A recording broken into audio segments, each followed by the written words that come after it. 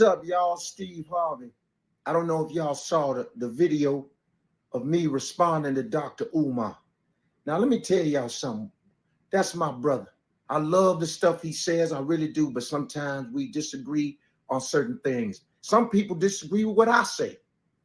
But I'm going to tell you this right now. He said that Kamala Harris paid me and Ricky Smiley to support her. I'm not no Ricky Smiley and Steve Harvey. You don't drop no check off and say, get the Negroes to the plantation on November the 4th. Yeah. I'm going to tell you this right now. I'm going to do whatever I have to do for free for Kamala Harris because that's my girl. I don't care. I just want her to win. It's better than that Trump. Okay, don't even talk shit. I know I talked to Trump a couple years ago. That was my fault. I don't know why I did it. For him to say $10,000, I don't think you know how much you got to pay me to come outside the house. Oh, yeah, just to put on a shoe, that's $10,000. My left shoe, $10,000. My right shoe, $10,000. Yeah. Just to breathe is about $5,000. I breathe in, that's $5,000. I breathe out, that's another $5,000. For Steve Harvey, I've been making money about 30 years. Family Feud, top show making $100 million, and you gonna get me for woo for $10,000. That's chump change, boy. That's allowance. You understand me? I don't know where or why you would think that $10,000. I'm gonna tell you this now. See, you need the $10,000, Dr. Umar. I respect you, but you need $10,000 because you know you about that Malcolm X, you about that Marcus Garvey, you about that Sojourner Truth, Harriet Tubman, by any means necessary. But I'm gonna tell you this right now. It's necessary that your ass get that money for that school. Where that school? Where is your school? Where is it? It's in Delaware. So where is it? No disrespect. I'm just funny. You know, I'm just trying to be funny with you, showing you mad love. Top 5 answers on the board. Here's the question. Name the amount of money Steve Harvey is willing to take to leave the house. I'm going to say 10,000, Steve. 10,000. That's your answer. 10,000. Survey said.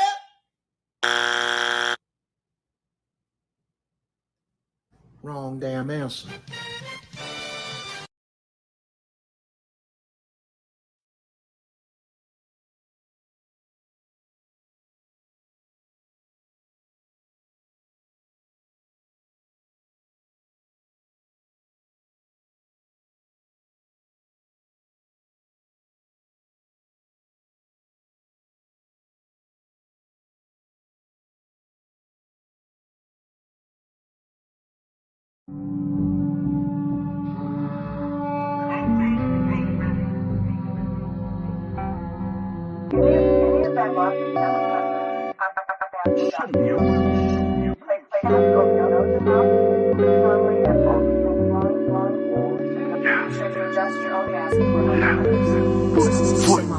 Yo. 2 guns up, everybody get down. If you heard that phrase, then you really know 40. Back then was the same old story, something on my hip like a walkie-talkie.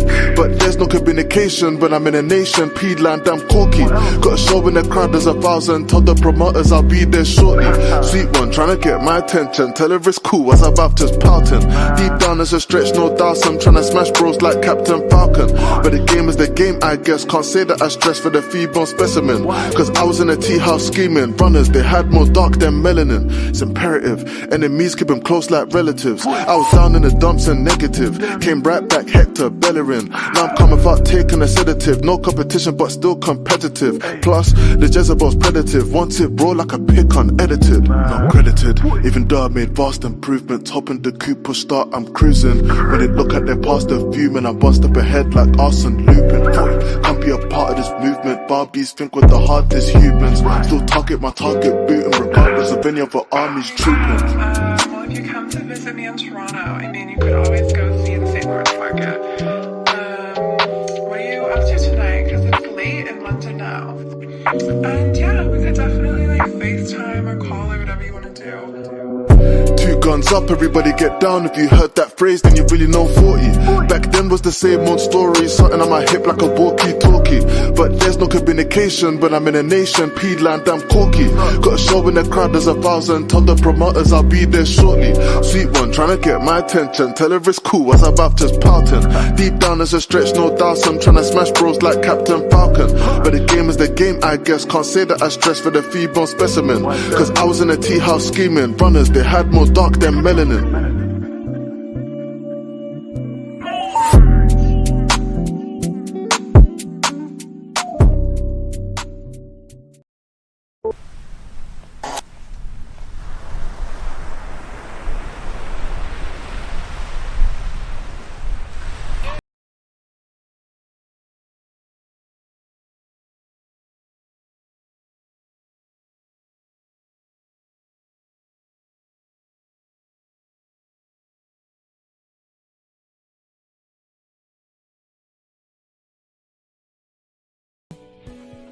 And share the show.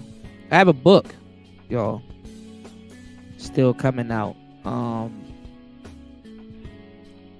got a lot of stuff that I'm working on right now, and for maybe a week, I don't know. I don't even think it's gonna be for a week.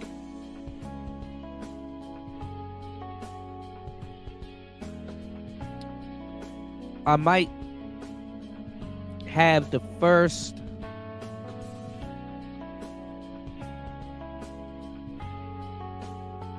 copies. The first 10 copies. I might do 9 or 10 copies. I might have the first 10 copies free. And I'll be putting a link in the chat so you guys can head over to my store and get that book for free, because later on it's going to be not free. If that makes sense. It's not going to be free later on. And I'm gonna I don't know what I'm gonna make. I do know what the price margin on it's gonna be, but I might feel different once it's done. But the first 10 copies, I think, probably 10, maybe, I don't know, might do 18 copies, maybe, I don't know. I think 10 is a good number. First 10 copies will be free. Really good book. The name of the book, if you guys are wondering, looking at it right now. Oh, now it wants to act up. The name of the book is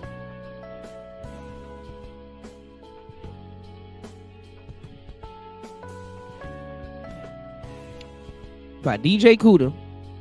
DJ Kuda, Dating After COVID. The Introverted Sigma's Playbook for Post-COVID Dating Success. The Introverted Sigma's Playbook for Post-COVID Dating Success. Let me see if I can show y'all the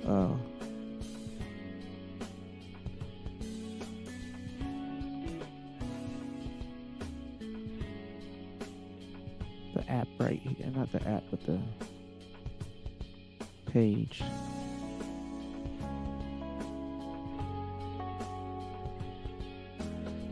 Here's the book right here. This is the cover of it so far. And I'm almost done. Look at all these pages that I've written. Niggas want everything for free and shit. Hell no. But I will give this book away for free. First 10 copies. So got a lot of game in it. And it's going to be worth more than the traveling book, because I know niggas ain't even getting on planes like that. They just get up here and lie all fucking day. So y'all go check that out. It'll be out soon. I'm trying to have it out before next weekend. All right, what else we got? Do this.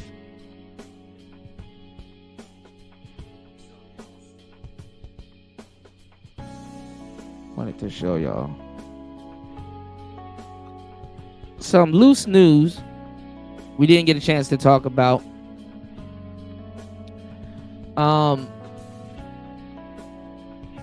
Andrew Tate and Tristan, they were picked up again in Romania. At this point, it's harassment, man. You know, at this point, it's harassment. Hold on. Put a poll in the chat real quick.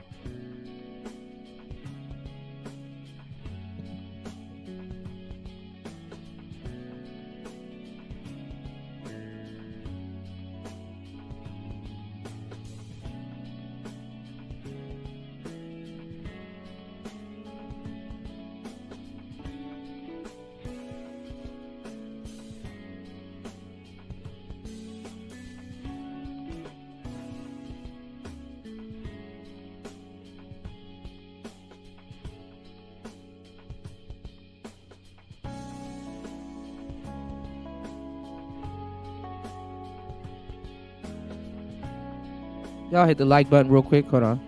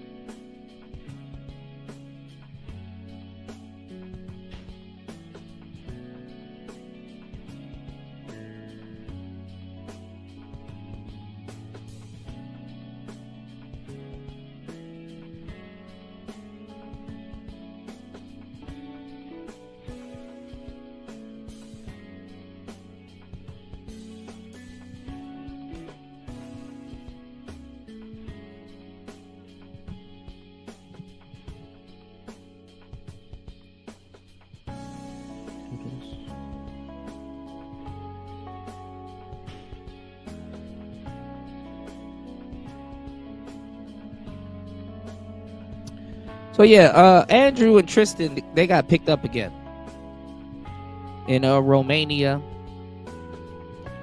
and like I said, it's just another smear campaign against him and his brother. And honestly, they're a part of the problem too. I mean, obviously, get the hell on. I don't know if they're trying to prove a point or get another payday. But I saw a little bit of a video from Fresh and Fit. Not Fresh and Fit. Abba and Preach. And like I said, I like Abba and Preach. They be on some bullshit though. Definitely they got a lot of doctored content. They got a lot of content of the Tates talking about, I guess you could say, some PDF file stuff that the world kind of, especially the Western world, is not privy to, so it sounds bad. And also, you got to listen to stuff in its context. Obviously, people can use a bunch of clips and make somebody look bad. People can use a bunch of clips. It's because now we're getting into a whole bunch of, we're getting into the new age lazy. Back in the day, people would be like, you niggas don't read books. Y'all don't do y'all due diligence or y'all research on certain things. And it was true. Niggas don't read books. Niggas don't do their due diligence on certain topics. Niggas are uninformed. And they're not even. If, right, somebody knew that if they did their research on certain things and it would change their mind, they still don't do it. Now, let me tell y'all something. If you're going to go somewhere or if you're going to do something and blame, you know what I'm saying? if you're gonna go somewhere and do certain things and you know, point fingers and blame and stuff like that, what it appears to a lot of people is that you care. And what happens when somebody puts something in front of you, this is why I don't you know, debate with idiots or go on shows and stuff, you know, talking about, I'm not doing that anymore. I'm not going on shows talking about game. I'm not doing none of that shit, right? Because after a while, it's just people fishing for information. They're not even trying to learn. And like I said, like even in a debate, right? Let me get back to the analogy that I'm making. But even in a debate, yes, it's you versus somebody else. But at some point, learning happens. You know what I'm saying? There's some type of learning, you know, that goes on. You know, like you will learn at some point. And even in a debate, it doesn't mean that the other person wins, but I'm not going to say that you should be able to change your mind at the drop of a hat. But you see, let's say if somebody had the ability to show you something or teach you something new, would you take it as a lesson learned, or would you still try to be like a broad and get the last word? Or would you, you know, because most debates, I'm going to tell you the truth, shouldn't even be debates. I mean, unless it's structured and everything, but I'm talking about most debates shouldn't even be debates, because there should be common ground at some point during a debate, and then there should be some teaching going on. Honestly, if it's between two people talking about the truth and there's, you know, some intellect, you know, the two intellectuals. You dig what I'm saying? Like there should be, I'm not saying that they have to agree. I'm not saying one's going to win because one seceded to their, you know, to their point of view.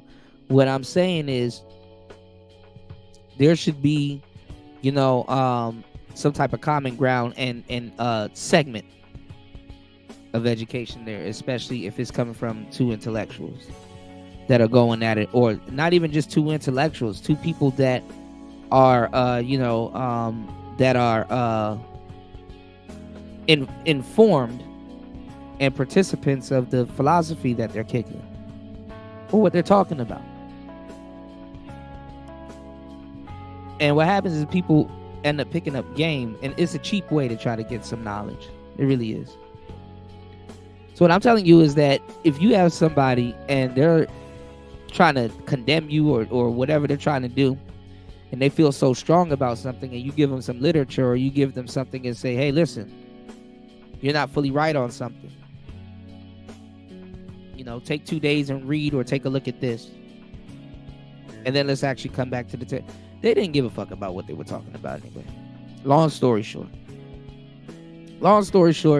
is, if they had the feelings and if they cared about what they were talking about so much, they would jump at the opportunity to learn something new about that subject. They would jump at the opportunity to be educated on that subject. They would jump at the opportunity to not publicly be wrong about something. Most people ain't gonna sit up there and do their research on certain things. They just want to be a part of something. No different than a crash out that's a part of the Bloods, Crips, Vice Lords, GD, or whatever. Especially if they're black. Oh yeah, especially if they black. Shout outs to UFO Kamikaze. He said, turned every light off in the house last night before going to sleep and woke up.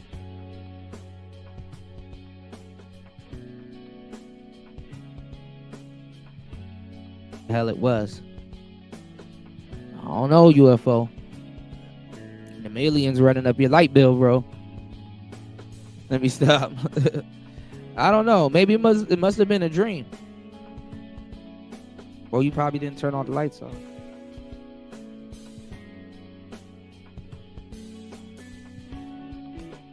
It happens.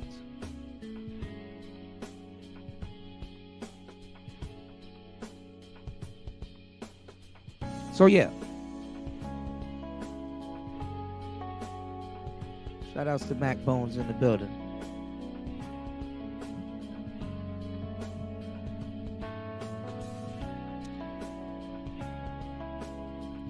But check this out.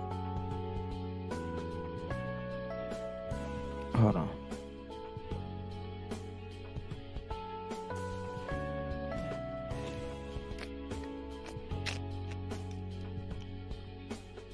Abba and preach.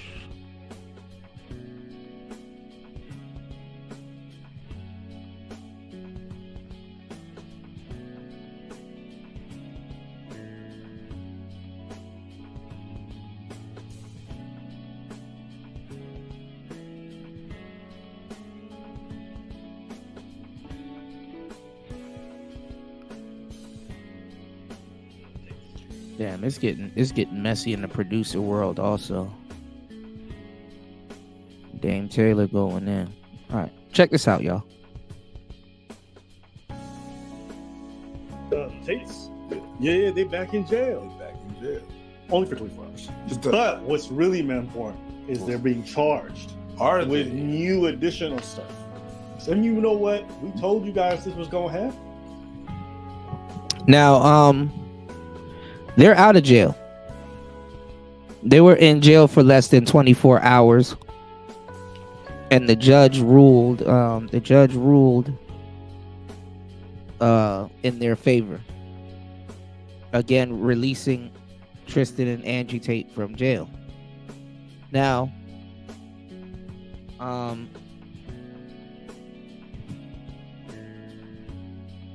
we don't know. I mean, you know, like I said, I like Andrew Tate. I think he's a very smart guy. I put his Hustlers University in the, the Discord for free.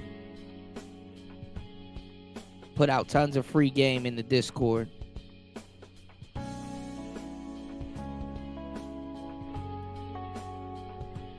I don't really, approve of the webcam and the web girl stuff, but then again, I understand it. You know what I'm saying? Again, not everybody is, gamed up. And then at the same time, not everybody is built to have a bunch of money and their vices around. And then at the same time, too, not everybody has a brother that they can go into business with and share wealth. Especially in the black community. We're on some, I got to do it myself and I got to pull stuff up by the bootstraps and blah, blah, blah, So a lot of people ain't sharing with their families like that. And I'm not going to lie, a lot of people in that guy's shoes will crumble. And sometimes you work yourself into a groove where it's not what you're doing that's going to take you down. It's just when. Because of what you're doing. Or have done. So I don't know. Bro on a whole different trajectory. But is very smart. And the media is going to say what they're going to say, and people are going to say what they're going to say. So, take a look at this. I'm not telling you to choose sides or anything, but take a look at this. No. Yes. You said it. With these kinds of investigations, I think people expect charges to be instantaneous, but that's just not the way police investigations work, especially not ones on this governmental scale. Even look at the FBI. The FBI builds a case for 4 or 5 years before they charge someone. True. And when they charge you, best believe they bring the whole fucking roof down. That's why generally governmental charges from like big organizations like the FBI, things like that always stick, is because they've done a lot of investigating. They pulled on every thread. And what ends up happening generally with a lot of like criminal organizations, which is what the alleged criminal Andrew Tate's part of, is that when they pull on one thread, all of a sudden they start finding different threads, and they find like, organized crime, money laundering, tax evasion, whatever it might be. And so that's why, irrespective of how you feel about the investigation, when these things take a long time for charges to be laid, it's not because they don't have a case. That's why they always say here in the States specifically, is like they bring a RICO charge against you, it's already over because they already got everything they need. They got snitches, they got wiretaps, they got bank transfers, they got phone records, right? They generally do the things the same way. When they run in a RICO on you boys, okay, when they're trying to take out a criminal organization, the process is slow. It is slow and long, but they gonna get your ass. when they run a RICO on your ass. You said that like they was running a train. Yeah. It feels like It feels like because they're it. running over 20, 30 people. So if you're unaware, Andrew Tate, all right, everyone's favorite sex offender, is facing a tremendous amount of jail time.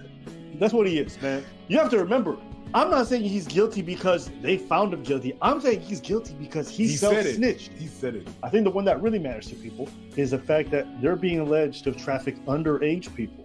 Don't ask me, just watch them talk.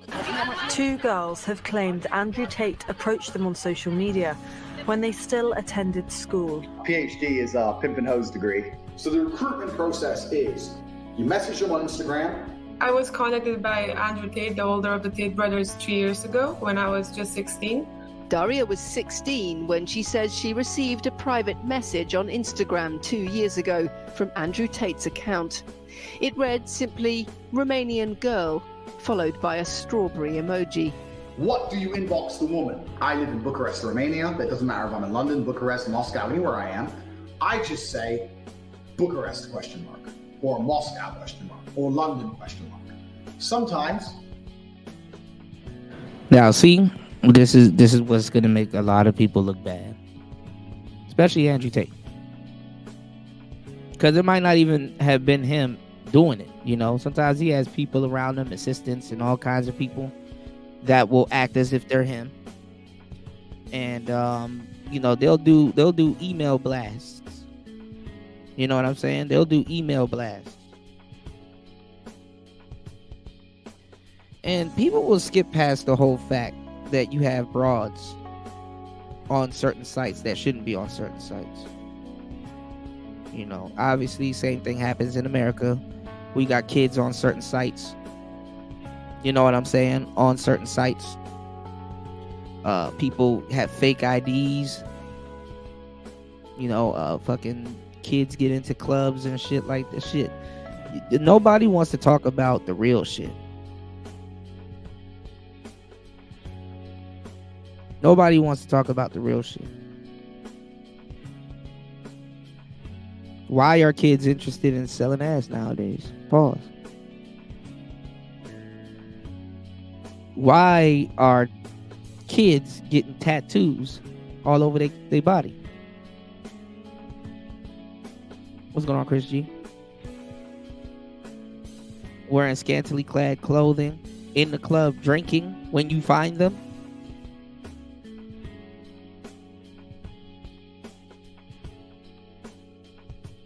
You know.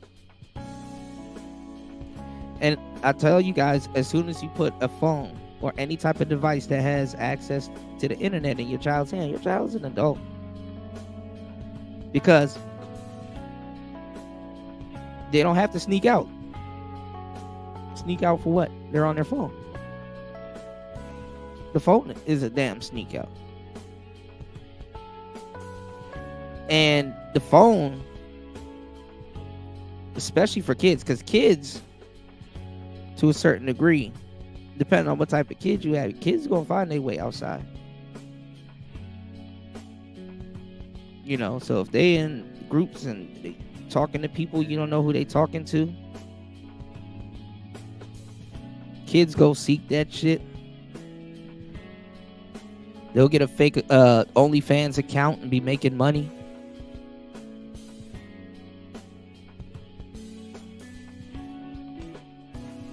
Let's not talk about pranks and dark web shit.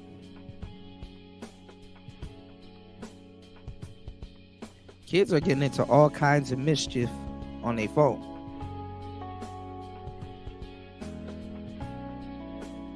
Again, DJ Kuda told y'all, your phone is an external organ. It's an external organ.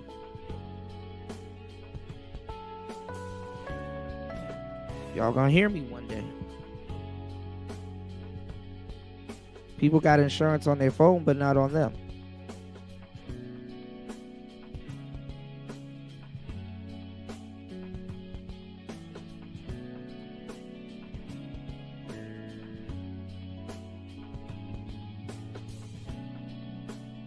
So what I'm telling you guys is this, use your head, use your common sense.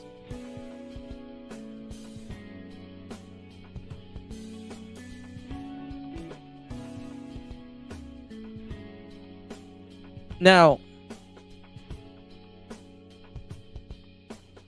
with these new companies, every time a woman decides to get on OnlyFans, she starts a company. That's a business.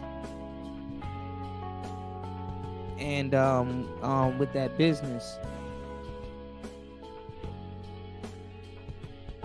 they need managers. I'm not even gonna lie. They need bookkeepers. They need accountants. They need certain things. It's a legit business. To get online and shake your ass as a woman. They fought for that. They fought for that. And other women recruit other women to do stuff. It don't even really be the men like that. Most of the men that they encounter, they're worried about, they on some tricking shit. So people be thinking that peas, to a certain degree, not all peas are these magical beings. A lot of them are just managers. So it's not as complicated as, people try to put it out to be. But the thing is, there's an allure behind it, and the allure behind it is the lifestyle. Usually it's the guy that's on the other side of the fence that don't understand it, is obsessed with the allure behind it, i.e. a trick.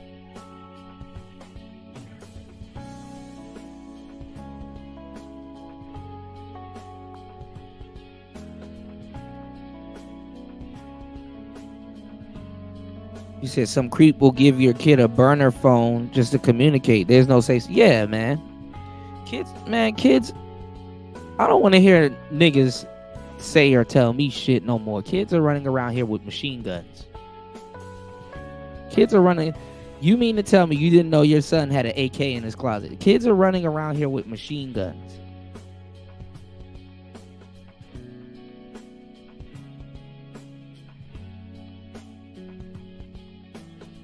Your fucking kids are sneaking military weapons in your house.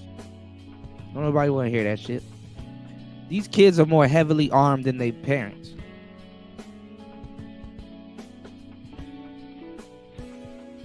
That shit was crazy. I was watching like a couple weeks ago. I was watching Fulio's mother go at it with Charleston White, and she was like, "He too old to be getting on here and talking like that." And he was like, "You too old to get shot." I said, damn. Couldn't say nothing back to that.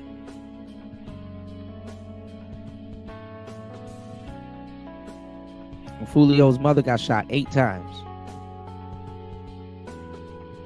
And they're trying to say that she got shot by the same guy that they picked up for Fulio's murder at the shell casings match. And then there was another shooting incident where it was a drive-by and Fulio got hit in the foot. Excuse me. In the same Charger that he got sprayed up in. He didn't switch cars.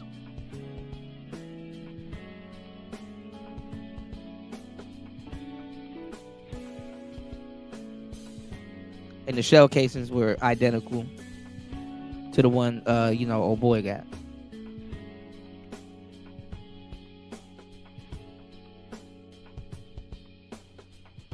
So it's crazy. And they're like, "Oh, he's a cameraman. So it's the same concept with a gun. You point and shoot that camera. You point and shoot that gun. As a matter of fact, aside from the recoil, that's actually genius. Train a cameraman to be a gunman. That lens basically symbolized the barrel.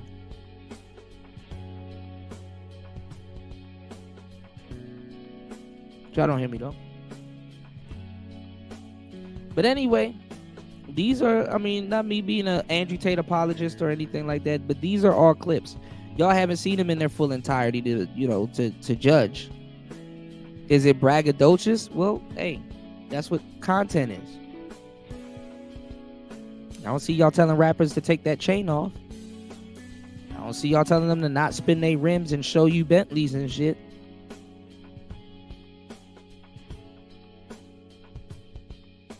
Aesthetic. Let's go. Because like I said, intrigue, I'll put a completely pointless emoji on the end. Some cherries, or an orange, or a strawberry. I asked around to my other friends and my classmates, who were also 15, 16 at the time, and a couple of them also told me they received messages. So I messaged her. She's like, I'm only 16. I was like, give a fuck. Know about me. It was a pretty well-known fact that he had kind of a net. We didn't hear that conversation. How do we know what's in context? He could have been talking about something completely different. Let's go. Network of young girls.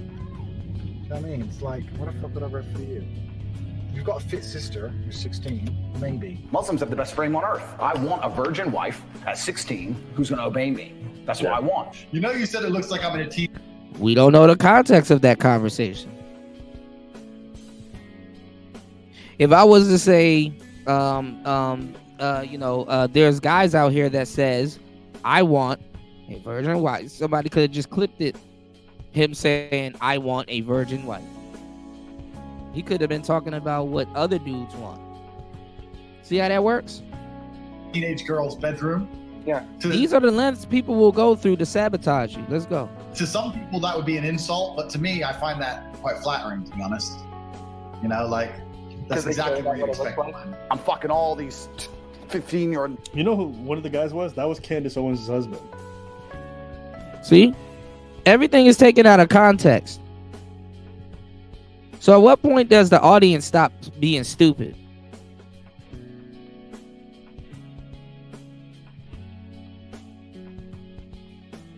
Let's go. You know how Candace Owens always defending this guy? Yeah. It's because her husband's really good friends with this dude. So she's talking about he's such a good man. Yo, if they weren't buddy or part of the same fucking scam, these people would never associate with a dude like this who's a self-proclaimed pimp, loves to bang 15, 14-year-olds, 16. I don't care. Bro, that's when I see a conservative and they defend Andrew Tate, I know they have no principles or values. Because literally his whole life has been the antithesis of any kind of conservative traditional value. Dude's out here pimping girls, defrauding men. Basically, he himself admits too. I had these guys selling their houses, life savings, loans, all of it to me. Give me it all. You feel bad or no? Fuck no. Give a solitary.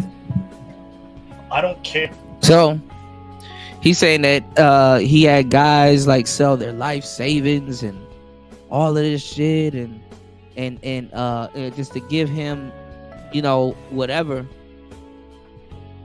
How do you know he's talking about that to him? Giving that to him? Oh, he said it. How do you know that? The guys was giving it to the girls. I mean, obviously it trickled down back to him, but they was giving it to the girls. The guys were simping. Wasn't gonna sit up there and buy no goddamn Andrew Tate course and sell their house to him, but they will mess with a bunch of prostitutes. And he's breaking the guy by proxy.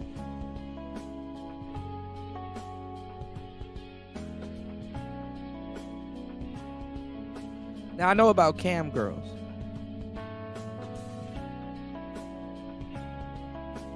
A couple of my homegirls that I know in the States been know about this stuff. Talk about it on old shows millions of times. Just in case somebody want to pop up and you think you know everything, could you think you know everything? You think you know everything, could Stop crying, bro. Stop being a bitch. Better to know something than to know nothing.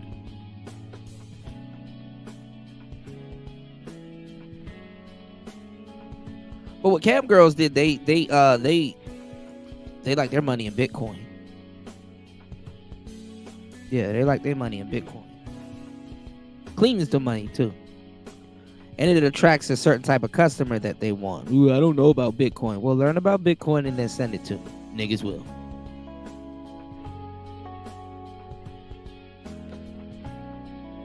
And this is how you got a lot of investors becoming the biggest trick ever. I mean, a trick and a sponsor kind of synonymous with investor.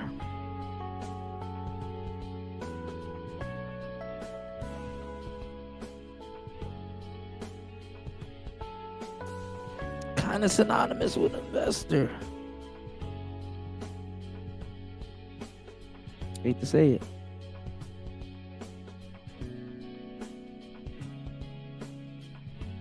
He said Tate is a G. Alba and Preach are rainbow and they're clipping sound bites to their favorite. Yeah, like you got to do a little bit of homework. I mean, honestly, when you're talking about this dating and shit and this game shit, you're not going to sound good initially, especially if somebody gets to it before you do. You know? So it kind of makes no sense defending shit and it's like, bro, either you're going to soak up this game or not. Either you have it or not. If you don't have it, bro, just leave it alone. You know, it gets to a certain age where it's like, just leave it alone. You know, because if you're going to ask questions and then question every single thing and then not even learn, don't nobody want to talk to you for it. You know what I'm saying? And then that's when people start doing shit like this. Taking clips out of context. And people like, oh my God, I listened to one Aber and Preach video. Nah, I got that. Nah, I know everything about Andrew Tate. Like, nah, why don't you go do your own research? You're going to go down a rabbit hole and be on your phone doom scrolling to your last days anyway. But most people won't do that. They'll just take what Aber and Preach say. I don't know any man that'll, I mean, there's some idiots, but I don't know any quote-unquote smart man that'll get on there and talk about being a PDF and all this other stuff. And speaking of that, too, I saw, now I told you guys that the P in Ubiquita is on its way.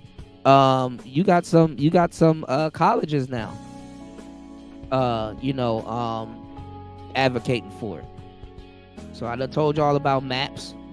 I done told you all about a lot of this other stuff that's going on now.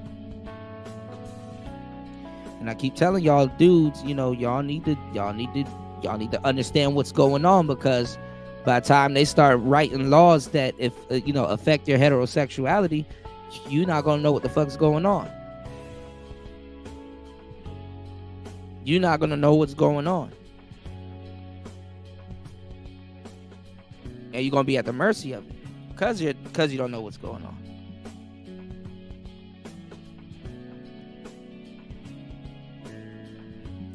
Niggas don't want to listen, but hey.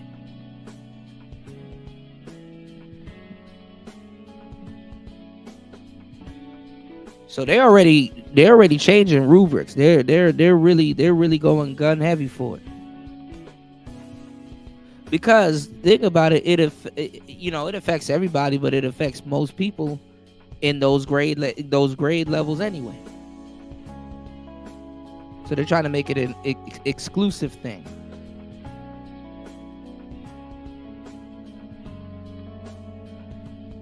And dudes are not peeping the game. And the funny thing is that niggas don't have the luxury to be sitting up here bullshitting.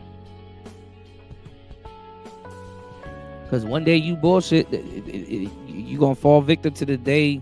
You're not even going to fall victim to the day. One day you bullshit, you're going to fall victim to somebody that didn't bullshit that day. But let's go. I used to take lonely men and take hundreds of thousands for them through my webcam business. And I enjoyed it because give me your money, your piece. What kind of moral person does that? But I've got my bottom, Vivian. So Vivian here, that's how it started. I met Vivian in Slovakia. We had a long-term relationship thing. I was living in England. I moved her to England to be with me to start doing my webcam company.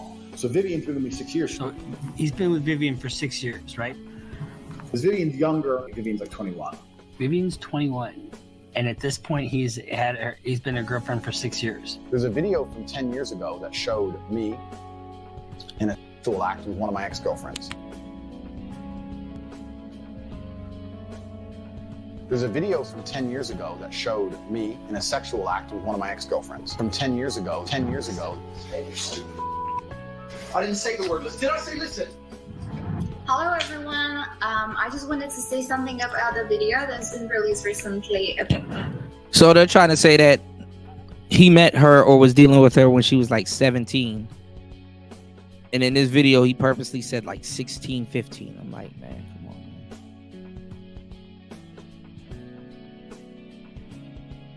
Y'all niggas be tripping.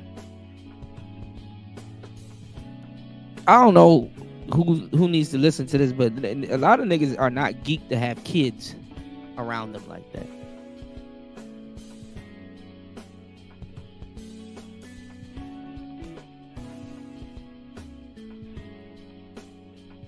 And the last person, because he talked about it, he was telling you like, get your little nephew or your niece or somebody like that to run your business and stuff like that in Hustlers University, which is some really good advice.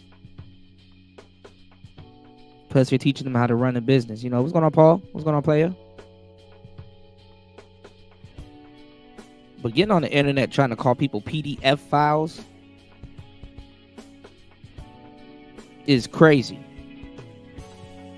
So you haven't been with any underage girls? Why would I let y'all catch me again for something I ain't do before that I'm gonna get caught for again?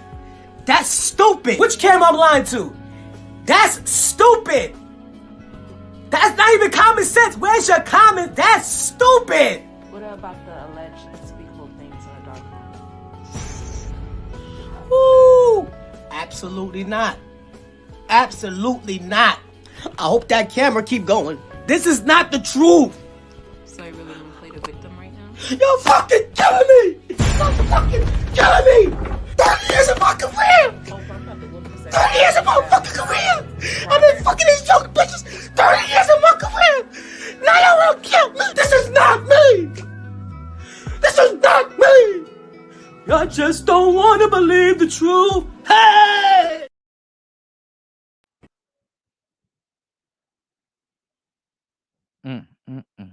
If Jesus can't save these hoes, why are you trying? What make you think you greater than Jesus, nigga? If Jesus can't save these hoes, why are you trying? Why are you trying, nigga? If Jesus can't save these hoes, why are you trying? Why are you trying? What make you think you greater than Jesus, nigga? What make you think you greater than Jesus? What make you think you greater than Jesus, nigga? What make you think you greater than Jesus? What make you think you greater than Jesus? Swing the remix God! Can't save these hoes. Can't save these hoes. Can't save these hoes, nigga. Can't save these hoes. Can't save these hoes. Can't save these hoes. Shit. Can't save these hoes. Can't save these hoes. Can't save these hoes. Can't save these hoes. Can't save these hoes. Can't save these hoes. Can't save these hoes, nigga. If Jesus can't save these hoes, why are you trying? Why are you trying? If Jesus can't save these hoes, why are you trying? Why are you trying? What make you think you greater than Jesus, nigga? What make you think? All right.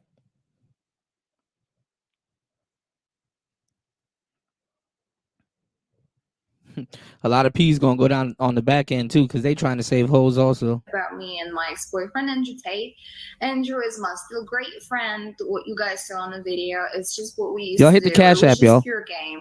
He's a great guy. He would never hurt anyone. There's a video from 10 years ago that showed Hit the like button too. sexual act with one of my ex-girlfriends. Just what happens you don't listen. Look at the camera. Why are you getting hit? You do the math. I don't wanna. You do the math. I don't wanna. She was basically 14, 15 when they got into a relationship. That means when did he start talking to her? When she was 14. Or earlier. Depending on how long that shit took. They math Think is about off. that. Think about this. Coconuts in Barbados. You know, so far, we haven't said what we thought. We didn't say what we thought. We didn't say nothing about that. And I'm telling you, I like Abba and Preach, but it's gonna be a cold day if these two start beefing. Mark my words. It's gonna be a cold day. 16 people in the building. Let's try to get at least 2 contributors. We're past the hour and 22 minute mark. As promised, I'm giving you guys a double header. Y'all hit the like button and support the show. This is crazy. Let's go. I didn't say it. He didn't say it. We just gave you facts. Not facts are coming out from us, but facts are coming from them. Just based on y'all just facts. giving clips. It's not facts. If you still defend him, see. I mean, these guys will defend him. Sorry, go ahead. If you still defend him, you're a whole ass creep. You're as bad as him.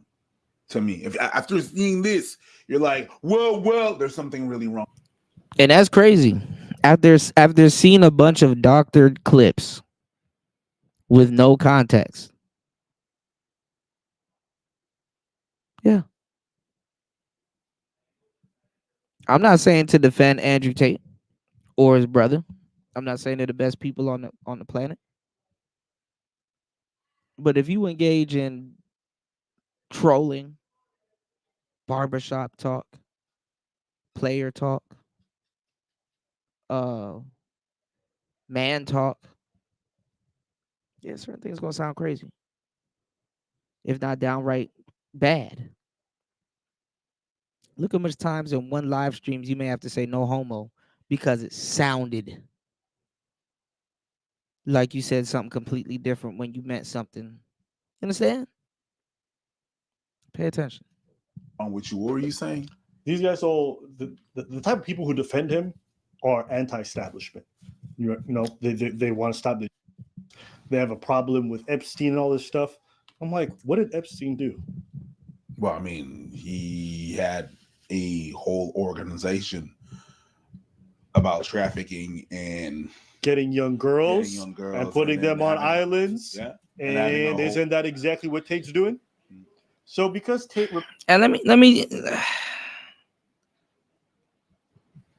I know I'm gonna sound crazy by saying this, but let me say this. Oh, you're trying to traffic young girls. Oh, you're trying to drug kids and create. They even got Michael Jackson with that bullshit. Create theme parks to drug kids and all this. Man, listen. First of all,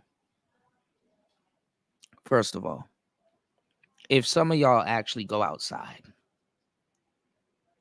like go outside just for a little bit, you don't even got to do shit. Just physically just be outside and be a fly in the wall.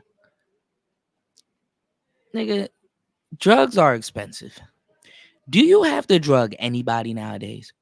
Drug who? Who the fuck are you gonna drug? Who you gonna drug? Drug them to do what?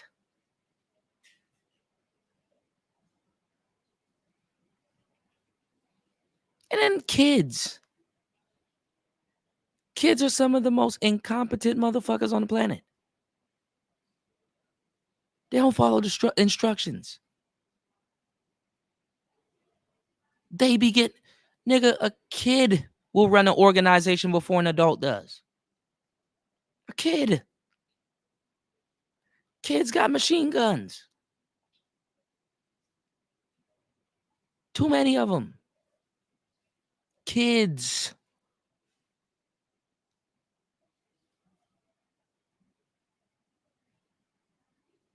That shit like Home Alone. You got a whole bunch of people trying to do something to a kid. Whole time the kid controlling the house, he's setting up booby traps and doing. That's what all that shit was for.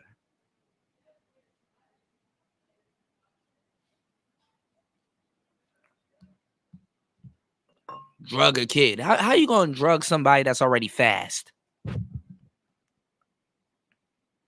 Man, Andrew Tate, he was talking to a 14-year-old girl on one of them nasty man sites. Do you hear yourself? First of all, why is that 14-year-old? Where is her parents? Have you noticed nowadays people don't even ask where the kids' parents are at nowadays? I saw a video. This is where the world is going into, right? We're going into a dystopia. I've been saying this for a long time now. I see everybody repeating me. We're going into a dystopia. Go look at like Cyberpunk and like all of these video games, right? You go into a fucking alleyway. You do shit. You're doing missions on these games with kids.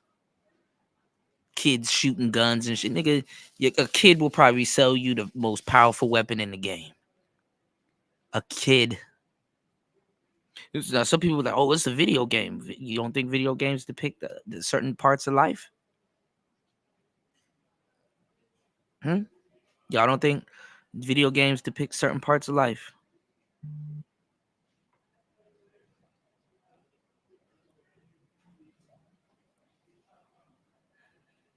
Amazing. Again, childhood is gone. There's no such thing as childhood. Once you put that phone in a kid's hand, the childhood is over.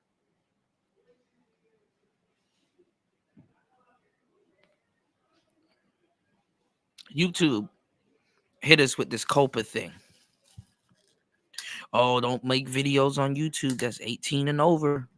Make sure it's 18 and over. Make sure we're gonna penalize you as the YouTuber. But they're not penalizing those kids' parents. Who said the kid need to be logged into YouTube? Just use dad's phone. Just use mom's phone. Do you log out of YouTube every time you get off? No. So how are these kids getting on here? I just showed y'all the video last week of them doing those dating shows, and they have dating shows with straight up kids on there popping balloons. Kids. Y'all don't hear me.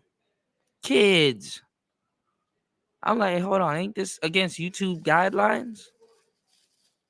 Why are we showing videos of kids dating and popping balloons?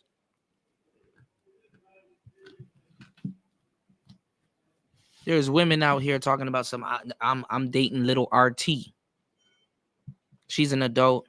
He's a kid. Nobody says nothing about it because he's a rapper. He's a rapper.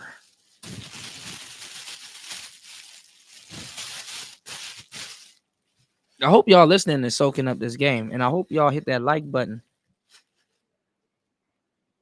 And I hope y'all support today's show. You can support today's show at $PTV 888. That's $PTV 888. I have a link right there in the comment section. Put this link in Kick. Shout outs to everybody over on Kick. You guys can support the show also by hitting this link. Shout outs to everybody over on Rumble.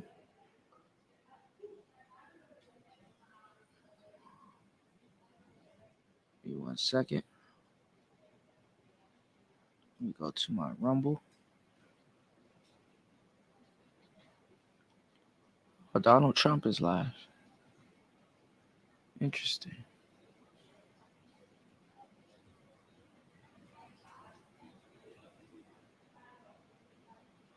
Give y'all a good amount of time.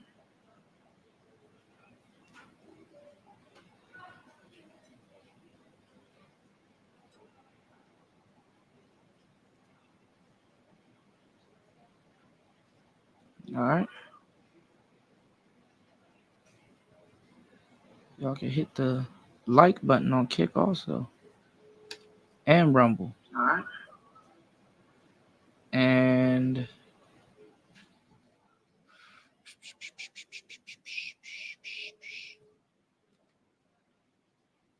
give me 1 second. Make sure you guys share the show on Kick. Oh wow, it added to the last session. Good. Then we're gonna get a bunch of We're gonna get a bunch of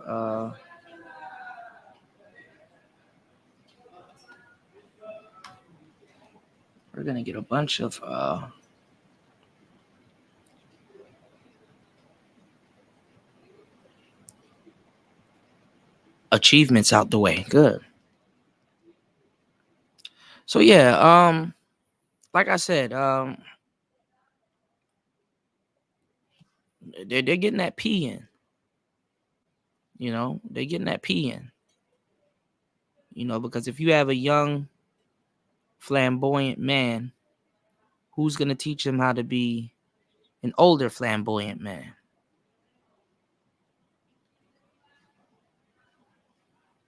And is vital to his development. That's how they're gonna do it. I told y'all what's gonna happen. Nobody wants to listen. And they argue with me about his sexuality. They don't even understand. All right. So y'all gonna start seeing everything I'm telling y'all come full circle. I mean, I've been doing this for a long time. Y'all are living in the full circle of stuff that I told y'all yesteryear. Told y'all about the microphones, full circle. Told y'all about the new people coming in, full circle. Told y'all about the space being unrecognizable, full circle. Told y'all about the bastardized talking points, full circle.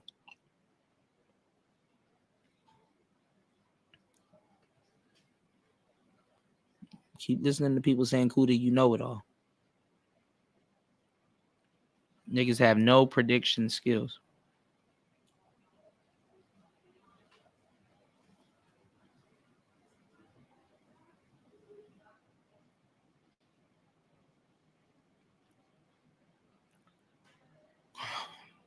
So all these people are doing are using clips.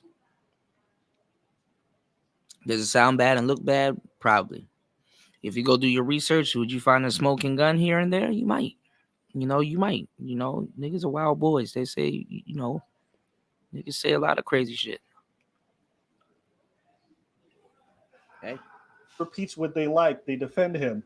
But they whine about Epstein and people like Epstein all the time. Tate is no different. Tate's no different. He's just changed his grip. He realized he was going to go under, so he changed his plan. He realized there's more Somebody is something. You don't have to do no convincing. Like tens of millions from fucking weirdos who think they're going to learn something somehow better than college, right? So he just changed his grift. He changed his lingo. He's all about male self-improvement and all this other stuff. Back in the day, he was loving the fact that he was taking lonely men's money. He didn't give a shit. They want to protect kids. But they didn't mind going after the little teens.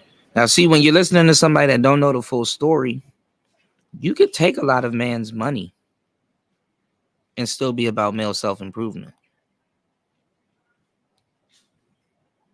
Because there's gonna be that's what people are complaining about the pickup artists and the game guys. There's gonna be a whole bunch of dudes, no matter how much you're trying to help them, that's not gonna listen to you. If the game guru says, hey, I told you to do it this way, and you're doing it that way, and you're listening to someone that their method is contrary to my method,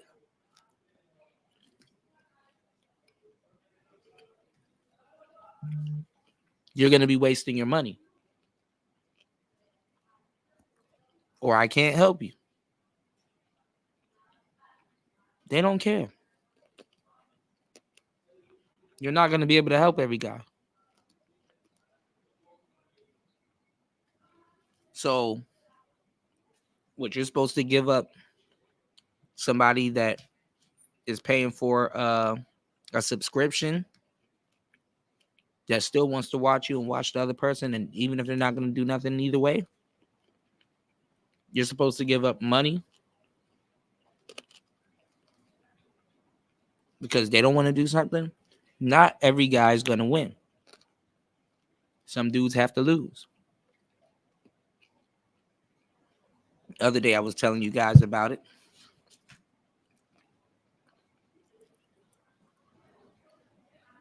I can sit here and tell you, listen, don't play stepdaddy. But I got to keep it real with you. Somebody's got to do it.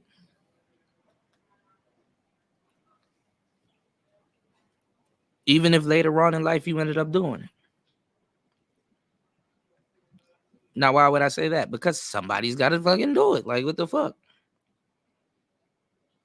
This ain't content. This is real life. Somebody got to do it. Maybe one day you're going to meet a woman and she going to have your kid, but she going to have another kid. You still doing it. No matter how much times I can tell you not to do something, somebody's going to have to do it. No matter how much good game you give guys, somebody's going to have to lose. That's life. Teenagers and converting them for their sex operation. Okay? Listen to this. It's like taking the virginity of a really beautiful woman. I get to have this experience and no one else gets to have it again. It is a little bit better, but the Now I don't know what Tristan Weird Ass is talking about here, but you're just playing a clip of him saying some wild shit.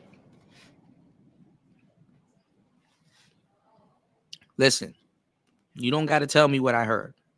I'm hearing the same shit you're hearing, but there's a cutoff. If you know somebody's just taking clips and just playing random clips, the credibility was already gone the first 30 seconds in the video. How am I supposed to know if that's true? I seen him say it, but the context, now you don't underestimate how dumb people's audiences can be. I've learned that the hard way. Never underestimate how dumb someone can be. Same thing with being smart. This is why you gotta be black pill. It is so. You can be as smart. You can be smarter than the person that you're listening to. You can also be dumb. real pleasure is in the fact that somebody else would love to have this, and I get it. That's why this is good. That makes sense. I'll give you that. I agree with that. When you are in the true abundance mindset of you can have the pick of the crop, you can have the world's most attractive women. I mean, one of my main chicks has 200,000 Instagram followers, and I took her virginity when she was 17. It's an abundance mindset. Yeah. I have so many girlfriends, and so many wonderful girlfriends, and so many virgins. She was a Polish virgin. Man, it hurt her at every moment that I was doing it, but it felt good for me, so who gives a shit? So what? They got money laundering on him now, which we told you guys they were going to do. Why? Because this dude admitted to money laundering. Not because I think so. It's in his own shit. Look. He gave a class on how to do it. And the prime example of how he was doing it was him. Same thing with the other stuff. So we did this video a while back. Now I want you guys to see this, okay? Not my opinion about him doing the money laundering. This is him. So Andrew Tate says, you're not stupid. And he's talking to one of the victims. You're not stupid. And you can probably guess how I make so much money. I have to hide what I'm really doing. And the victim says, webcam? And he says, I've been doing this for a long time with a team of girls working on video chat. The company was fake, but this is how I laundered my dirty money. Some of the girls who worked for me, I use them to do other things, to move money or illegal things, documents, and I will never do that with you. Basically telling the girl. So what do you think happens when they grab his cell phone? They look through all the records. They see these texts. What do you think they start doing? They start pulling financial records. They start demanding that banks send them stuff because they think this is part of a criminal investigation. The reason why he got charged for the other stuff and not this until now is because the process for actually finding every detail that they need to confirm the money laundering, because it's part of a larger criminal network. You think Andrew Tate and his 5 subordinates are the other ones getting charged? No, there's other people on the other end of this who are getting charged. Yeah, do I believe that these guys go for underage women? Absolutely. Like I said, dudes who obsess with going after virgins, dudes who obsess with 16, 15, close to line, you think they actually care if the girl's a year or two below it? You think they care if it's illegal? They already say they don't care about the law. They don't care about... I don't feel bad for these guys being in jail. They chose Romania. They think it's a fucking joke. This is them talking about what they think about the law. And Romanian court, so there's some, oh no, not court in Romania. They're corruption-free, as we all know. Put me in jail. I'm gonna walk in here with a pile of money like this. Boom, boom, this is hoes. This sells mine. I'm ready. Put me in jail. I don't give a fuck. You think they're cool?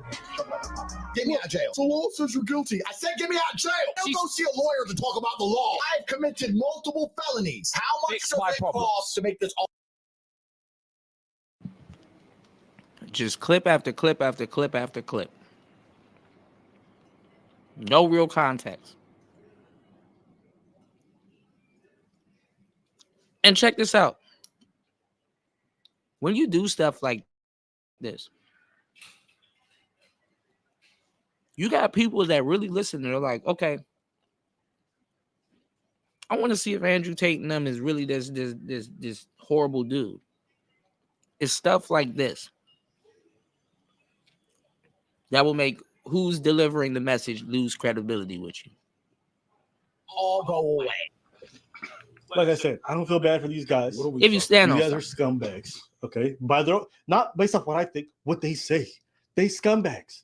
And then you want to sit here, any grown man who wants to sit here and advocate for dudes who love taking the virginities of 14, 15-year-olds while they're in their mid-30s. Like, I've never heard a nigga in my life be like, you know what, bro? He around his homies and shit. You know what, bro? You know what we can use in this party real quick? What's that, man? A 16-year-old. Like, come on, dog.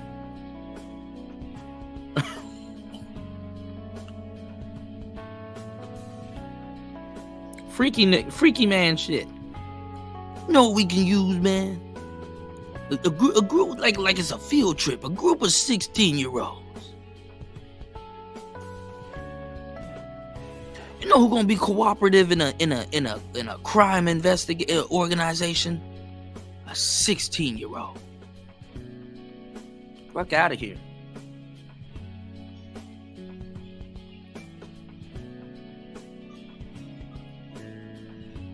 Gone are the days. What's going on, Devin D? Shout out to Devin D in the place to be. Yes, sir. I know we're gonna have a great show. Always good when my brother shows up. Just the dumbest shit ever. Dude, he wants that 16-year-old, and then he wants to wife her up, and then he wants to give her the world. Fuck out of here. 30s, any dude who wants to advocate that, I hope I lose you as a fan too. Y'all some weirdos, okay? And all these dudes clamoring for this stuff, just say you don't give a shit about women. They say that's fine. Just say that, okay? Say that. Just move on. So we just know you hate ladies. Just say that. But I'm not interested in having a conversation with people who want to just do this whole running in defense for dudes who obsess over having underage women. These guys are sex offenders, and that's what they are. So that's what I think about this. What you think about this? Coconuts in Barbados. Hey, listen, I'm the guy behind the scenes. Sorry. 2 coconuts in jail. Throw away the key. That's all I gotta say about that. Hey guys, and there's way more. Their criminal enterprise is fucked up with the WhatsApp mess that they have, the women threatening the girls to either work or they get beaten up. These dudes are definitely going to jail. The question is just how long. The question is how long. And who are they taking with them?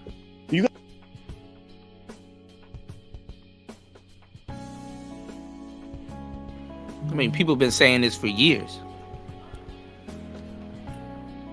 And they've been to jail. They just got out. Have you ever thought that Romania doesn't care?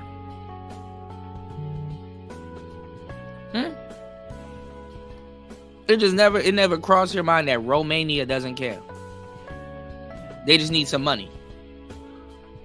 You guys remember when they first came out, they said, oh, this shit gonna go away. They're gonna be free in no time. 2 to 3 years later, back. All right. There's just more charges. Yep.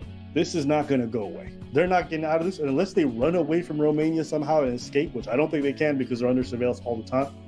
It's over for these guys. They just wasted a bit of time before they go in for good. And you know, when they go in, what I'll say, good riddance.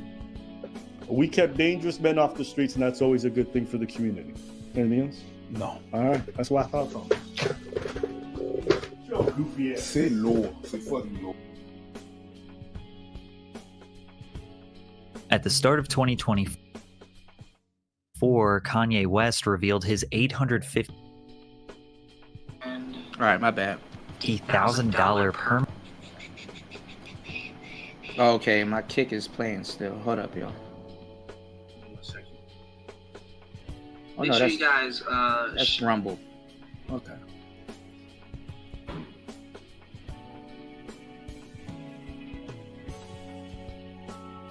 Shouts to Devin D in the place to be.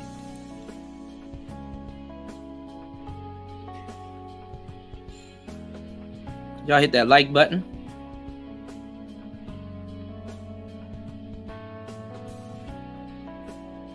Tate's, yeah.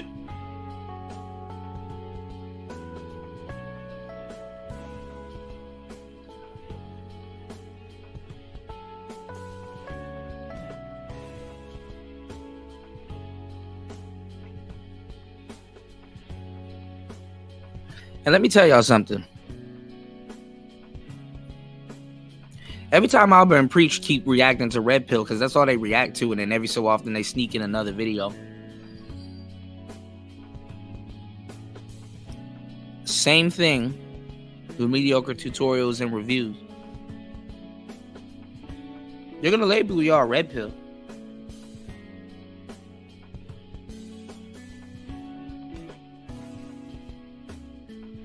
Because even your reactions are going to show up in even your reactions are going to show up under Red Pill content. And shit, it don't even matter what you label yourself at some point. If the algorithm labels you something, shit.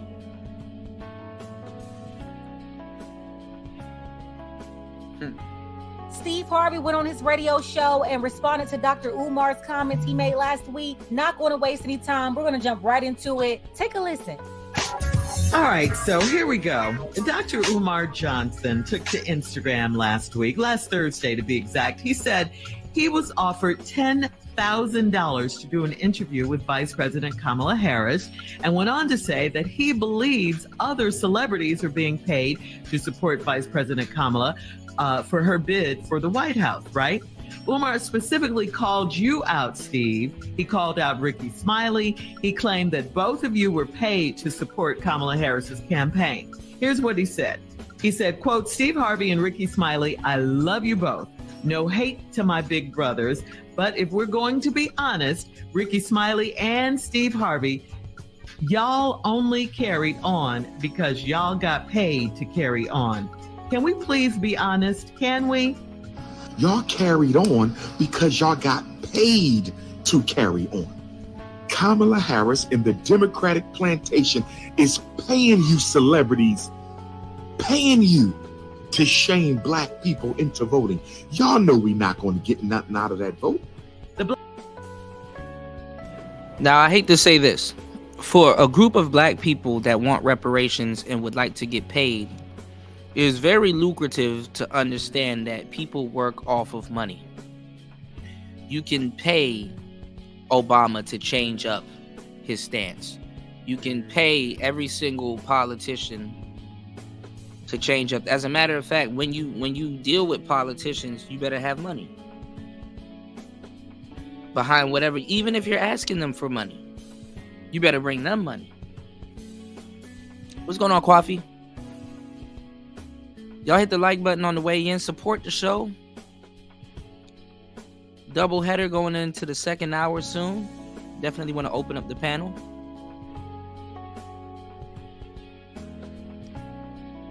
So what I'm saying is you got to approach the politicians with money. Umar would like to get paid to open up his school. So black people, we need to know that it's all about money. And black people, we already know. We just play naive. T.I. said it. If it ain't about the money. Come on, man.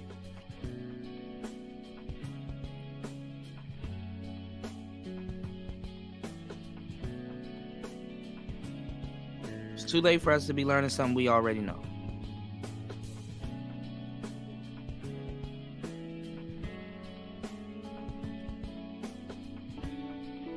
Now, the reason why I put the poll. Make sure you guys answer the poll. We're going to go over it again. The reason why I put a lot of game in that poll, the way I put it, pause, is because what makes you think? You ain't never heard nobody ask you this question before. I'm a very slick man. You might want to subscribe to the channel. I got you. You might want to hit that support button too. Hit that Cash App. Listen to this question I'm about to ask you. What makes you think Steve Harvey and Dr. Umar don't compete with each other?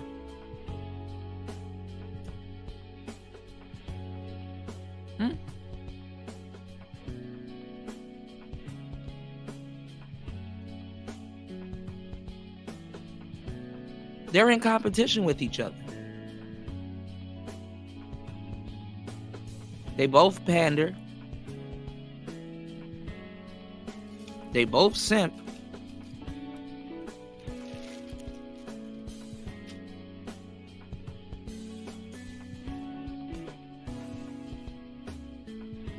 So why wouldn't one try to get one or the other out the way?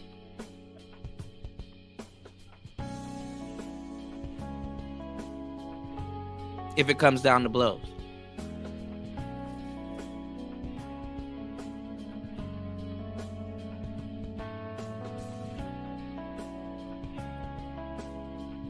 See, Umar's on the rocks. He's somewhat almost canceled.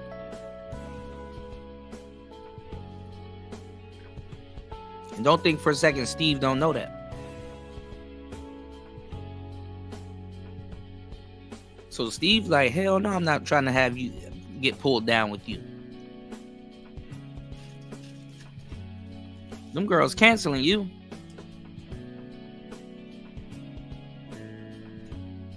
And if things were good anyway, I don't even think Kamala would have reached out to Umar.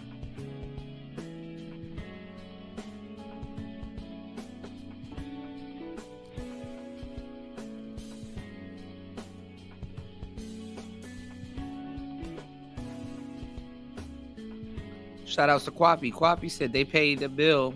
They paid to get a bill passed. They paid Kamala. That was the first thing on the table out there in San Francisco to protect Asians, while a lot of black folks who were innocent got killed in Oakland and San Francisco. Yeah. And if y'all don't know what we're talking about, Kwafi did 2 amazing documentaries going over this.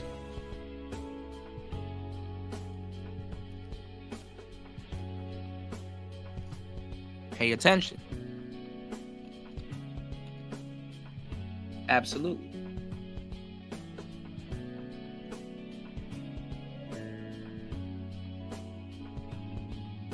No problem, Kwafi.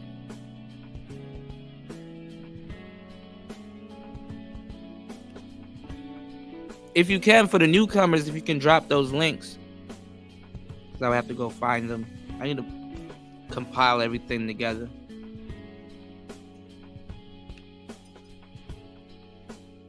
Y'all go check out those documentaries. Those are documentaries. Movie worthy documentaries. Those are movies on YouTube. They said it couldn't be done, but my brother Kwafi did it. All right? So let's get it. Black vote ain't for sale no more, end quote. So black vote is absolutely for sale. That shit on sale that shit on discount. Almost, it gotta go today. You know, we've had Vice President Harris on the show many times, so let's address this bogus claim. Please, Steve. Well, first of all, we're going to have her on her again, or how many other times it's needed to get her into office. Oh man, and then it's super cold-blooded. That shit is super cold-blooded. When you have a female co-host that is just like just eating up the Kamala top ramen noodles. She Kamal'd out. You want your employees to do good and boost productivity. Steve, hell no, Steve ain't about to talk crazy about Kamal. Shit. Brother Umar, let me say this, man. I absolutely love some of the things you say. I really, really do, man. Some of the stuff I don't always agree with, but ain't nobody got to agree with everything I say. But let me clear the air on something. Please. You can't hire Steve Harvey for $10,000 to do nothing. let me just lay that out the way. This is why Steve Harvey and people like him in position to deceive Black people are so dangerous. Nobody said he was paid $10,000 to support Kamala the cosplaying chameleon.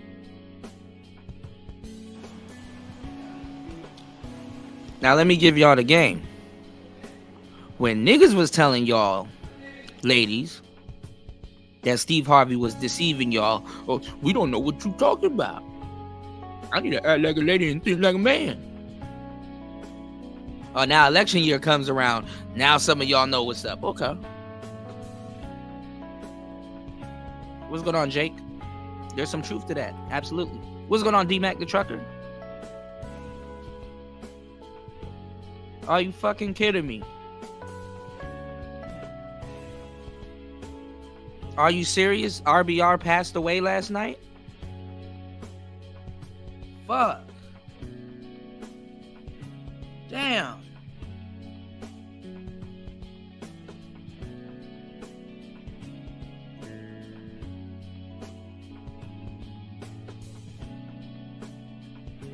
Are you serious?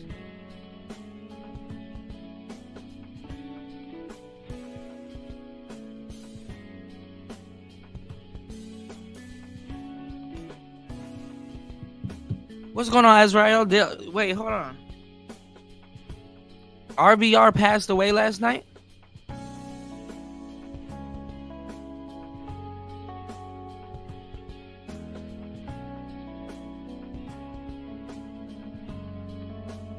Damn. And I was just talking about his favorite man in the world, Barack. Fuck.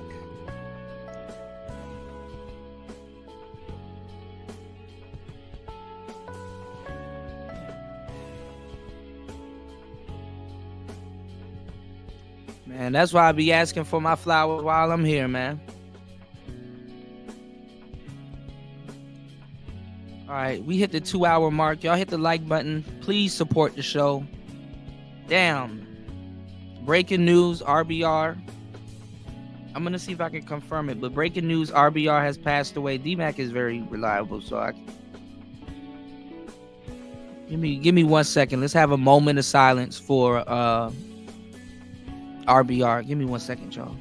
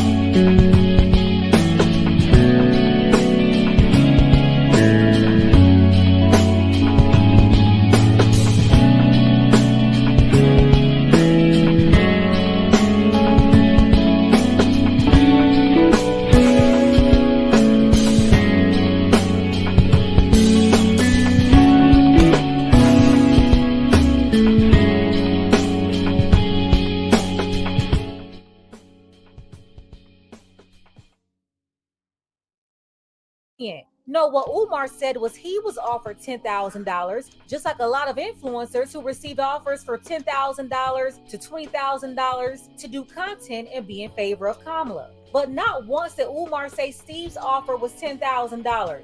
He said Steve Harvey and Ricky Smiley got paid to do what they're doing. And his question was, how much? I don't know where you got that number from, but you can't offer Steve Harvey $10,000 to do nothing. You can go through the industry and ask about me. Bro, let me tell you something. Bro.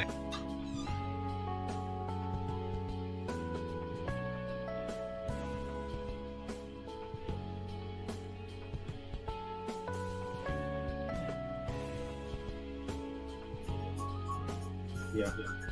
If that's what we were supposed to do, man. That's what we were supposed to do. My brother left without me, man. Sorry, bro, I can't wait on you, man. I gotta go. Gotta go. Time to go. Can't wait for you. I gotta leave. I couldn't get out there quick enough, so that's why you have travel insurance. You can change that back because there's other things I need to do now that this has happened that I just can't go out there and just be there and not have like the purpose and context for where I need to be there. I have to be out there now and try to hit everybody and stuff like that. And if I get to Seattle, I get to Seattle or whatever. But that has to be scheduled and scaffolded done like that. See if I can get what I need to get to. But there are plans to get it with the family, in person. There are plans to get with his sisters. I might try to drop in on Mr. Cal. She's in Seattle. I might try to drop in on her in person. She wants to see me in person, so I might try to get out there and drop in on her in person. Yeah. As I come to this particular content, this particular comment by Danica, so I want to and must address this. So this is something that myself and his sister literally spoke about and we're continuing to speak about, and I'll keep going down. And so some of you know this has been kind of a point of contention among a lot of people about the content and the type of content and, the rumor out there or whatever that people were downloading portions of his content and all of that type of thing, right? All of those types of things.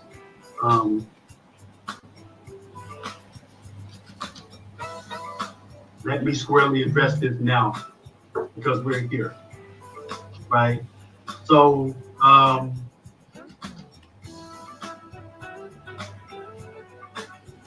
in the best collective interest of everyone, primarily his family, his sister, okay? We and they don't want to keep the negative portion of his content up.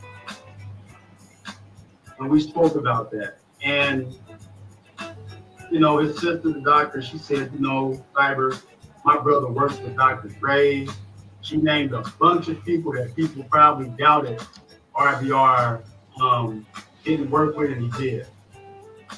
But I'm coming to you as admin mode, as an agent of the RBR network, right? And I'm telling you that, with given permission, his sister said, there were people that just didn't work with my brother.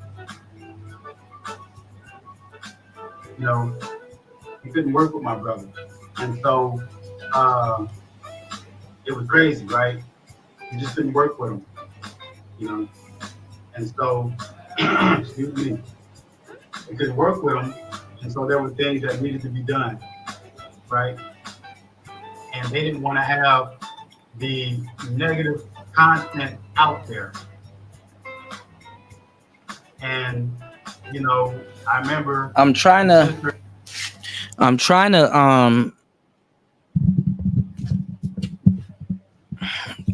find the article There's an article that covered me and RBR pushing technology, studios, and microphones in the Black manosphere. Trying to find a brother that wrote that article and was giving us our props.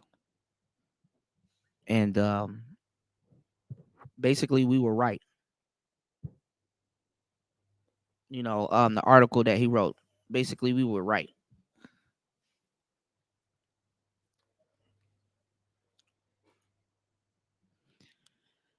Oh man. Well, there's gonna be a slew of disrespectful streams coming. And I'm telling y'all, I want y'all to look at the people that's gonna be in those chat rooms of those disrespectful streams. Ungrateful niggas, man. You don't gotta say nothing negative about the man. Just don't say nothing.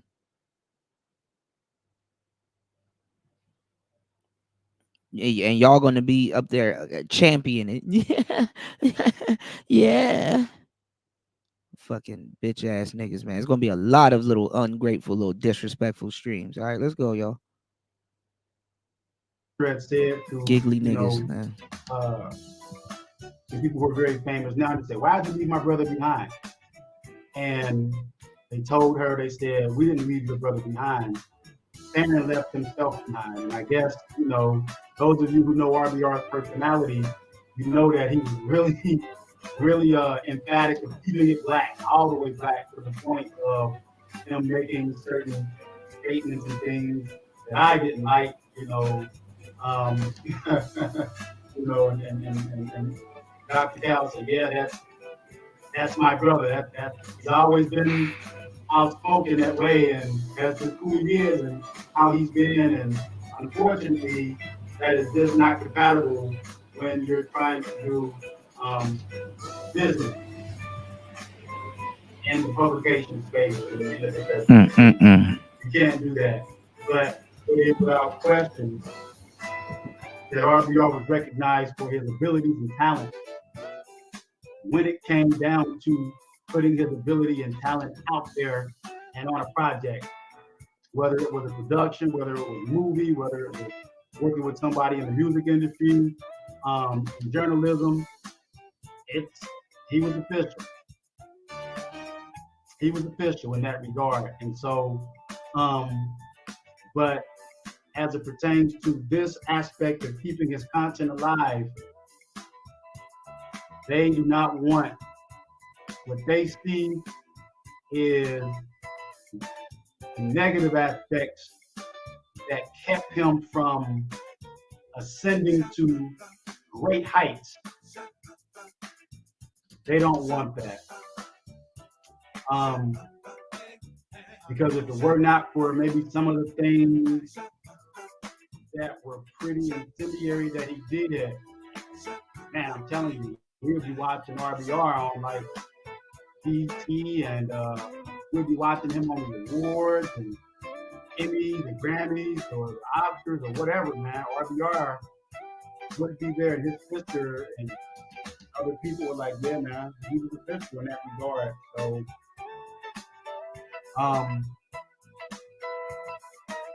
however, the content and the presence of Real Brother Radio Network, as I told you, we are working to ensure that, to the best of our ability, that goes on. And it's positive. It's enriching, right? And so there was a reason I made my stream yesterday and spoke to some of you all. And I'll tell you, I took a look out when I got up this morning, having dealt with everything, because I said, well, I know there are some people out there who have things to say and have had things to say. And so this is the opportunity where you'll get your few minutes and moments of attention that I'll give you. Because we're not looking at you, and I meant that. We're not looking at you at all. We're not looking at so-called detractors. We're not looking at so-called trolls. because that's pretty much all a troll exists for, is to create dissension and chaos, in terms of what it is that they do. Give me 1 second.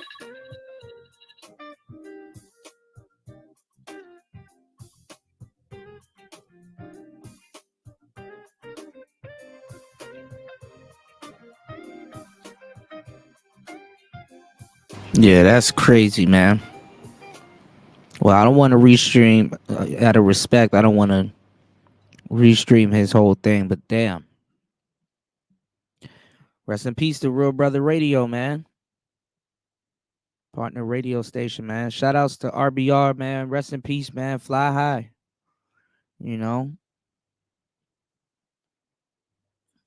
Yeah, Kwafi. You can even be a healthy man and just keel over. So, brothers, yeah, man. Take care of yourselves, man. Yeah, Antisocial Socialite Podcast. Good to see you. Yeah. Y'all hit the like button and support the show. Let's get some new supporters. We have a PayPal. We have a Cash App. I'm working on Venmo and all the other stuff. Make sure you guys hit the like button and support the content. Niggas be like, "Oh, why you want your flowers? Why you want your flowers?" Yeah, while I'm here. God damn. I was listening. I was listening to him. Not the other day, but the day. I guess you could say day before yesterday, or last night, or the night before last night. I heard he was going off. I see a lot of RBR for women shows that pop up. And that's sad that people got to mention trolls in this stage of his career. People got to mention trolls and shit like that in this stage of his career. In this stage of his career, he should be enjoying his radio career and enjoying his channel and the fruits of his success.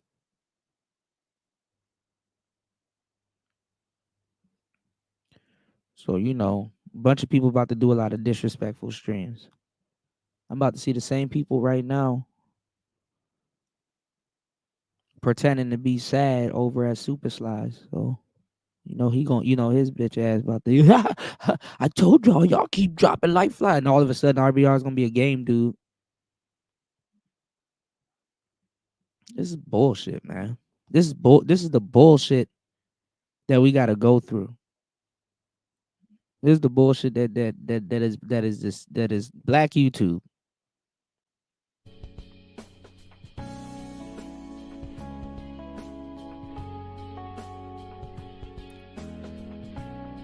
Never knew niggas to start laughing at evil shit, bro. Go ahead. Omar, let me tell you something, man. And there ain't no hate here at all, cause I like some of the work he does. I really do. Listen, man, I don't calling them Omar. I don't do nothing for $10,000. Don't even insult. Don't insult the brand equity that I've built over these 30 years of television. I just don't, man. And I'm doing this absolutely free of charge because I want this country to be in her hands as opposed to Donald Trump's hands. This whole corny comedy bit he tried to go into may have been humorous if he wasn't lying. This man went on a rant for 5 minutes. Please don't insult me and offer me $10,000. Yes, he's going to say this over and over again, how he's worth more than $10,000. But again, Umar didn't specify a specific amount. His question was how much? Talk to me, Steve. How much did they pay you to push Kamala? The price is right. Steve Harvey, was the price right, my brother? Was the price is right? When the price is right, the Negropeans will unite. When the price is right, the Negropeans will unite.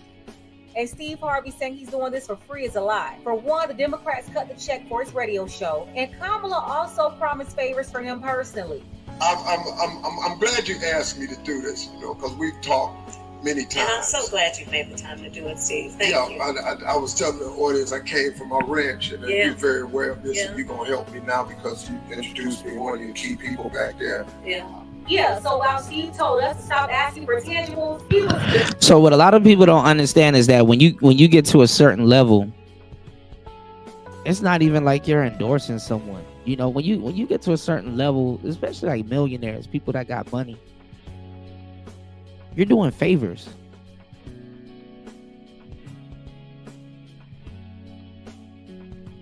Kamala will do a favor for you.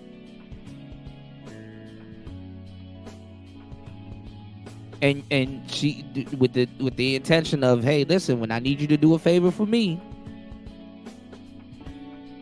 hey,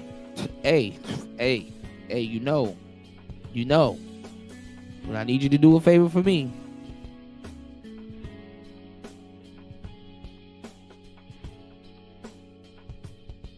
you got to come through and do that favor. These people just doing favors for each other. Let's go.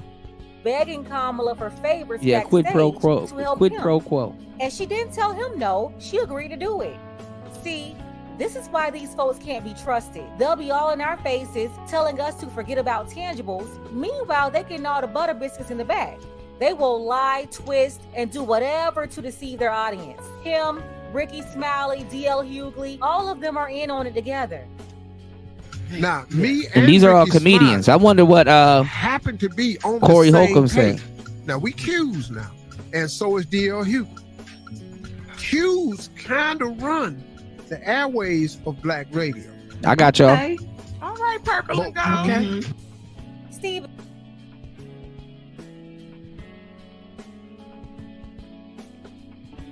What's going on, Larry Legend?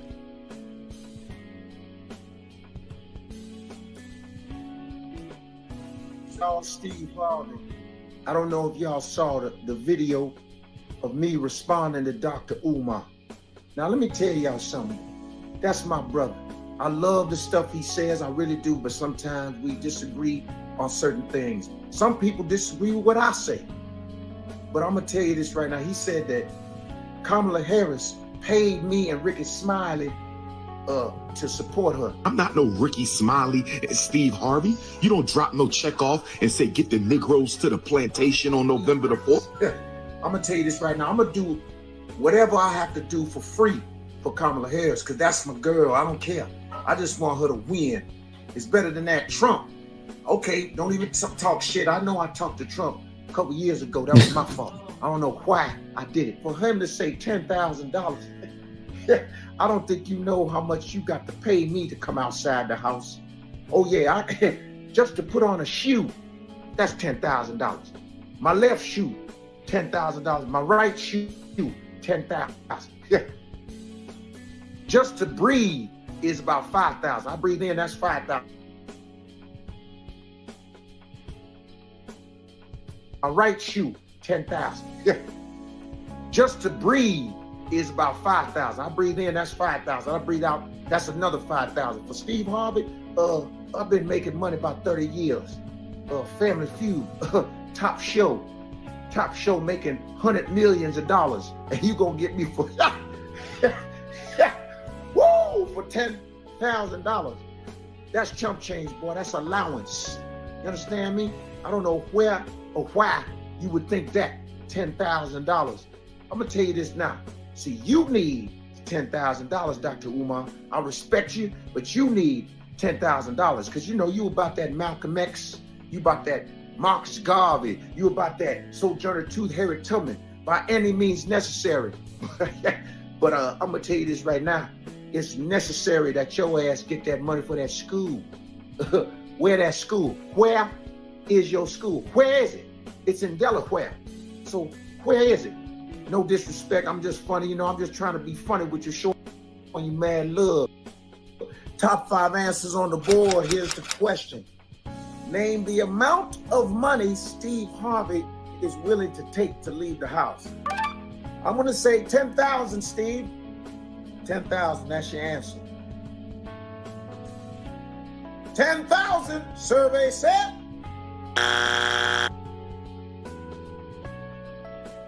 Wrong damn answer. Well,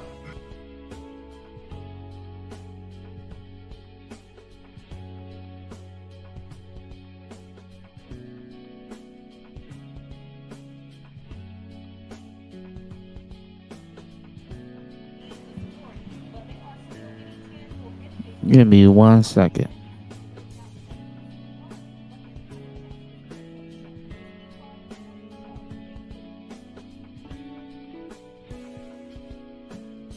I just wanted to play. I just wanted to play that real quick. So Steve Harvey, he said Raven said breeder tag 6. Steve Harvey went on to do the meetup with Kamala. So is a lie. For one, the Democrats cut the check for his radio show, and Kamala also promised favors for him personally. I'm glad you asked me. Told you his favors. Because we've talked many times. And I'm so glad you made the time to do it, Steve. Thank you. I was telling the audience I came from my ranch, and you're very aware of this, and you're going to help me now because you introduced me, one of your key people back there. Yeah, so while Steve told us to stop asking for tangibles, he was begging Kamala for favors backstage to help him. And she didn't tell him no, she agreed to do it. See, this is why these folks can't be trusted. They'll be all in our faces telling us to forget about tangibles. Meanwhile, they getting all the butter biscuits in the bag. They will lie, twist, and do whatever to deceive their audience. Him, Ricky Smiley, DL Hughley, all of them are in on it together. Now, me and Ricky Smiley happen to be on the same page. Now, we Q's now, and so is DL Hughley. Q's kind of run the airways of black radio. Okay. All right, Purple and Gold. Okay. Steve is only confirming what we already know. He said Q's run Black Radio. That's a Black Greek organization for those who don't know. So when you hear folks speaking on these organizations and the Boule sellouts, that's what we're talking about. They will definitely support Kamala for free if they had to because she is in a sorority, but they are still getting tangible benefits from. Now these are the older comedian circles. You know, these are the kings of comedy comedian circles. He said, stuck with my ex through cancer diagnosis, surgery, and recovery. When we were married, she took the jab during the pandemic. Guess what? Most likely return with a vengeance now. There was this cool, cute girl that I used to see around here all the time. And she would always make passes at me. But I would just nod my head and keep it going. And I didn't know until 2 nights ago.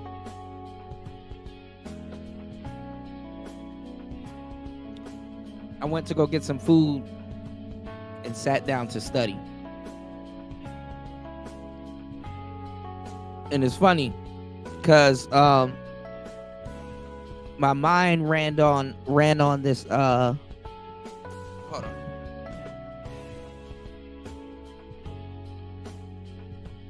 My mind ran on this young gentleman. I've been looking, so much stuff been happening to me, y'all. Y'all hit the like button, support the show. Let's get at least our first contributor on the second show. 2 hours and 25 minutes into the madness, giving y'all a really good show. But no, I wanted to tell y'all this story that my mind, I've been looking at a lot of cars. Obviously, y'all have seen cars pop up on my stream. And my mind ran on this story that I told y'all, how I met a guy. I've been playing a lot of Jay-Z lately too. But how I met a guy who knew Jay-Z and ran with Jay-Z when he was in Baltimore. And one of Jay-Z's right-hand man at the time when Jay-Z was in the streets, he's in Baltimore. On that song that I played for y'all, No Hook, he mentioned him, his name is D-Haven. And the guy that I know, you know, he cool with D-Haven. You know, I think they related if I'm not mistaken. And I used to buy a lot of cars, and the cars, I guess the clock used to get, because some of those cars had engine swaps and all kinds of goofball shit going on with them. I used to buy cars from this guy called the Bubble King, and he used to sell nothing but Panther platforms. Cap, you would love Bubble King. That's my nigga. As I said, I got a Lincoln Town car waiting for me when I get clean joint too, just to go pick up. But anyway, onion grill, everything.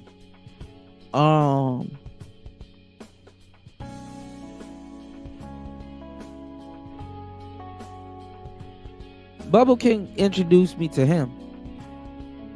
Oh yeah, just go up there, you know what I'm saying? We'll he'll get your tags and all this other stuff, because we have to finesse the the NBA and shit. And the stories this guy was telling me, I believed him, because this nigga didn't have no hand. I think it was his right hand. All this nigga had was a thumb and maybe a knuckle or two, like just a thumb and so I was like, oh, this nigga got a story to tell. This nigga ain't got no hand.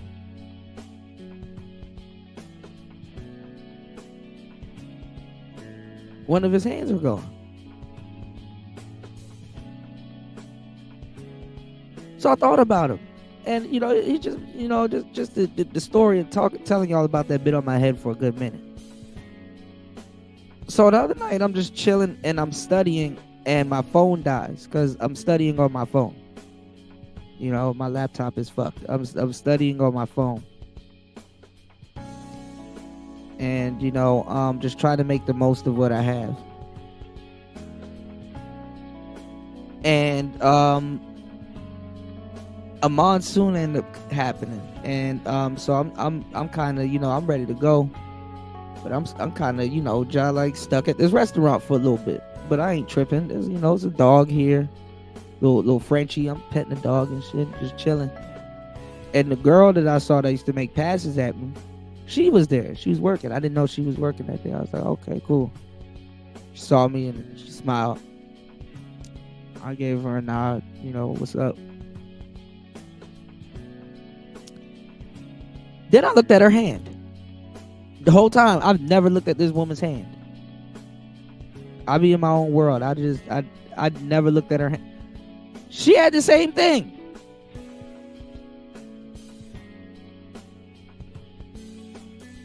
I think it was her left hand. She only had a thumb and some knuckles and shit. I said, oh shit.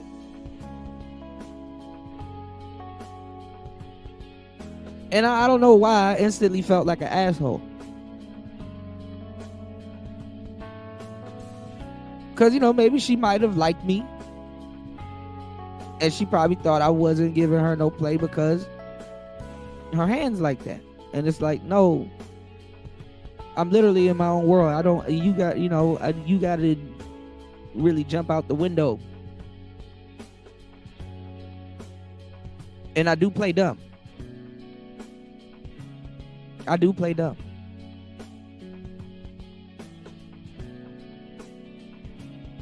Or oblivious. Or aloof.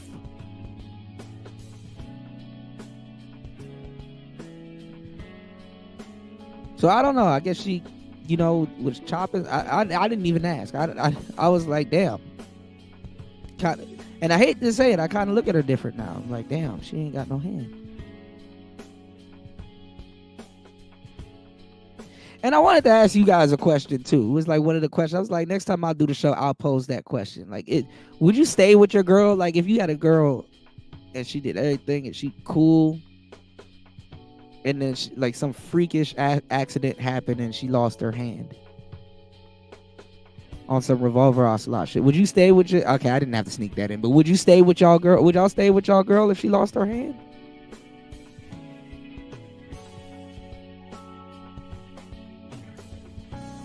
And I'm not gonna lie, I had a lot of time to sit. My phone died. I had a lot of time to sit there to think of the dumbest shit ever. I'm like, shit.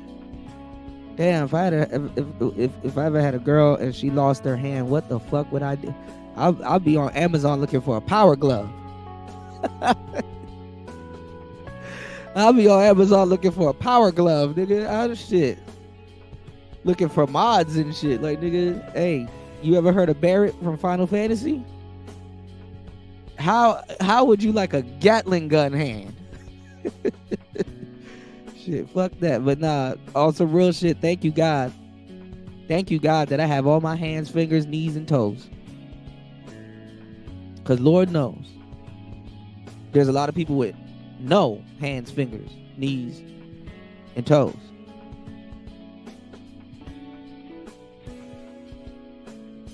You know? All right, Chris G, you going too far. You're going too far. He said Captain Hook. Rufio. What's going on, Just the T? Raven said, man, go on with the conspiracy mess. He said, my jab has me super powered on going 4 years now. I mean, some people don't, some people ain't receptive to it, but some people they dropped right after the jizz ad. Like getting hit by Ali. Not Captain Hook, man. Shout outs to everybody in the building. I guess nobody is enjoying the show. Yeah, tap that like button, man. Damn. Okay, rest in peace to RBR, y'all.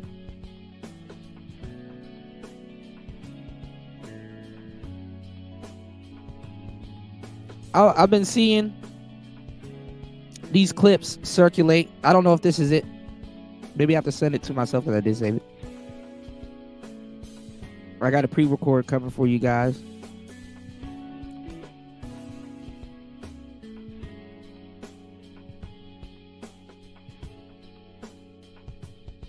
But Kamala's been getting asked what she gonna do with inflation, and she just don't know what to do. So y'all look.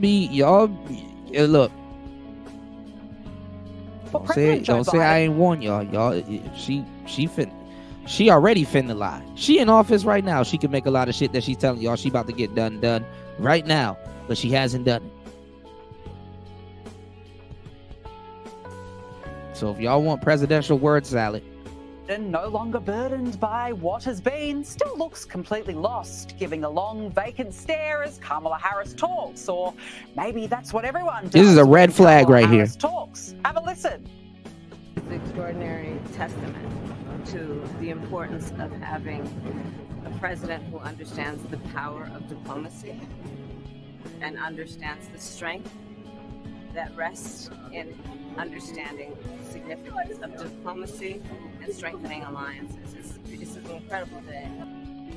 Yeah, that was the first time Joe Biden's ever seen Kamala Harris in real life. And just like Joe, there is a reason. They don't like Kamala Harris talking without a teleprompter. Here is her attempt to explain her stance on inflation. Prices have gone up, and families and individuals are dealing with the realities of that bread costs more, that gas costs more. And we have to understand what that means. That's about the cost of living going up. That's about having to stress and stretch limited resources.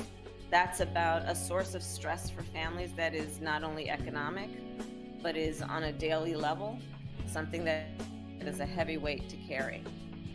Joining us now is journalist and commentator Brad Palumbo. Brad, good to see you as always. Any idea what Kamala Harris is? Shout outs to Jay Green.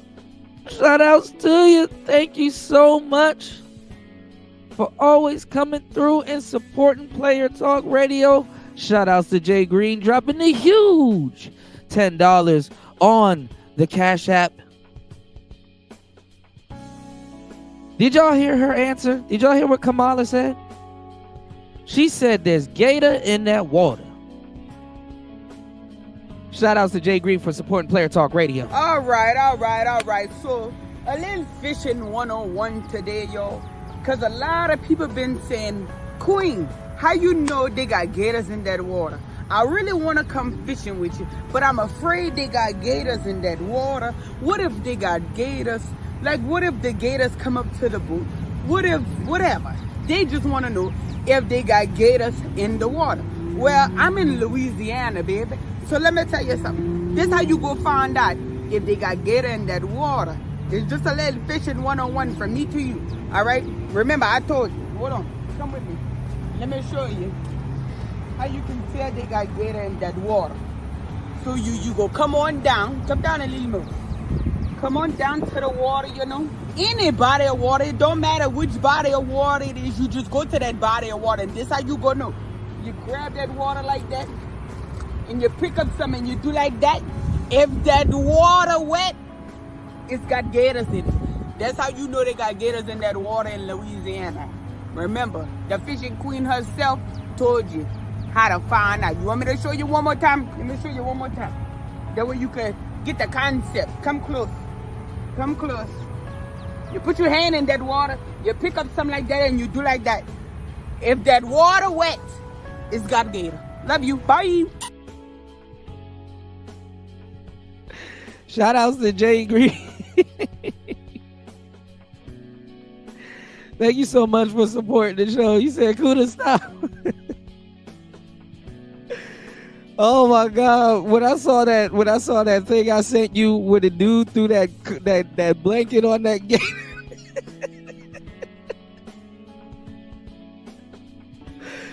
Oh my God! When he threw that blanket on that gator and that joint jumped. Oh my! I jumped. Oh my goodness! Shout outs to Jay Green in the building. They got gator in that water. She said, what if the gator come up to the boat? So y'all want to know what's another name for gators? And I got this video too. There's this guy running around with a shovel because usually it's a thing to tap the gator on the nose with the shovel and they run away. I guess because I don't know, maybe because it puts a ringing ears in their noise. But they call gator water. I said gators. They call gator water. God damn it. They call gators swamp puppies. You know. I used to live in Florida, and yes, every damn near every body of water, you have to assume there's a gator in there. Just cause. I think that was crocodiles that they hit. I think it was the crocodile. Anyway, crocodiles and gators, right? Did y'all know Africans used to domesticate them? They're very smart and sophisticated creatures, crocodiles and gators. Like, really, I want y'all to do something. Because, you know, in school, they used to ask you, yo, what's your favorite animal? Mine is like the chameleon and the sloth. I don't know why. I said that when I was a kid. Probably change it now because I'm an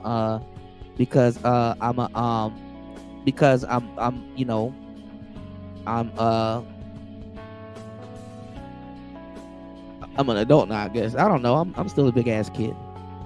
But I'm gonna let y'all know this. Africans used to use gators to go spy on people. Yes, settlers, all kinds of people. Africans used to use gators to go spy on people because they're just chilling. They're kind of just going through. Sometimes you don't even see them. They just hanging out. Their eyes pop up above the water and stuff like that, you know. Gators were used for a lot of different reasons. You know, gators will let them know that, hey, there's people that's you know, on the way here, because people would want to find a body of water. I showed y'all the story about the African guy that want to find water, and he's surrounded by baboons, and he has these little salt packets. And what he does is he goes in front of the baboon and he takes his stick and he bores a hole into the side of a hill. And he makes a hole a certain way so that, it becomes a trap. And he makes sure he does this in front of the baboon so that the baboon is burning with curiosity. And he takes the salt packets and he puts it into the hill, making sure the baboon sees it, and then he walks away from it. So now the baboon is like fucked up in the head. What the hell did he put in that hill, right? So the baboon runs over to the side of the hill and sticks his little hand in there. Now the type of trap that the guy set, this is the type of trap that the guy set. You can slip your hand in there as much times as you want to, right? But when you grab the contents that's in there, you can't pull your hand out because your hand makes a fist.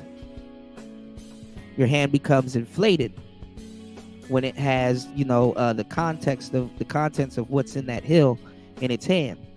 So the baboon has to choose between whatever in there and getting captured. So the man just runs up to the side of the hill. The baboon doesn't know how to make that decision. The baboon is trying to pull whatever's in there out and run. He doesn't know how to, think. So the guy catches the baboon and ties him up and just keeps feeding him salt.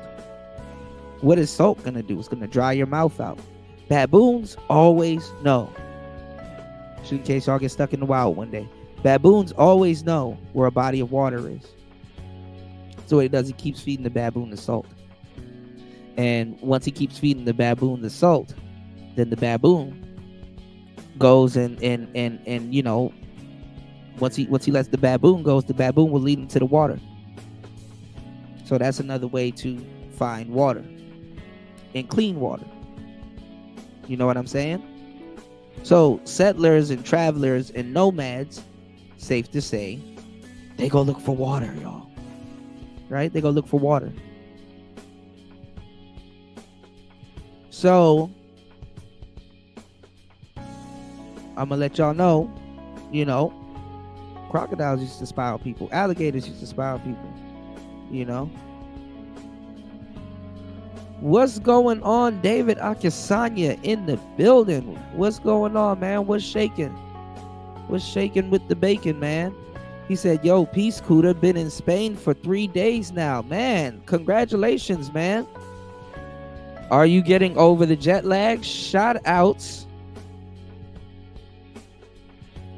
to David Akisanya in Spain. Hold on. Congratulations! Oh my God. So how's Spain? Are you enjoying Spain? Hold on, give me 1 second. 1 second, y'all.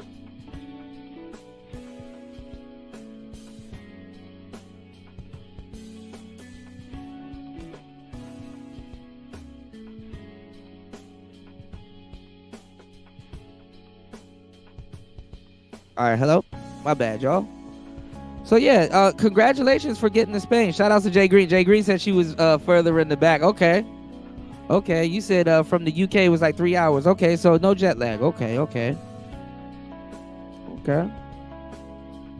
Yeah, they speak proper Spanish there.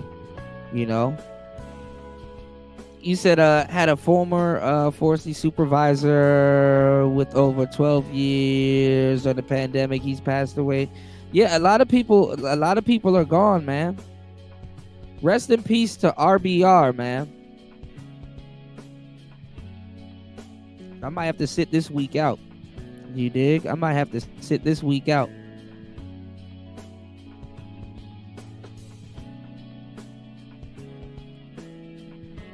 Yeah, but there's gator in that water, man. Gator in that water.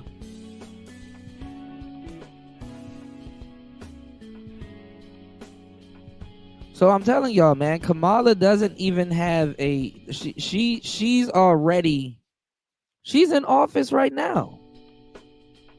And listen, I don't have anything against Kamala. Honestly, I don't know much about her. She's just a funny sister. She's already gonna lie to y'all. Listen to the word salad. Hold on. Talking without a teleprompter. Here is her attempt to explain without her a teleprompter. On inflation. Prices. And let me tell y'all something too.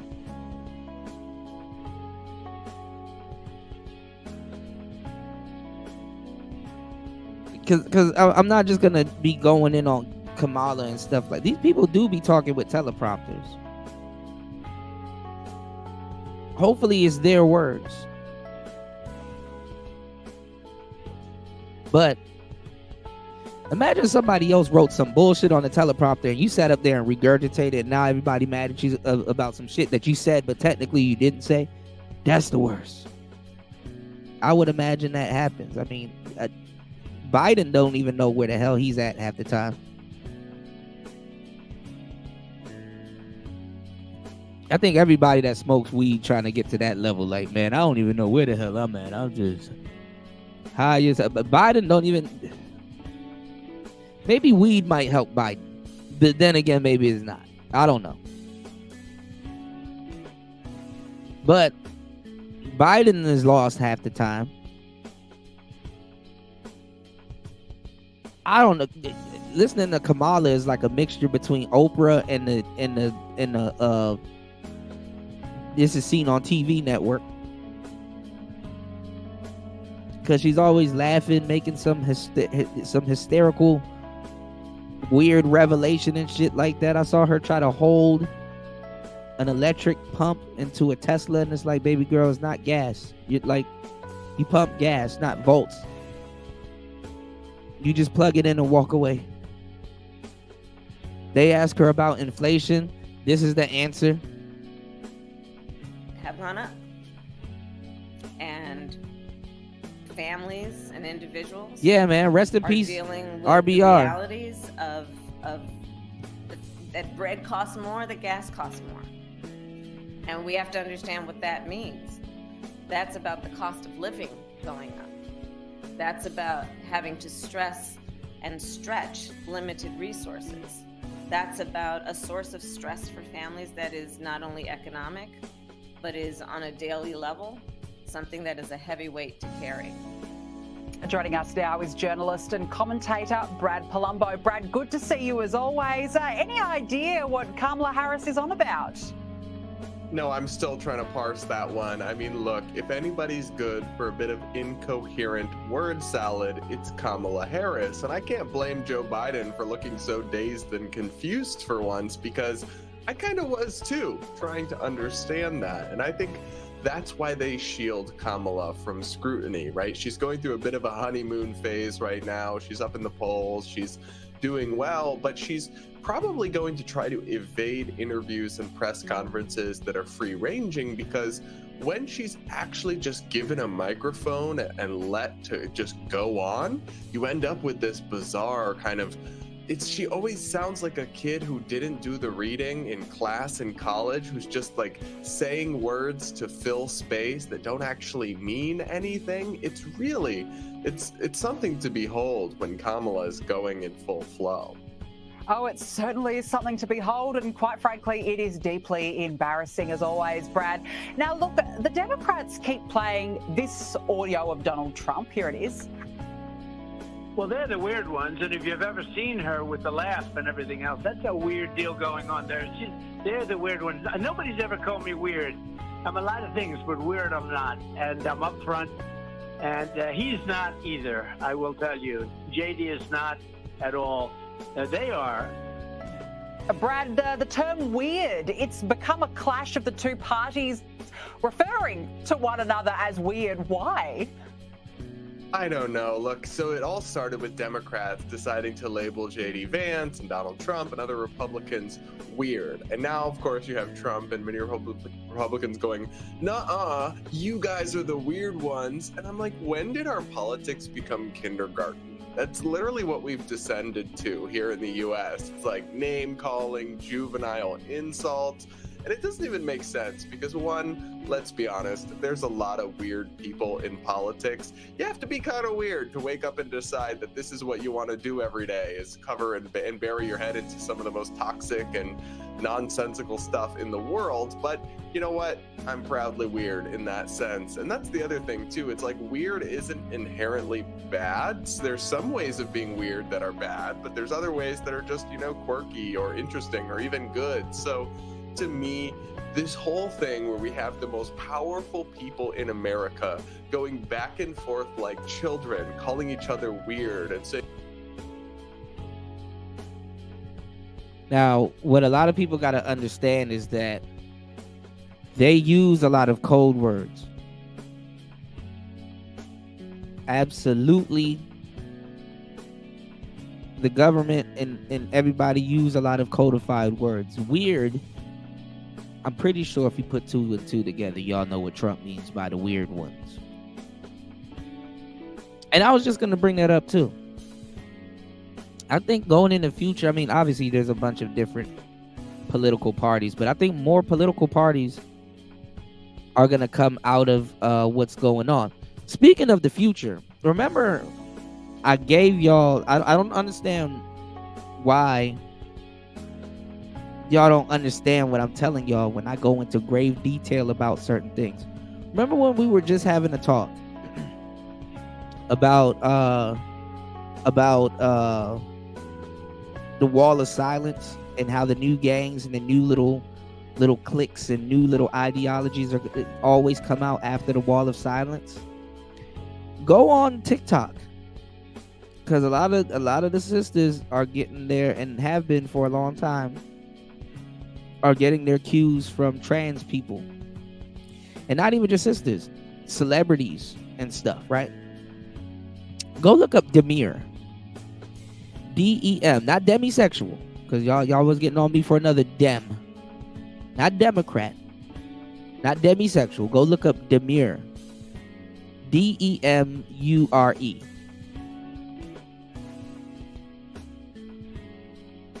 That's another little fake feminine movement that's coming out now from a trans dude with a frog with the Jay Green, come on, I'm trying not to laugh. Come on. That dude had a frog beard. That nigga had a bearded dragon. He had she had a frog beard, and she's like, I'm keeping it. I'm being demure. I'm on break right now, and the makeup is still makeuping. I'm it was like a little class thing. And I think one of the genders or the Kardashians shared it, and that shit, like, this nigga, he could quit his job now. This nigga got like what is it, 55 million views? 55 million views. No, fuck that. I'm about to show it to y'all because I had to see it too. So y'all gonna have to suffer also. Fuck that. Y'all don't have permission to leave. This is a vertical. This is a vertical video, baby. You gonna have to stay here. Oh, you gonna have to stay here. I'm being mindful. I had to suffer. Y'all gonna have to suffer too. When Trump say weird,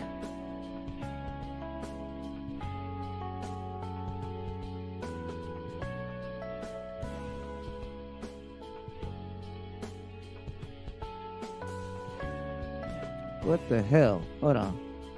Come to work, very demure. I do my makeup. I lay my wig. I do a little braid. Welcome back to GMA3 and a very demure Monday morning quarterback.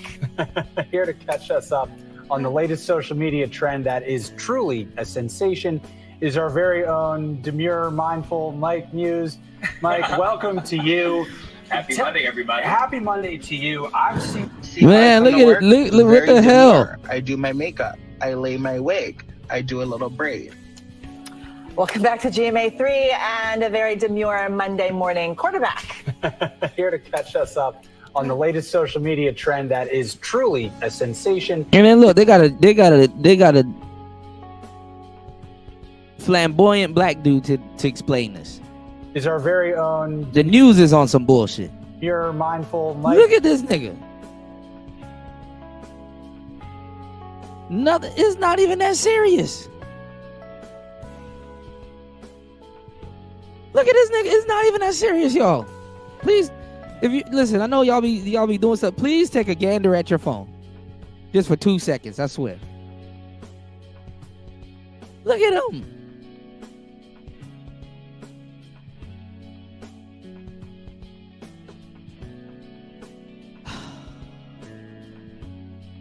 Y'all hit the like button, support the show. News, Mike. Welcome to you. Happy Monday, everybody. Happy Monday to you. I've seen this everywhere, and y'all have no idea. Look, Untitled. Y'all gonna wish. Y'all about to fall victim to the. I keep telling you, y'all need to learn these little terms. Y'all think it's a game, so fuck it. What it is. I guess I'm out of the loop over the hill. What's going on? Yeah. Montel Jordan. Be out of the loop, right? I am, though. I need you to tell me about this TikTok All weekend sensation. long, everywhere I've been going, everyone's saying, Mike, have you seen this new craze about demure? And so, yes, I've seen it. But for those who may not be familiar, we can bring them up this pretty quickly. You just heard from that TikTok content creator, Jules LeBron. And so what she did was, she's a beauty influencer and she's a trans woman. She was a cashier. And she would go on her breaks to her car and just record TikTok videos. She happened to record that video that we just saw, and it took off like wildfire. Everyone is talking about this now, from celebrities, from Jennifer Lopez to Lindsay Lohan, to even Bobby Flay got involved into the action too as well. But the idea of demure, definition of it, is simplistic.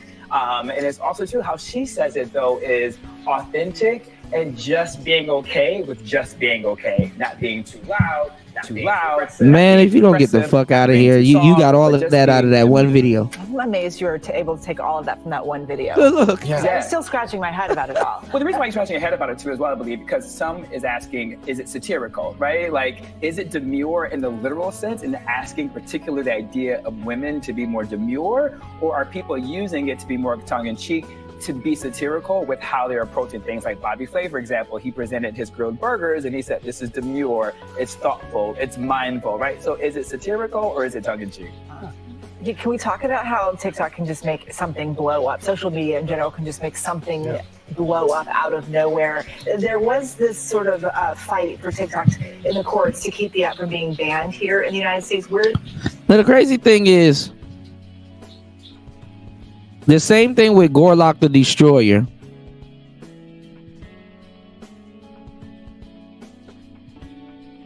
The same thing with Gorlock the Destroyer. The irony is him serious. He said, when are they going to get when are they getting rid of it? This is the thing. The irony is, you have something like Jabba the Hutt, or this big, I don't know, because it sounds fucked up, and I don't want to be fucked up towards them. You know what I'm saying? Because I don't know the guy. He probably cool as shit.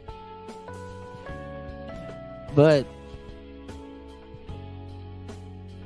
the internet has made everything all inclusive. The internet has made everything all inclusive.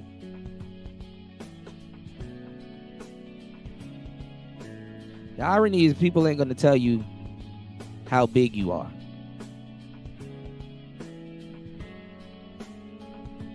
And I hate to reduce it to something like, you know, some shit on your face. Like, let's say if you had a booger in your nose, or you had like a piece of lint or a bug or something on your face, you would want somebody that gives a fuck about you to be like, yo, I don't want you to walk around with some shit on your face, you know? Yo, you got boogie. Oh, damn, thanks, bro. Yeah, man, I got your back. I can't have you in the people's face with no boogers and shit in your nose, right? You know, niggas look out for you like that. That's real love right there. But man, these people ain't gonna tell the truth.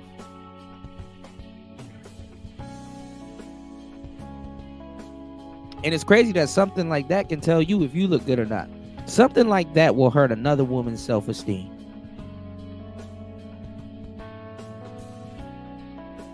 And it feels fucked up to tell something like that, like, yo, you're not pretty, or yo, you're not this. So you just don't say nothing. I'm not the pretty police, so you know, I'm not gonna be like, you know. But we all have eyes. I'm pretty sure Saucy Santana knows he has a whole beard. Whole chin strap.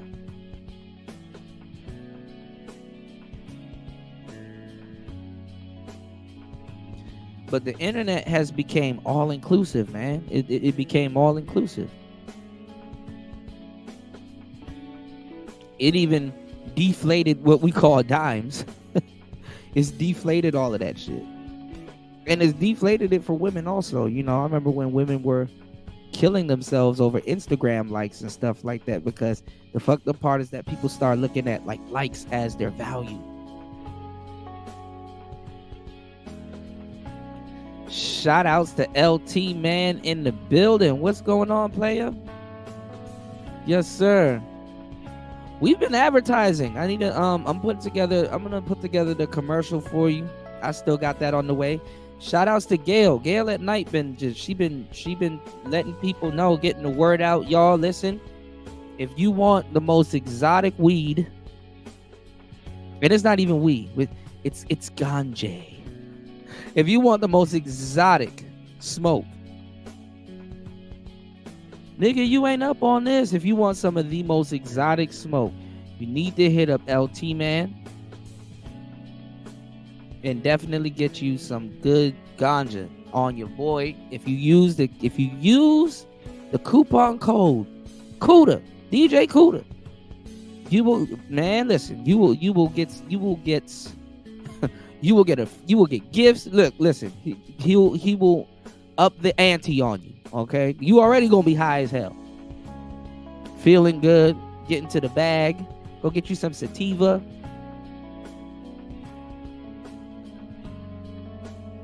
Get you anything you need. Just hit up LT man, and you will have the most exotic smoke. Just in general, you'll listen. This high is on me. This high is on me. Okay. Definitely smoke your favorite strain and listen to Player Talk Radio. Oh man, you're gonna have a blast. What a combination. Yeah, you get 2 gifts. You get 2 gifts with your order. 2. Back to back. And listen, I'm gonna need you to do a huge favor. I'm gonna need you to, you can give the company a rating, because you're gonna love what you get. And then also, you're gonna love what you get. And then also on top of that, what's going on, D? Yeah, it's right here. Shout outs to LT man. He dropped it in the chat. Hemp for Fitness. Let me see. I got the website here, actually. Let's see if I can find it. I got too much tabs, y'all. Y'all forgive me. But I'm going to give y'all the game, too. Tell a friend. Or if you want to be the most exclusive person on the blog, hey, look. Hey, it's up to you, but tell a friend. To tell a friend.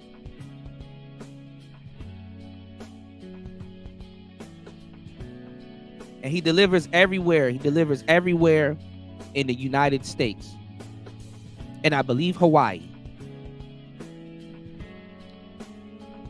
So if you tired of that, Maui Wowie, get you some Sowie, some sour diesel. Get you all those flavors that you hear about. Those, what flavors are that y'all hear about? Get you some runts. You got different types of runts. Get you some wedding cake. Wedding cake is always good. I love wedding cake. Wedding cake used to be my strand. Get you some headband. Get you there's so many different strains. Get you some moon rocks. Moon rocks are fun. Shit. Anybody, people ain't doing shit anyway. Enjoy your high. Get plastered. You know what I'm saying? Go make some brownies. You don't even have to smoke it. You can make some edibles with it. Yeah. Make some cookies. I might come out with a book to teach y'all how to make edibles. I'm somewhat of a chef myself.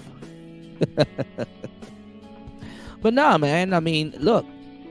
It's a skill. It's a skill. So shout outs to everybody. Make sure y'all hit up LT man and go get you you said, bruh, stop. Yeah, I'm finna stop. But I'm telling y'all, look, get your ass high. I mean, I'm telling you, he doesn't put nothing in it. You don't gotta work. Y'all niggas out here getting hooked on fentanyl and all kinds of shit.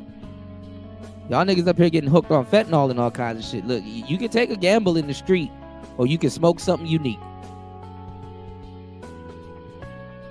and legal. Okay, I'm just letting you know. You know, don't nobody got time to be playing around with fentanyl and everything. He'll be glad to show you the lab. He doesn't, you know, he got combinations. He got a lot of stuff, man. Just check him out. All right, check out Hemp for Fitness, because he's also promoting fitness. It's not like he's just telling you to, hey man, go get high and go lay down. Nah, you know, you can get high and go lay down, but I'm gonna tell you the truth. Do it after you work out.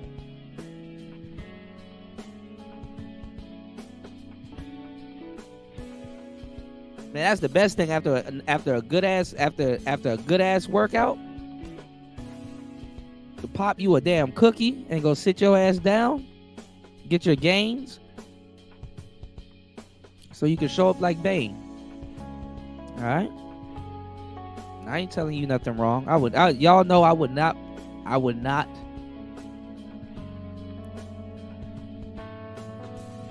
put you in a bad position. Okay. Yeah, you got medical and recreational. If you suffering from, rest in peace, RBR. If you suffering from cancer, you want to slow that bitch down. You and the cancer gonna be high. Get that shit about that cancer. It'll slow that shit down. Pain, go away. All right. They're finding out new studies every day on how to get rid of stuff. But I can tell y'all how to get rid of cancer if you're in the first two stages. If you're in the first two stages, if you're in third and fourth, I don't know, man. But shout outs to everybody that's whipping cancer's ass. You know, not everybody's going to make it, you know. But again, I'm going to give y'all the game, you know. Yeah, RBR passed away. Rest in peace to him, man. Shout outs to DS1 in the building. I'm going to tell y'all right now, get you some Manuka or Yemeni honey and get you some high grade Manuka or Yemeni honey and get you some black seed oil. Yeah, apricot seeds and pumpkin seeds and watermelon seeds. Watermelon seeds are good also. You know, watermelon seeds are great.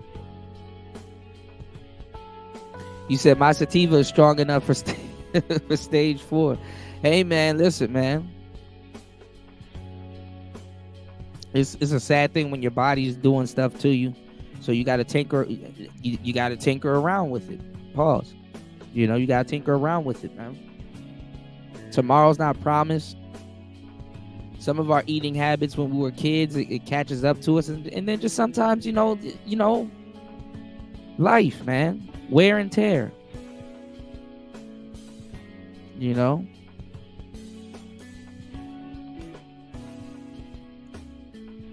But yeah, man, holler at my boy LT, man. You know, he'll definitely get you right on all your smoking and cannabis needs. Make sure y'all learn how to roll. You can go on YouTube and learn that also with raw papers. You know, get y'all some raw papers.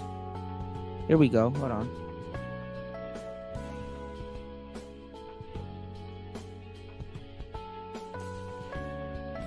We get yourself some black seed oil and some Manuka or Yemeni honey, and it will reverse the cancer.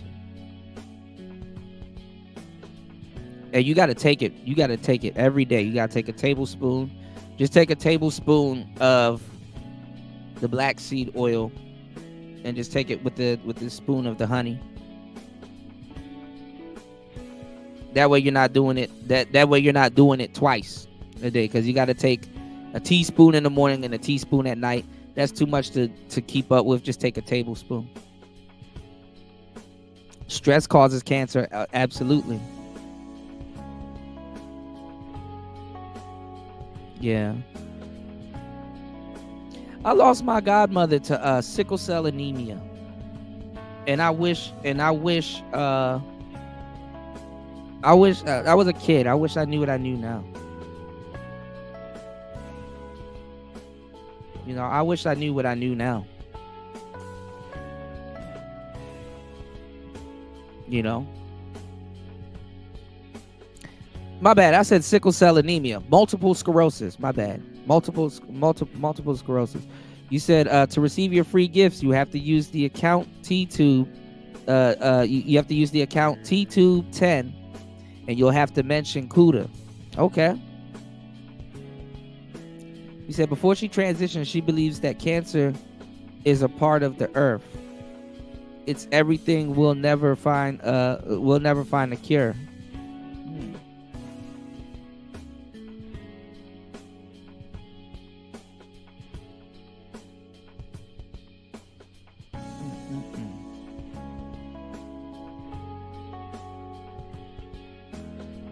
But yeah, manuka honey and black seed oil is the compound that you need. If you've ever used black seed oil, also known as cumin seed oil, you'll know it's very slick and slippery.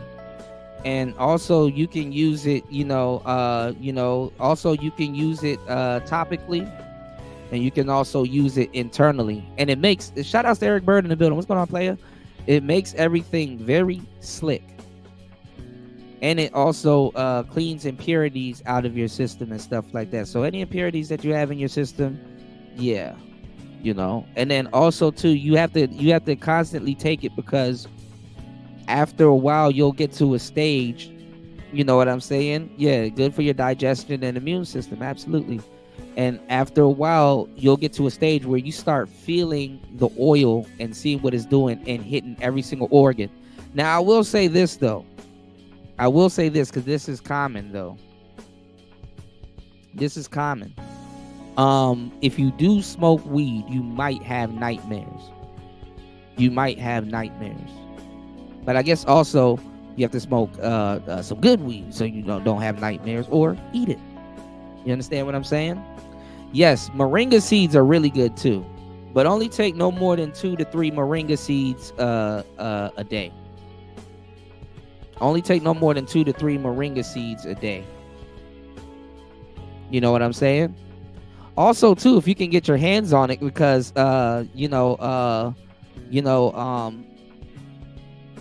really hard. It's really hard to get your hands on it in the U.S., but you can get your hands on durian. It's easy here, but it's hard there. You can get your hands on durian, mangosteen. What's going on, Link? Gotta get that body count down. Rest in peace, RBR, man. So I'm definitely gonna give y'all this game. Y'all hit the like button, support the show. Giving y'all some really good game. This is some life-saving game right here that I'm giving y'all, man. Really start taking notes, man. Listen, you can get you some mangosteen. You can also get you some durian. You probably might end up getting both powdered. But like I said, get you some black seed oil. The moringa is good. You can even, if you can't find moringa, and if you don't know how to take the seeds, you can also get the tea. You know what I'm saying? You can also get the tea. So and just learn about stuff, man. Learn about tinctures. Learn about sea moss and bladderwrack. Learn about yellow dock, veverin. Learn about elderberry. There's a lot of different compounds. I've talked about it so many times here on YouTube, but y'all don't appreciate it, man. Y'all don't appreciate that type of stuff, and then YouTube will get my ass up out of here for helping y'all out like this.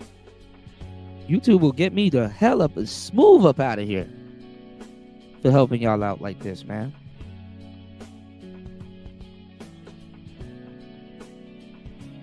But you got to be careful with cancer, because see, there's 2 ways to get rid of something. You have to work out. And you have to. What's going on, War Master? Shout outs to War Master, back on the road. Always good to see War Master in the building. War Master, man, you gonna laugh at this Kamala clip. I'm about to play it again for you. We were just talking about this. Woo! Hold on, yo.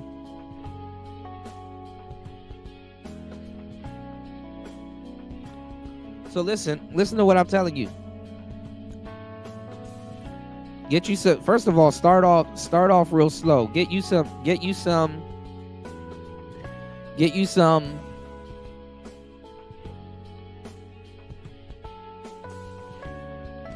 black seed oil and manuka honey or Yemeni honey. Get you some black seed oil, some high grade. Make sure you're paying some good money for it. You know what I'm saying? This is not like a $2 McDonald's cheeseburger. You're putting this stuff in your body, and you want results. So get you some black seed oil, get you some manuka honey, and also get you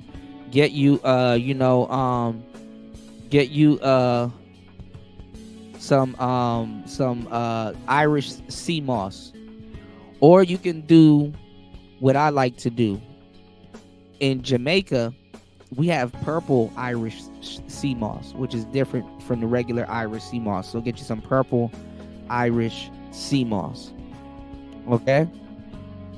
Also, too, if you want, you can detox yourself, but the black seed oil will slowly detox you. Because, you're going to start feeling it hit every organ, and start to see results, too. But what I'm saying is, everything can be cured with workout and a good diet. And that's the part that people leave out. You have to have discipline, A disease is dis-ease, And when you have something like cancer, something that's eating you and feeding off of you and stuff like that, I'm going to tell you the truth. Chemotherapy, what it does is it takes the acid approach. Shout outs to do your research on Dr. Sebi. You know what I'm saying? Because you'll get what's called the intercellular approach on certain things. Okay. So what you do is, when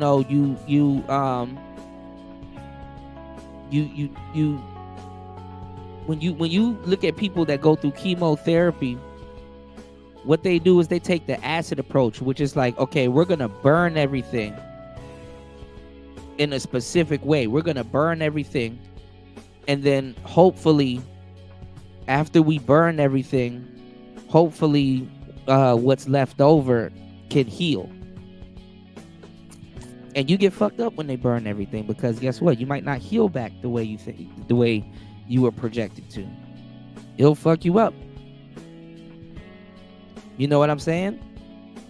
So we're gonna burn everything, and hopefully everything grows back. And it's like, no, you actually did damage.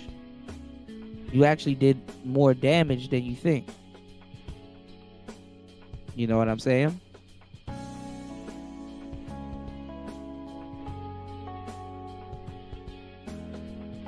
So make sure you guys are paying attention to what I'm telling you. You know what I'm saying? It's just basically you're just changing your diet. You're basically changing your diet, and you're basically, chemo will fuck you up and shit. Radiate all kinds of shit, man. They find it, you're burning. You're literally burning. You're literally burning shit, hoping that it grows back better and healthier. And the thing is that you have to have a good diet. America be trying to sell you the cure to the poison that they give you and stuff like that. And not even that. I mean, you gotta eat, Sometimes, I'm not even going to lie to y'all, I have a horrible diet. Sometimes. Not really. I can't even say that. I eat fruits and stuff. I even went fruitarian for a good minute. But this is the thing too. You can't just cold turkey and just go on a certain diet, because what happens is, you got to prepare your body for certain things. Because if you cold turkey, and that's no pun intended, but if you cold turkey certain things, it's gonna confuse your body. Because your body is used to the routine that you've trained it to be used to also. So these things, you have to, these things you gotta, you know,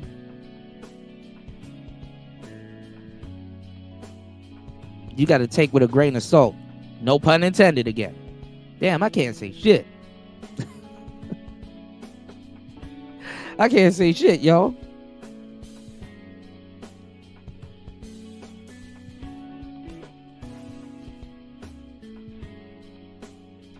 Shout outs to War Master dropping the humongous $20 on the Cash App. War Master says, for I appreciate Cuda when he plays more Xbox. I need to play more Xbox. I got you. Hold on, I got you. Oh, brother, this guy stinks! If Jesus can't save these hoes, why are you trying? What make you think you greater than Jesus, nigga? If Jesus can't save these hoes, why are you trying? Why are you trying, nigga? If Jesus can't save these hoes, why are you trying? Why are you trying? What make you think you greater than Jesus, nigga? What make you think you greater than Jesus? What make you think you greater than Jesus, nigga? What make you think you greater than Jesus? What make you think you greater than Jesus? Swing the remix God! Can't save these hoes. Can't save these hoes. Can't save these hoes, nigga. Can't save these hoes. Can't save these hoes. Can't save these hoes. Shit. Can't save these hoes. Can't save these hoes. Can't save these hoes. Can't save these hoes. Can't save these hoes. Can't save these hoes. Can't save these hoes, nigga. If Jesus can't save these hoes, why are you trying? Why are you trying? If Jesus can't save these hoes, why are you trying? Why are you trying? What make you think you greater than Jesus, nigga? What make you think? But yeah, man, rest in peace to our brother RBR, man. If I can, hopefully this information will reach you guys in time. Make sure you, like I said, you change up your diet. Go look up some of these fruits I'm telling you. These are exotic fruits. You know what another fruit y'all got to go look up? Y'all got to go look up soursop. You know what I'm saying? Y'all got to go look up soursop. Soursop is really good for you. He said, did you see Tariq got an R&B roasting album? No, I didn't know he got an R&B roasting album. I like all of his Mink Slide stuff, though. I ain't gonna lie. That first album, shit. My girlfriend got mad at me on that first album. I kept playing it. She hates City Lights. I played the shit out of that first album. She would, man, look, that's the quickest way to get her ass out of my car. I start playing Fantastical. Oh, man. Oh, shit.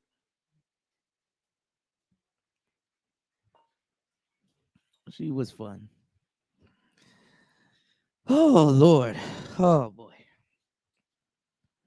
You said you liked it too. I warned my family members, and yeah, that first album was fire. That second album got some cuts on it too, though. I used to play a lot of that second album too on Player Talk Radio. How much songs in people I done put y'all on to, man? I'm telling y'all. Y'all go look at my girl Amaria, man. Y'all go look at my girl Amaria. I don't know why she reminds me of like an Erykah Badu. I don't know why she reminds me of like an Erykah Badu, Patrice Rushen / Janelle Monáe. I don't know why she reminds me of all of them balled into one. I usually don't ball my artists all into one, but I just like her music. It's so smooth. I would like to make music. I would like to work on some music with her. You know, there's this dude I would like to make music with also, but y'all, I don't know. Y'all not gonna understand that.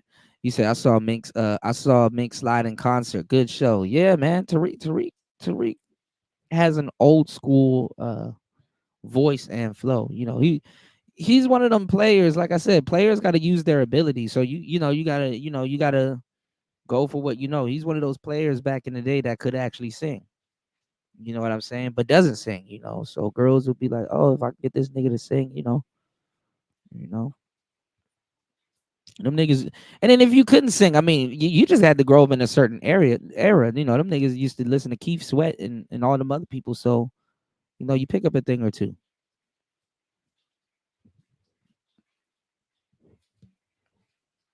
If y'all notice, for example, there's a lot of artists that y'all like that really can't sing, but it's them and they kind of patent their own sound, even if it's off key.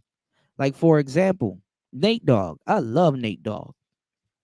Rest in peace to Nate Dogg. Nate Dogg does nigga singing. He nigga sings. But over the years, him nigga singing and expressing themselves, it sounds good. If you're nigga singing over ignorant with some ignorant music and some beats, it's synonymous. It's on par. It's like it makes sense, right? Yeah, nigga singing. Pharrell, his singing is like a joke, but guess what? He took it serious and he actually can sing. He actually could sing. He was joking with it at first, and then, okay. In my mind, it was a very underrated album. We were talking about underrated albums earlier, and we're talking about how Jay-Z's American Gangster is super underrated. In my mind, it is one of the most underrated fucking albums ever.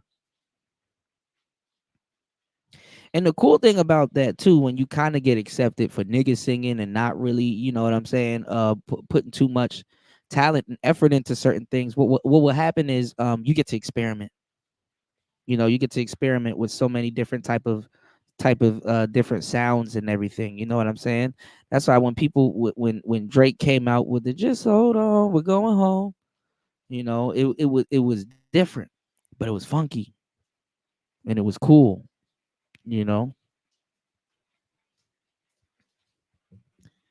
But yeah, Pharrell album very underrated. Yeah, Sir is super talented. Sir, JID. I will listen to a Sir, JID, and Brent Fires album. Yes, the fuck I would. Oh yes, the fuck I would. Larry June is underrated. There's so many underrated. Listen, if you know anything about underground artists, like I do, like I'm a DJ, I have a stash of people y'all probably never heard of, and you'd be like, damn. You just gotta go look for the music. Gotta go look for the music. Yeah, Brent Fires is a beast. Underground is where the best artists are. You see what they did to that little girl, man. I liked her, and Busta Rhymes like her. I think she had potential. I liked Scarlett. Yes, she rough, but she funny. Glorilla, she butt naked in the new video that she out with now. She just covering up her titties. It's just like, oh god. So I told y'all what was happening with the female artists like Lotto and all of them and stuff like that. Not only are they making them go on to like nigga, getting a BBL as a female artist now is like a rapper buying a chain for them. That's scary. If she get the ass with it, that's a 50 pop. That's scary, y'all. It's scary as hell. Getting a boob job and a BBL is fucking scary. And they're backing up off of it. They've been backing up off of it. You know what I'm saying? He said kids nowadays like Laser Dim and Ian. Yeah, Ian Connor. They like Touchdown Tizo. What's the other dude? I forgot the bro's name. Glorilla had a right body before that. You know who they want to crack? They want Coyle Ray to crack. But this is the thing though. And I'm telling y'all, listen to what I'm telling y'all. The girls that actually listen to these women rap are doing the real. Let me tell y'all something. Sexy Red, the rapper, is ratchet as fuck. But she not doing all of that shit she talking about. That she done turned herself into a businesswoman. At one point, she probably did. Same thing with Suki Hana. At one point, she probably did. But you got women out here that listen to her music that's doing way more. That's gonna be the future rappers. Like, do you run the risk? Yeah, but you really don't. Rappers in the future are gonna be on OnlyFans. Rappers in the future are gonna be on OnlyFans. Rappers in the future, female rappers in the future are gonna be on Twitter butt naked. You don't have to look for nudes and leaks and all that other stuff. They're gonna be butt naked. Cause they're really doing the shit. That's the part I hate about rap. You have to be somewhat believable. You understand what I'm saying? You got to be somewhat believable. Look at Vaughn off 1700. Look at Vaughn off 1700. He look like a big ass geek, but he probably out here catching bodies. You know, he probably out here catching bodies like crazy. You know, but you got to look the part. Okay, my bad, y'all. But we went off on a little bit of a tangent as always. But you know, that's where y'all get the game. You know what I'm saying? Make sure y'all smoke better also too if you do smoke. And just know, smoking is definitely a bad habit. So make sure you eat. You can eat. You don't have to smoke. You know, you don't have to smoke. You know, I stopped smoking. I don't smoke the ganja. But when I did, had a blast. You know, these days I do cigars. All right. People will be like, oh, that's worse. Actually, it's not. Unless I'm around other people smoking and I'm inhaling their smoke, then probably yeah. But no, you're just tasting the cigar and blowing out. That's it. Cigar smoke never touches your lungs. Now, I'm not out to what works also because, you know, people, you can get mouth cancer, you can get gum cancer, you can get all kinds. Listen,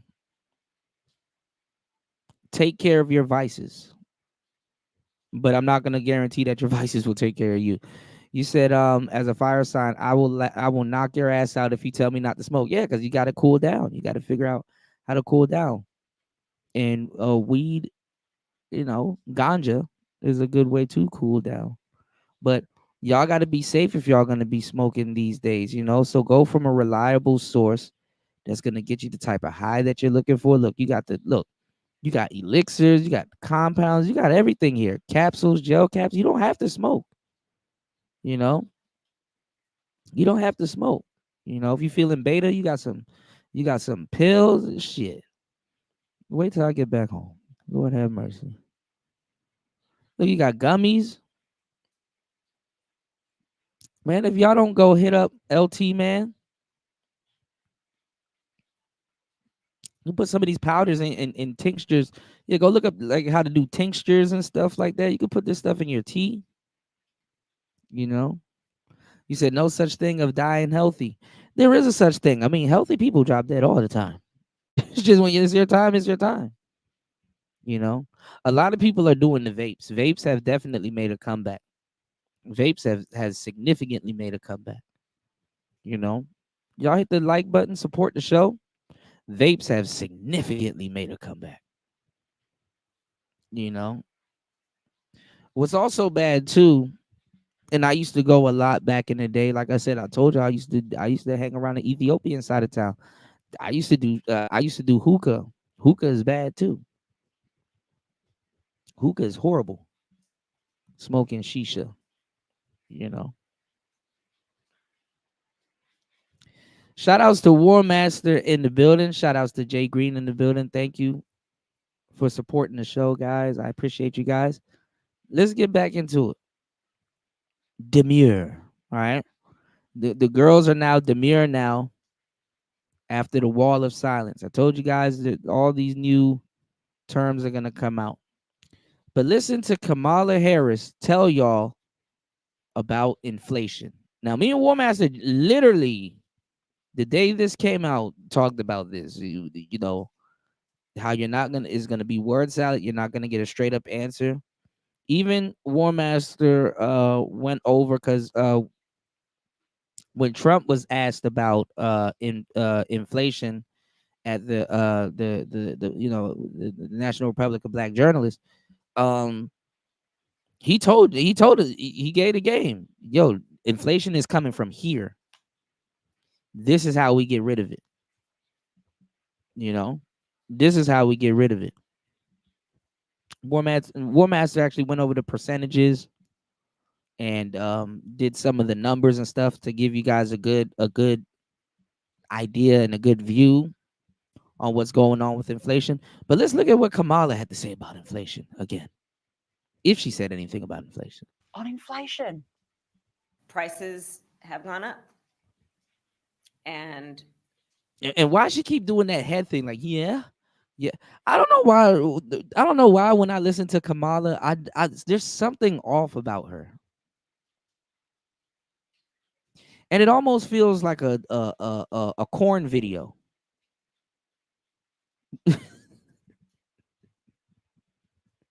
I feel like I'm gonna see a titty. I don't know why. families and individuals are dealing with the realities of She got like that step. You ever seen like that niche in corn where it's like, oh, hot stepmother.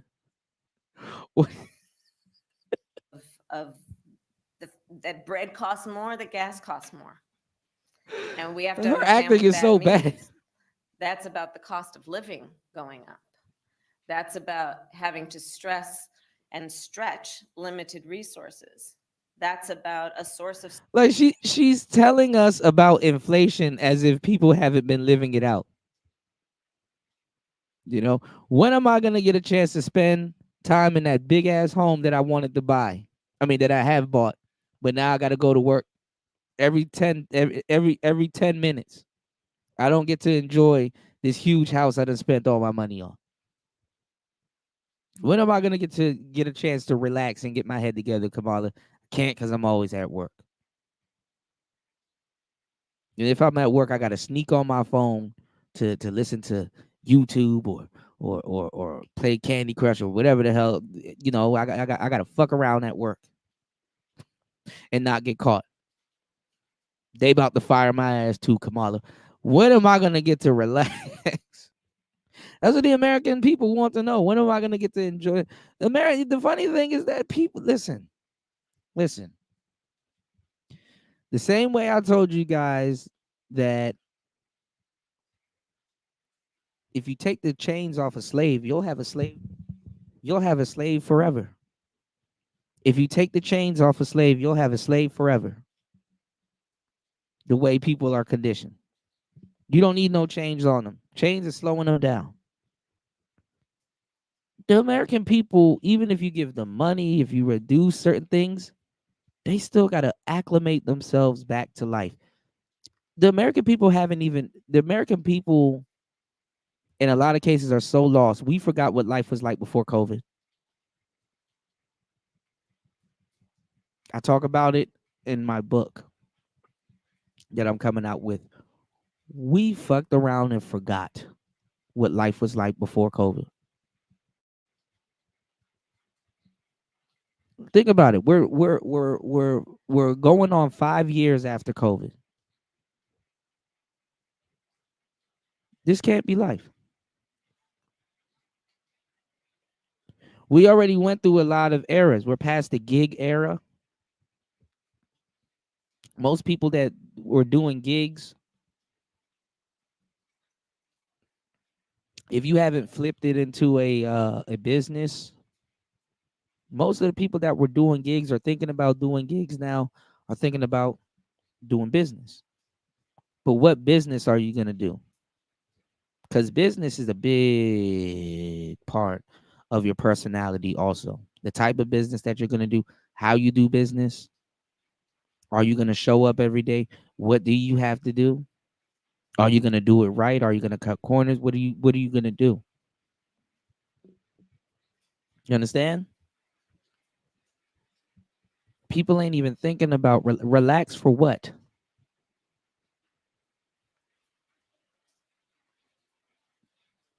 Relax for what?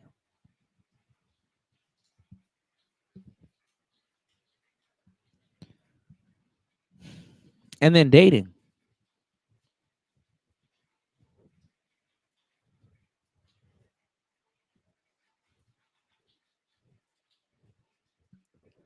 And then you got people on social media lying to you, all these influencers. Yo, you can 10x your money if you copy my trades.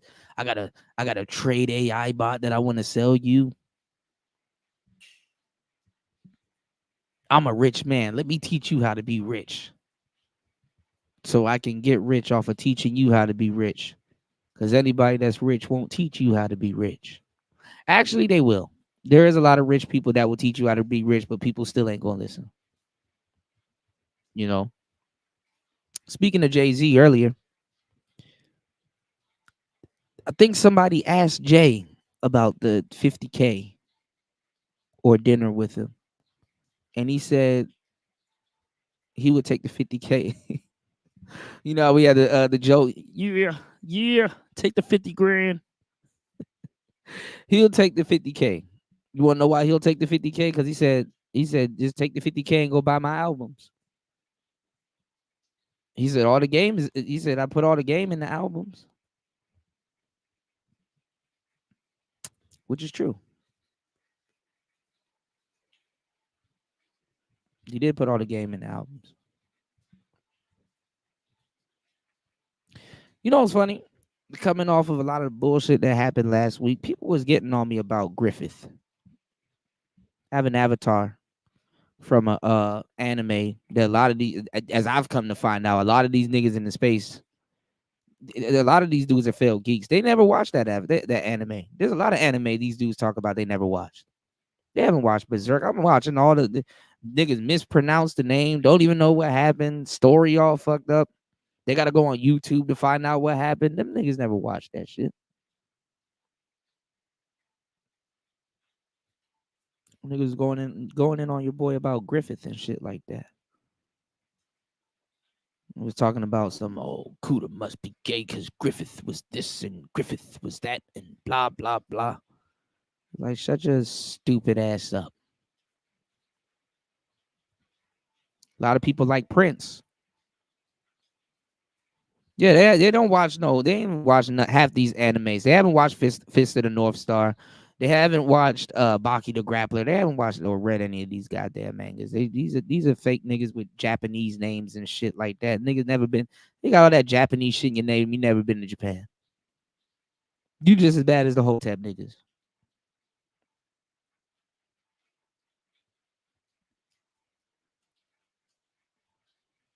Never been to Asia a day in your life.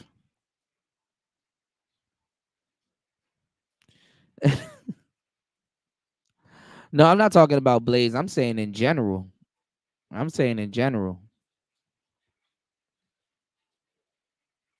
He does kind of fall under that category though, but I'm not talking about him.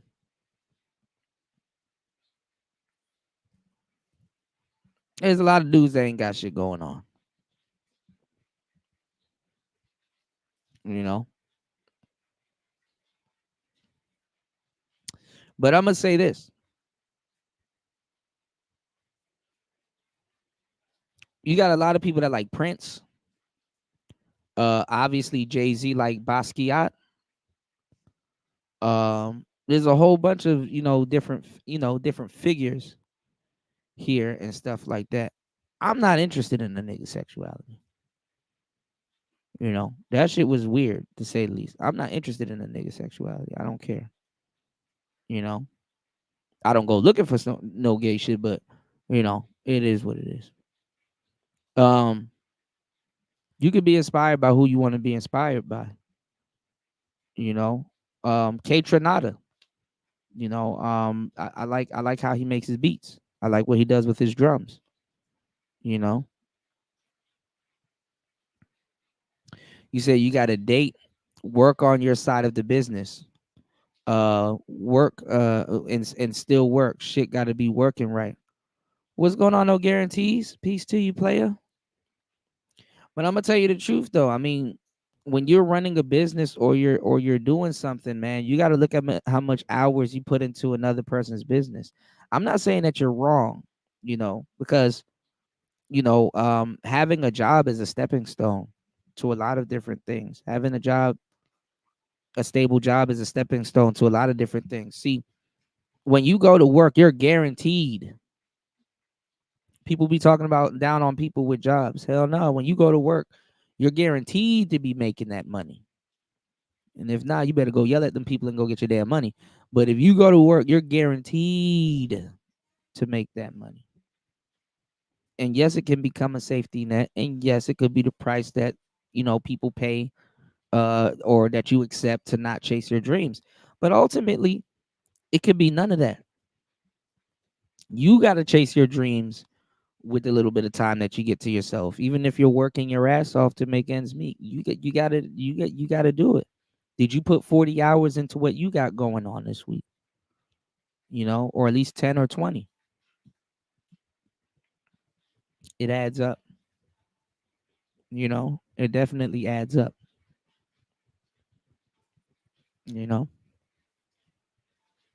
Um you just got to make shit happen, man. And it's a pinch, America is you're not, this ain't a simulation. They're draining your pockets.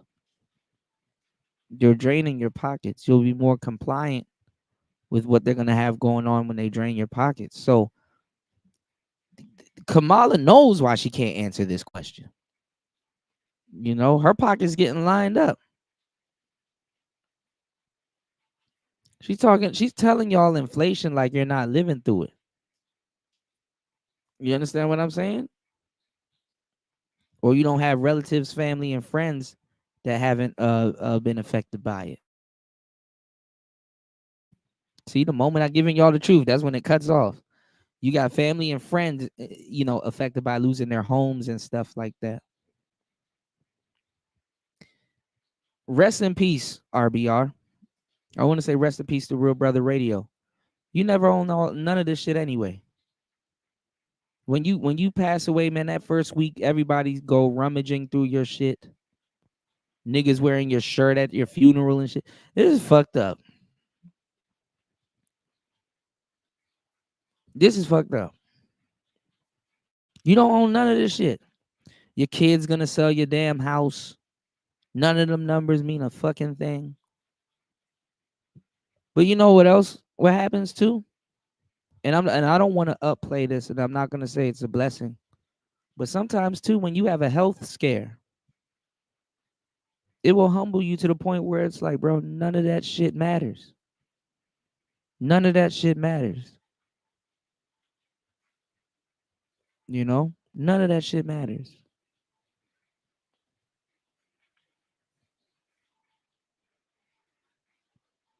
Yeah, RBR passed.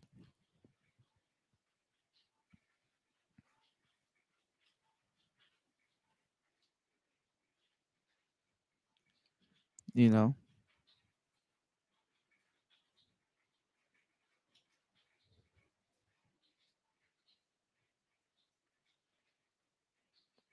said that's why I don't want to leave everything but the wisdom and understanding I've dropped on people here or in real life. That's what's up, New. I would advise you and every man to write a book. To write a book. You know what I'm saying? Because, even your kids will play telephone with your message. My daddy told me that. I didn't say none of that. I don't know where that nigga got that from. I did not say that. But I do have a book where I said it. I will even go as far as to say narrate your own book. If you can articulate what you're writing, narrate your own book. Narrate your own book. Narrate it.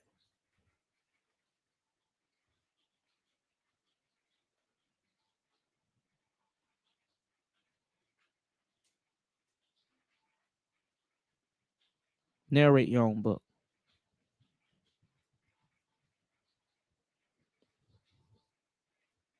Now let me know if y'all need a microphone. Shit. And families and individuals are dealing with the realities of that bread costs more, that gas costs more. And we have to understand what that means. That's about the cost of living going up.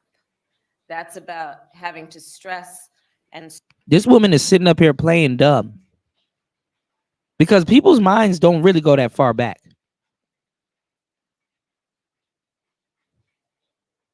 If somebody's talking about today, they're at least talking about within the last 4 years. All of this shit went up under her regime. Like, think about it. And I think even War Master said something similar to the effect of this. If you're asking Kamala Harris about inflation, it's not like you're asking her a question. It's like, bro, what did y'all do? It went up under y'all.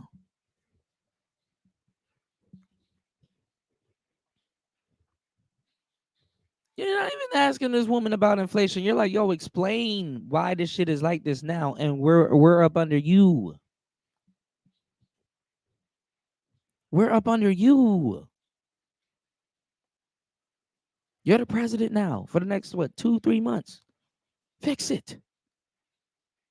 So that we'll know that it'll be fixed when you're president. Fix it. Fix it. stretch limited resources.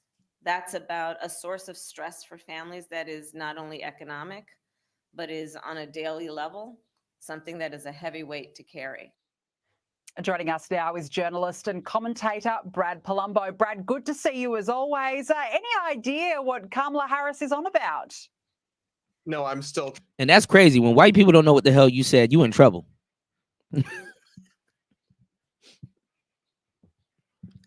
Nigga, if you ever take anything away from this podcast, listen to me when I'm telling you something. If white people don't know what the fuck you said, you are in trouble in a political setting.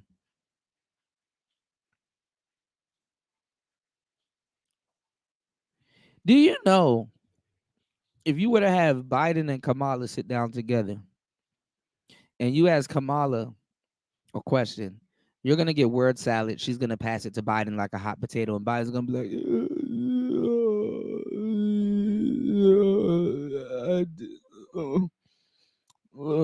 back to Kamala.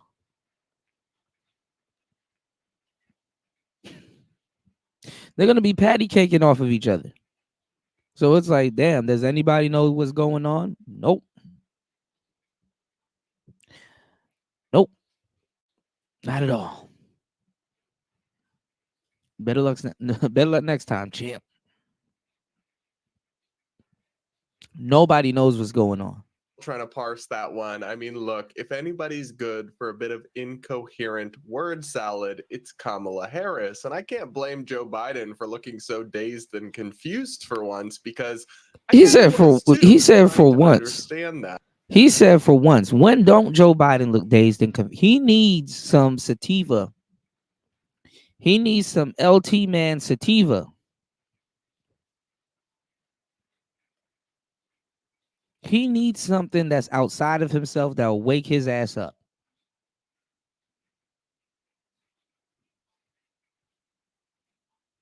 There's two types of people in this world when it comes to weed.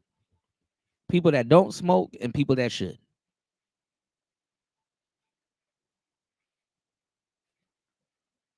If Joe Biden hangs out with Wiz Khalifa for 2 weeks, he's going to be a different man. And I think that's why they shield Kamala from scrutiny, right? She's going through a bit of a honeymoon phase right now. She's up in the polls. She's, doing well, but she's probably going to try to evade interviews and press conferences that are free-ranging, because when she's actually just given a microphone and let to just go on, you end up with this bizarre kind of, she always sounds like a kid who didn't do the reading in class in college, who's just like saying words to fill space that don't actually mean anything. It's And best believe, because we talked about this also on Player Talk Radio, even though people will know she's like that, they will still vote for her. Because, yeah, they definitely lie on these polls. It's American tradition, and in tradition in other cultures, that in fucked up times, it's a tradition that people like to have somebody that they can make fun of and be a whipping stock. Okay, listen to what I'm telling y'all. It's tradition that people need somebody around to make fun of and be a whipping stock. Actually, in a weird, twisted way, they actually prefer it over someone that actually knows what they're talking about. Because if you're somebody that knows what they're talking about, to a certain degree, you got to take responsibility, which means you take on more stress. People like to take the path of least resistance. They will vote for a Kamala just to sit there and blame shit on her and make fun of her throughout the whole term, just cause, and just to slight Trump and his voters and supporters this time around. So this is gonna get interesting, y'all. You know, you have pro-black people like Tariq Nasheed that I guess feel that they have no choice but to back Trump.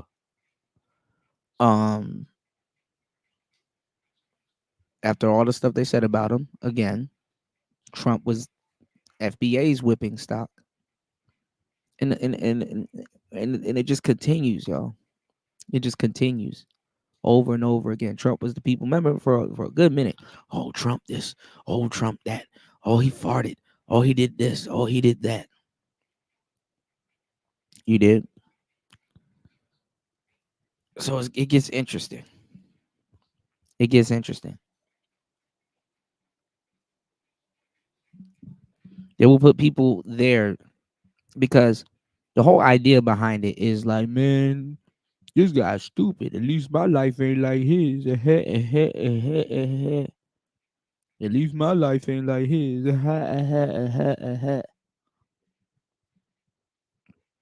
That's all it's for.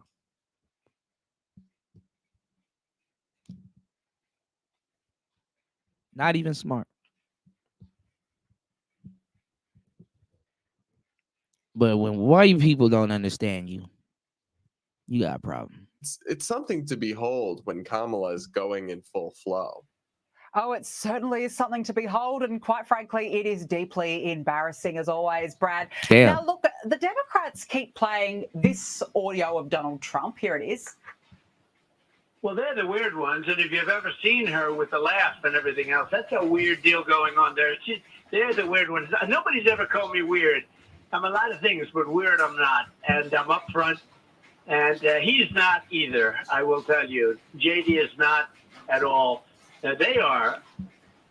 Brad, the term weird, it's become a clash of the two parties referring to one another as weird. Why? I don't know. Look, so it all started with Democrats.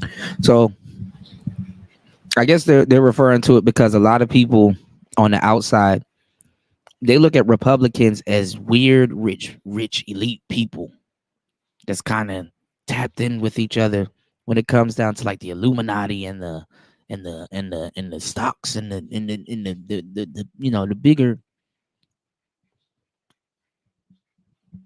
things going on in the world. And then all the Democrats, they're tagged in with the L Gibbets and they want your kids and back and forth jargon, y'all. Democrats deciding to label JD Vance and Donald Trump and other Republicans weird. And now, of course, you have Trump and many Republicans going, nuh-uh, you guys are the weird ones. And I'm like, when did our politics become kindergarten? That's literally what we've descended to here in the U.S. It's like name-calling, juvenile insults.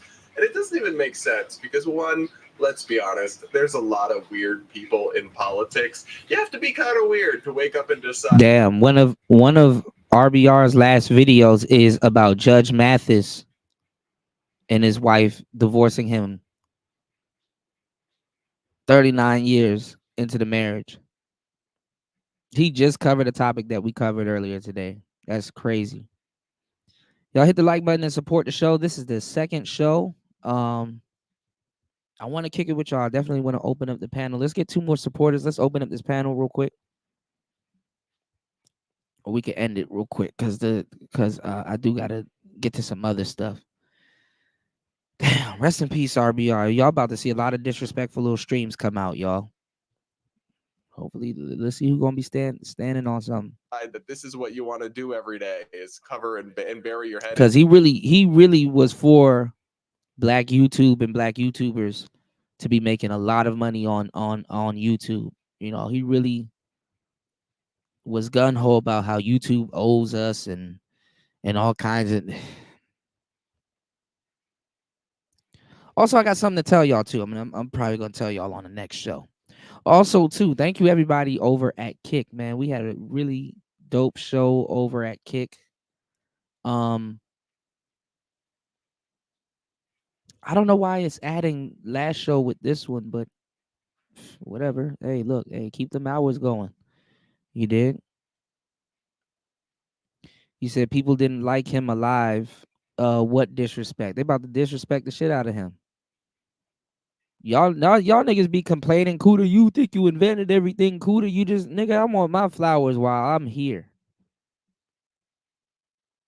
But then again, I realized that, you know, with aside from my real supporters and followers and stuff like that, I'm asking flowers for people that don't even like me, you know, and I don't even want to be that guy. You know, but definitely I want to feel, you know, men have an innate need to feel like, I wouldn't say they're necessary, but like, you know, men gotta feel, you know, it's like a I was looking at I know this is like a little off topic, but I was looking at a bunch of cars. And one of my favorite car guys is this mechanic. I'm actually into mechanics that do YouTube.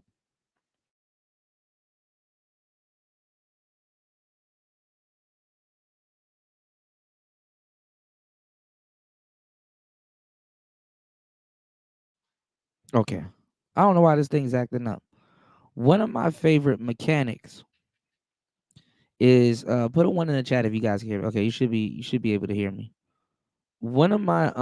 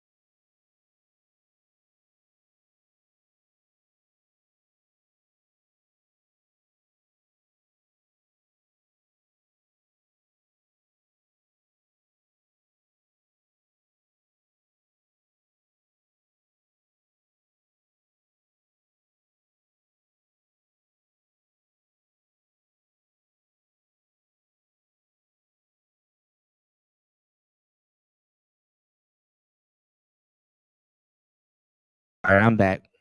See the moment I'm trying to tell y'all something. That's when it goes. But no, what I was saying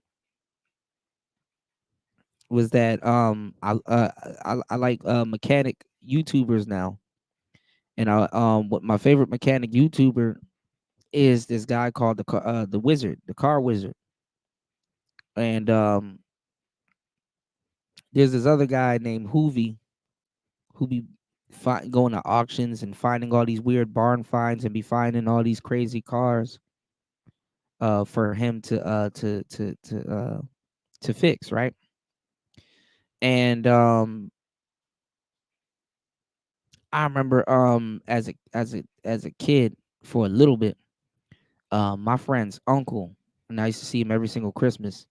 And even when I went down to the auctions and stuff and started getting cars, I would see like I would see old Rolls Royces, really impressive one like Silver Shadows, Silver Clouds. I would see Bentleys. I would see a bunch of cars that were the cars of dreams of that time. Like 5,000, 2,000, maybe 10,000 for a good one, but still in kind of crazy shape.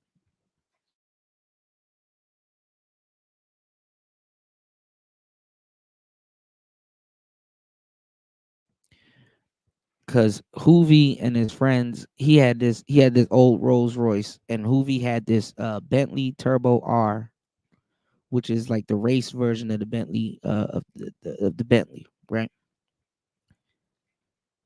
And like one of the next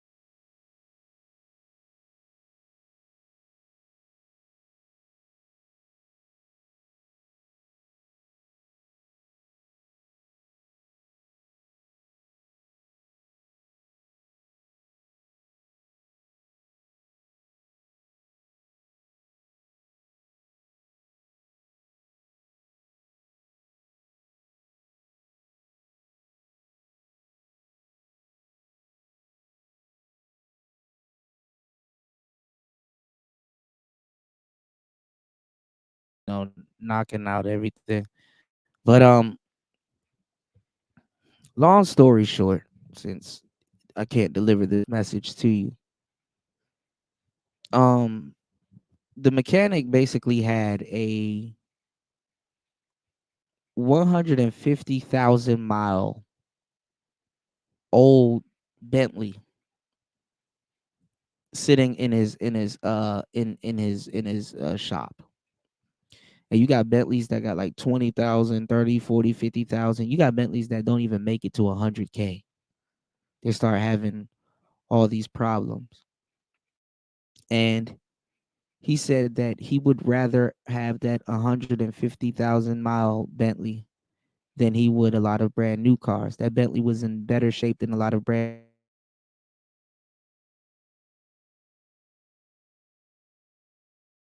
part. You go to the auction and get them for like 5, 6,000, 8 grand. And if that air that the air cleaner or the it starts leaking oil, or like that the radiator goes out, it costs more to replace than the actual car, than what you paid for the actual car itself. There's a saying in England that if you can't afford a new Rolls Royce, you definitely can't afford an old one. Smoking. So what I'm saying is, and listen,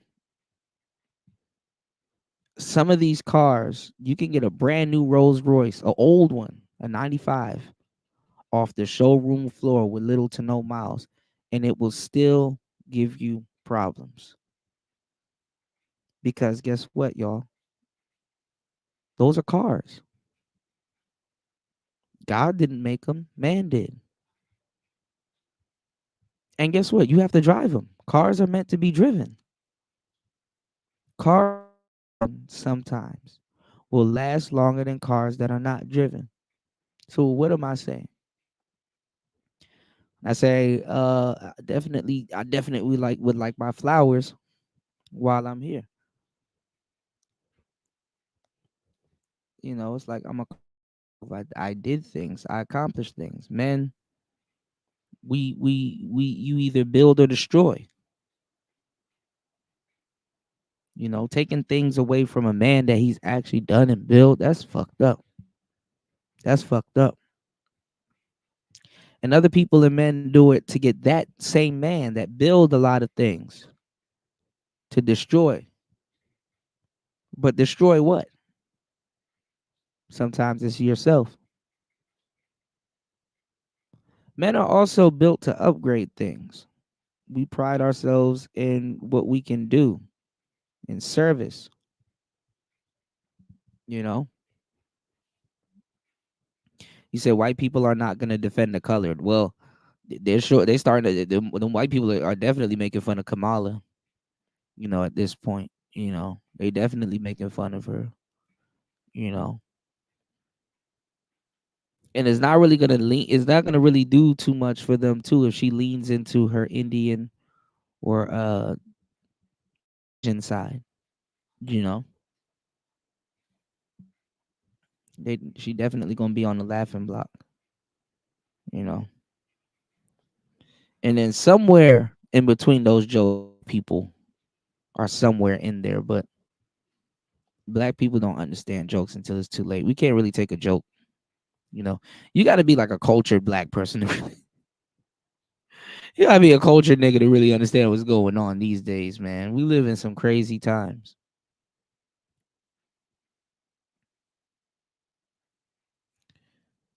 You know,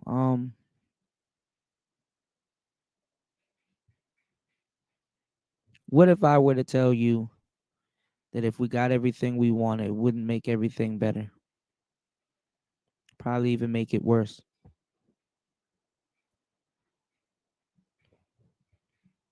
Some of the things we ask for, we don't even ask for it nobly. We ask for it because we've been deprived of it.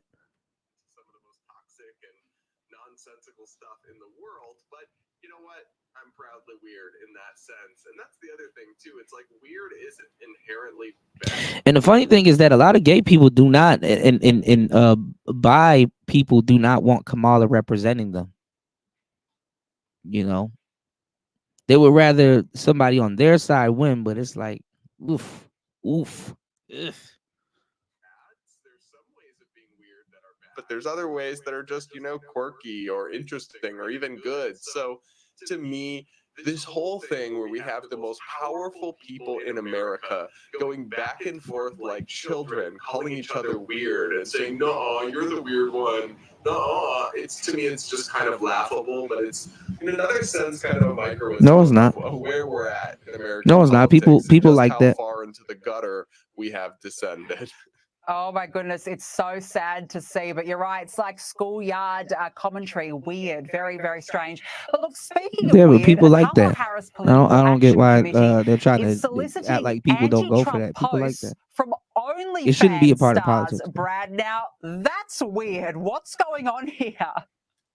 Yeah, so we had a PAC for the Kamala Harris campaign, or supporting Kamala Harris, actually is reaching out to TikTok creators and offering them large sums of money. Yeah, as much Kai as said that. $1,500. This was just exposed by the New York Post, for them to create videos supporting Kamala. And listen, ain't that crazy? Ain't that crazy? They would pay Steve. Think about it like this, because that's wild. They would pay Steve Harvey. I don't know where people got the $10,000 thing from, but like they will pay Steve Harvey or whoever $20,000, but then pay a Kai Cenat or a KSI or a iShowSpeed or some type of YouTuber influencer that can reach more people, like 60K. That's crazy. That's crazy. And I understand like Steve Harvey and all of them, they're like deep in their careers, but it's like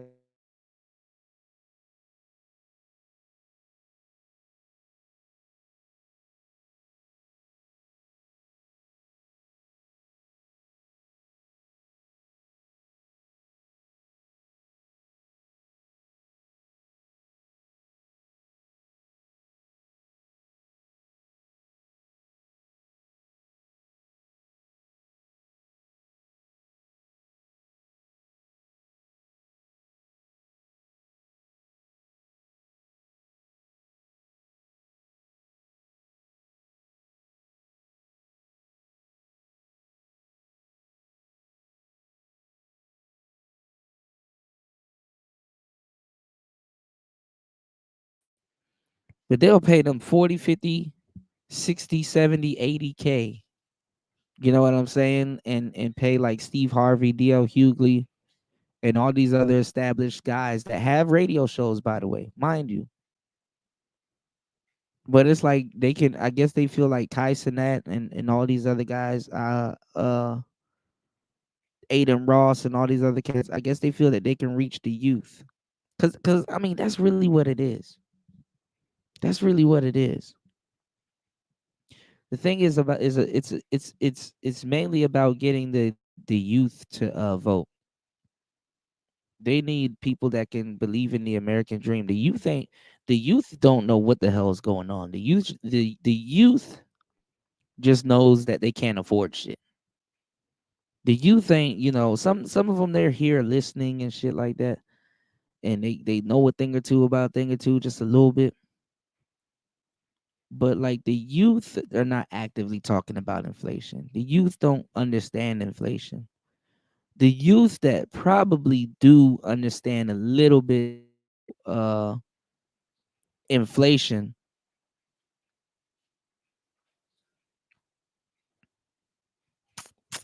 the youth that probably understand a little bit about inflation are the Bitcoin cats. But they're borderline gambling also. So you're not gonna get too much out of them, you know. And just like global, just global economics and stuff like that. You said hell, yeah, that's the thing too. And then yeah, I'm glad you said that. I'm glad you said that. That's the thing too. Like a lot of the older cats don't neither. But see, that's the thing too though. That's the thing too though. Why would a politician want you to understand inflation? You know, why? After a while, it's like you're in their business.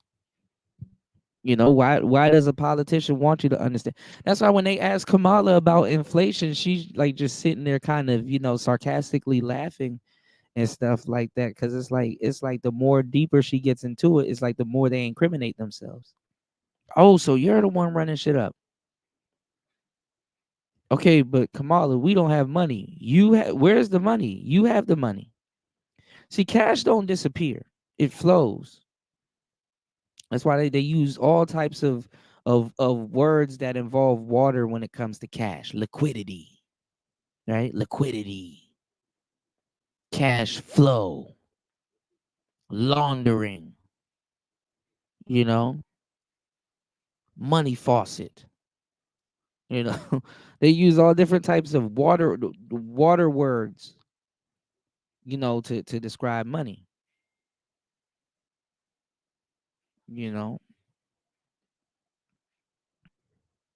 Devin D said people still think you said people still think companies are price gouging when the USD is being diluted. Let me actually, before I get up out of here, thank you to everybody that stayed to the end.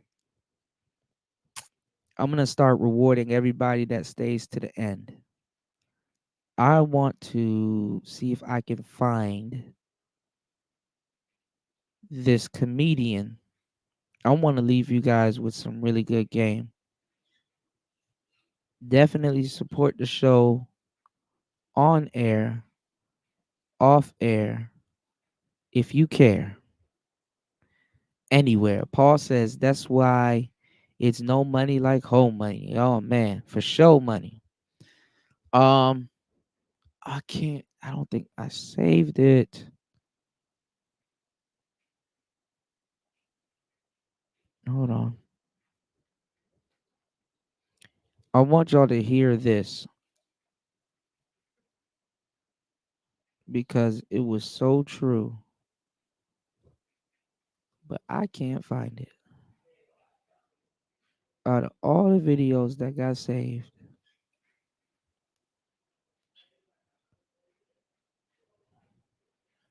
give me like 2 seconds, y'all.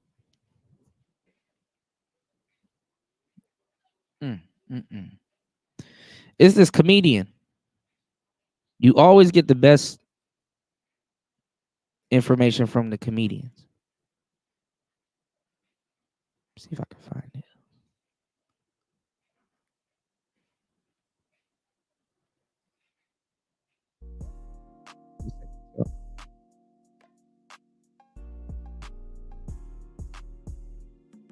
I know it got to be somewhere. Let me see if I can go find it.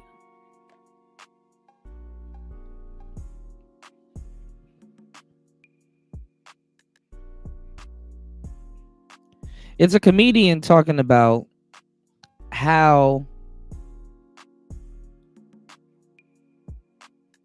he works for a billionaire, and the billionaire pays him a cut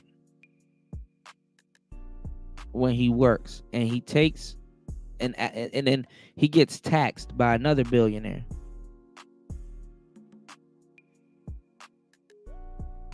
Hold on. And then they take his money and he goes and pays for a house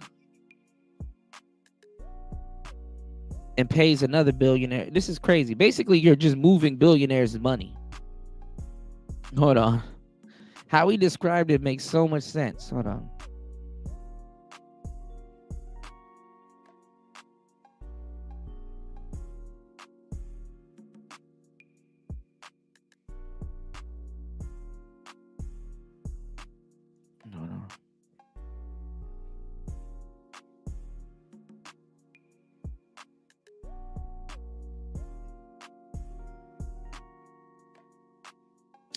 I can't believe I can't find it.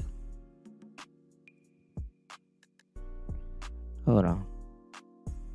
Basically, you're just giving when you pay bills and you get taxed and then you go then you know you're left with like a little $200-300 or whatever. And let's say you want to treat yourself and go to oh, here it is. Oh yeah. Shout out to the people that stayed to the end. Y'all gonna get laced. Y'all gonna get laced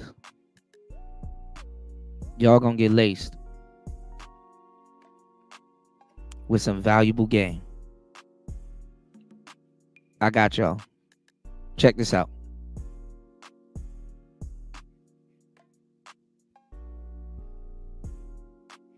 Really well. All that happened is that the billionaire who owns EasyJet gives a tiny amount of his money to the billionaire who owns me.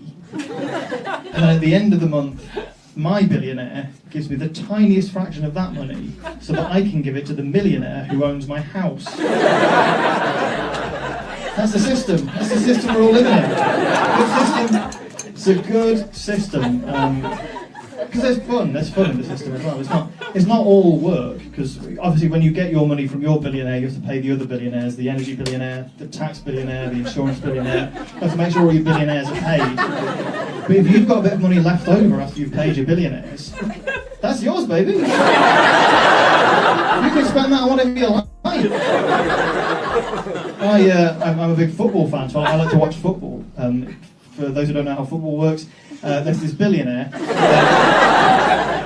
Little Prince P. He's different because he owns like a group of millionaires. And so when I've got money from my billionaire and I've paid my other billionaires, I can then save up a little bit, give it to that billionaire, and the next time his millionaires play a game,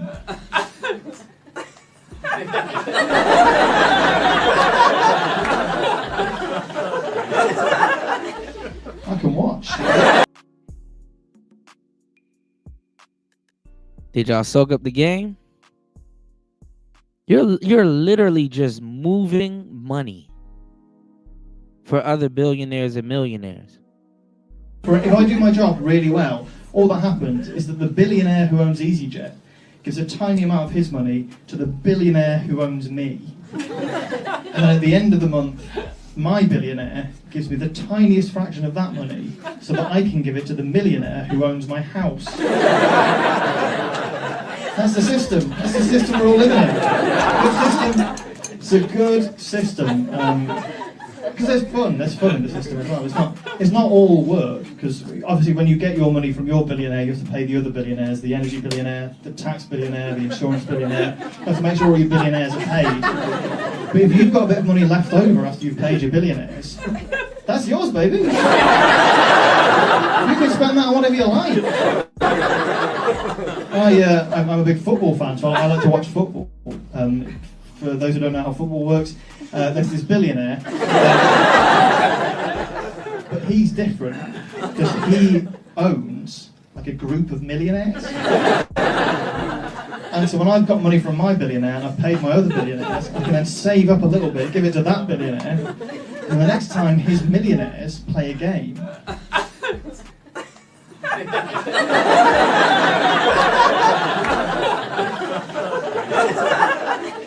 I can watch.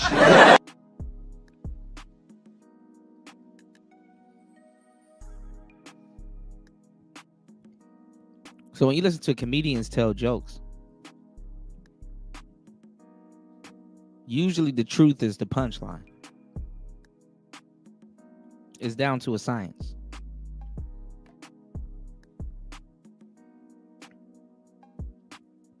The truth, in a lot of cases, is how much of a connection we have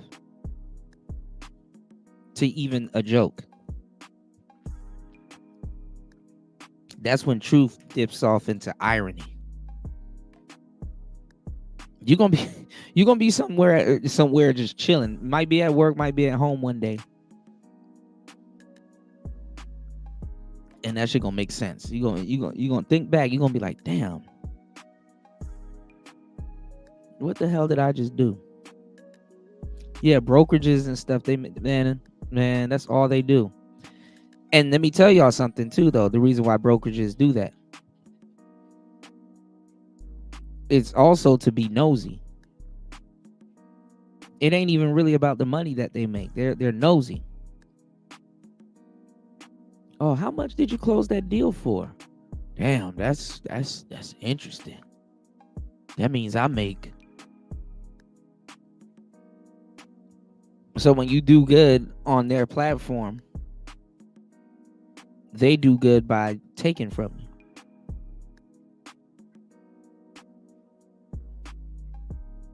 And they can spy on how much they take from you. But you can't spy with the information that they're taking from you. Yeah, they be gambling. Man, listen. Look how much banks done went out of business gambling with your money.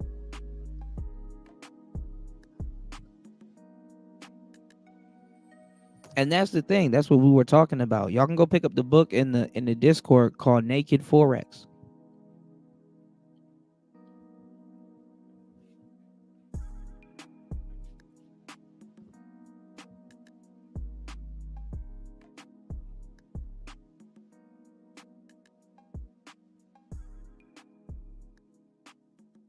Gambling.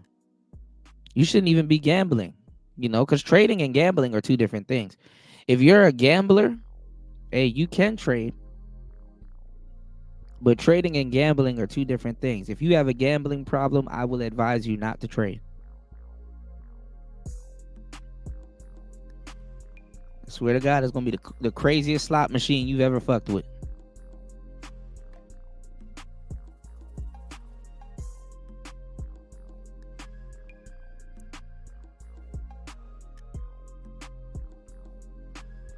So you got to be careful.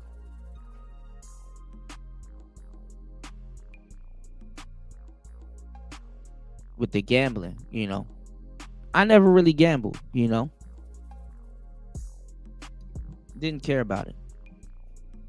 My stupid ass would probably be on the tic-tac-toe machine. Probably having fun like shit. I used to go to little casinos every so often. Maryland full of casinos.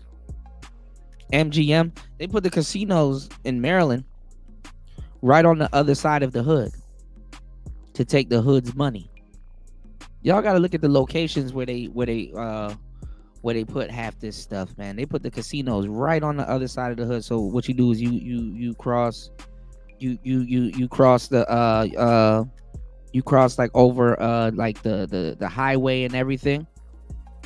And after you cross the highway and everything, then you go right over to the MGM, and they have like the boxing events and stuff over there. And honestly, they really want to buy the hood back. And I'm telling y'all, in the future, how they're gonna do it. They're gonna do it with like vouchers.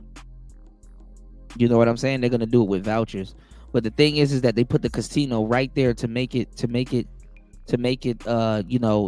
give people hope. And people do win. I know people that made $500 off a scratch card here and there, and then they go spend the $500 back into the scratch. Let me tell y'all something. One of the fucked up things. Let me tell y'all something how this works. When y'all go on like a casino, like a boat or some shit, or like a casino, let me tell y'all a game that they play with y'all, because it's all psychology.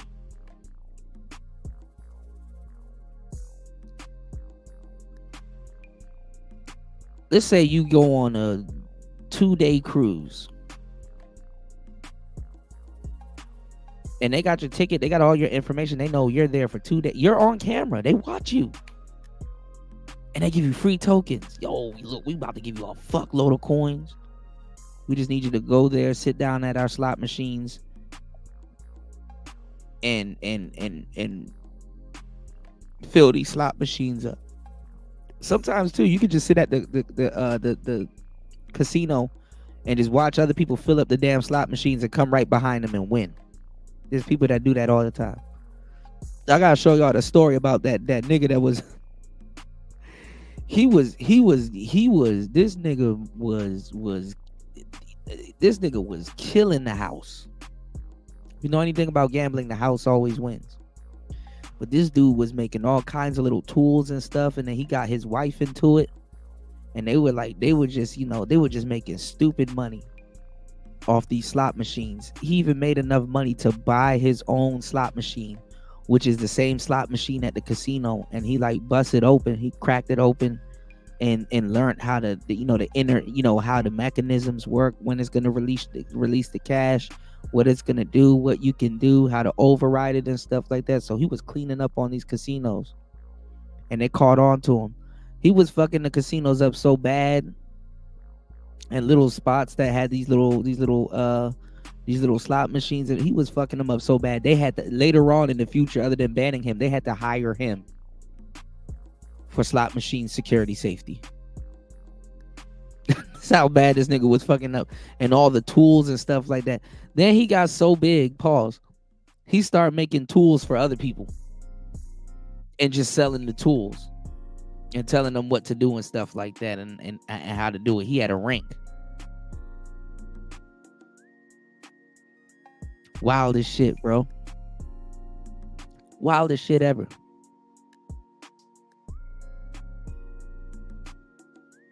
So it was like, damn.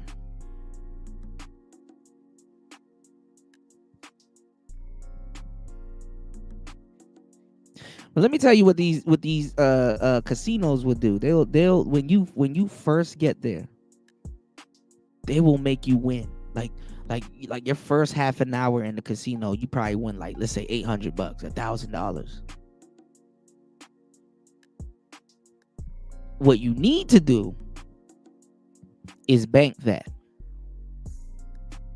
Shit, you better off being in that casino eating until you get full so you take your ass to sleep somewhere.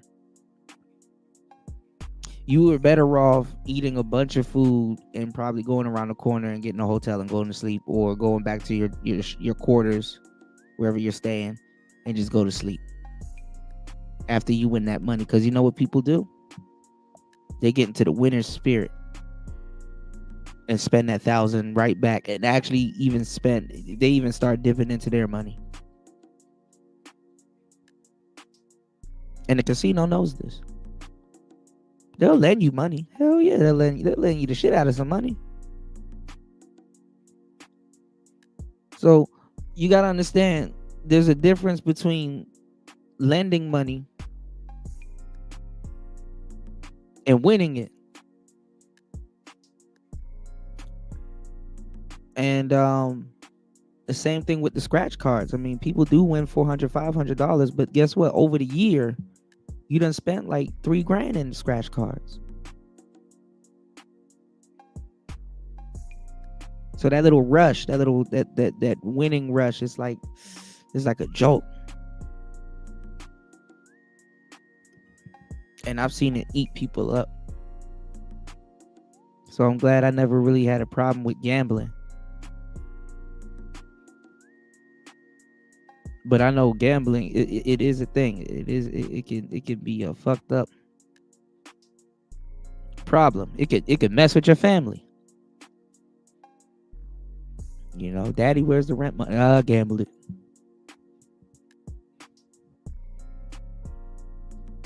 Hell, life's a gamble.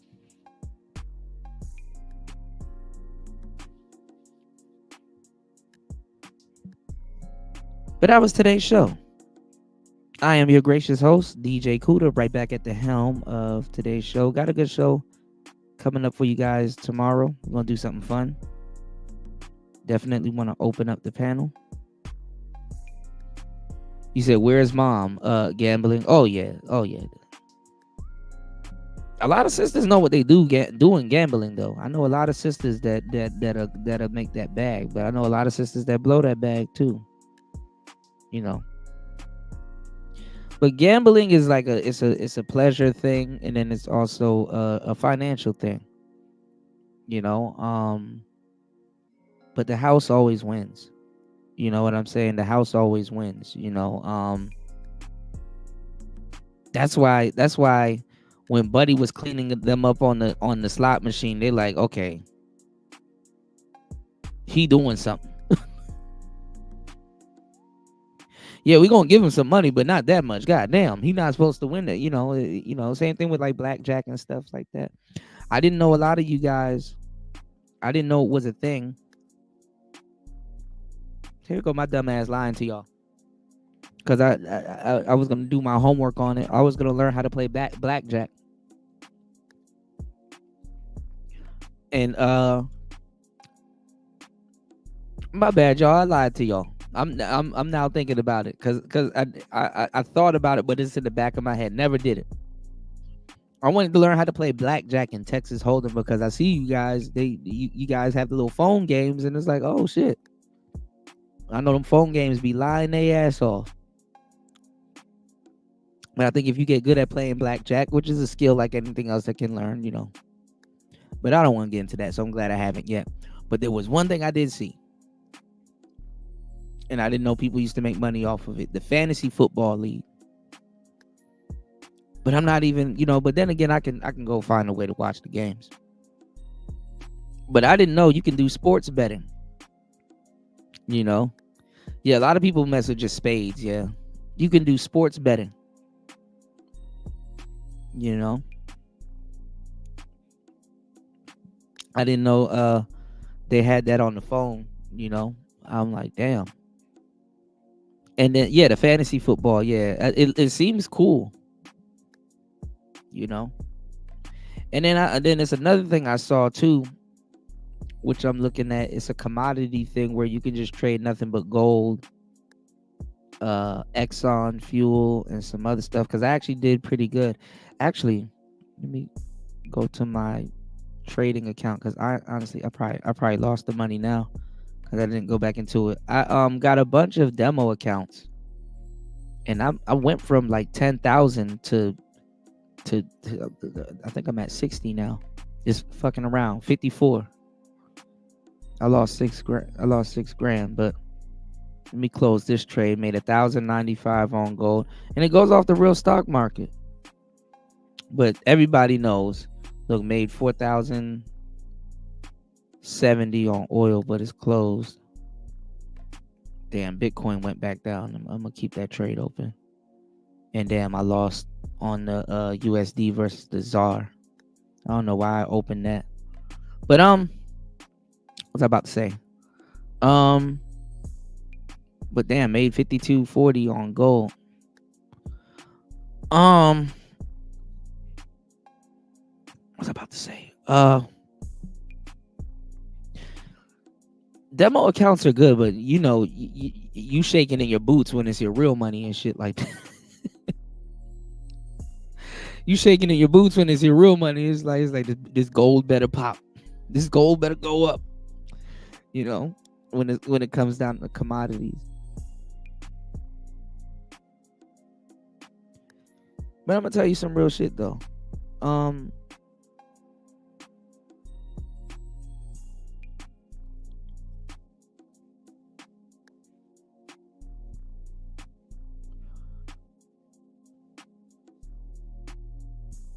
You don't want to get into what's called revenge trading.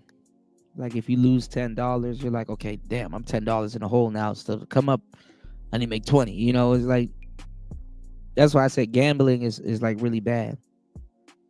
And if you go pick up that free book that I put in the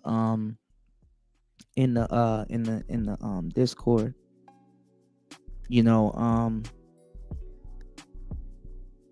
they go more deep into it, you know.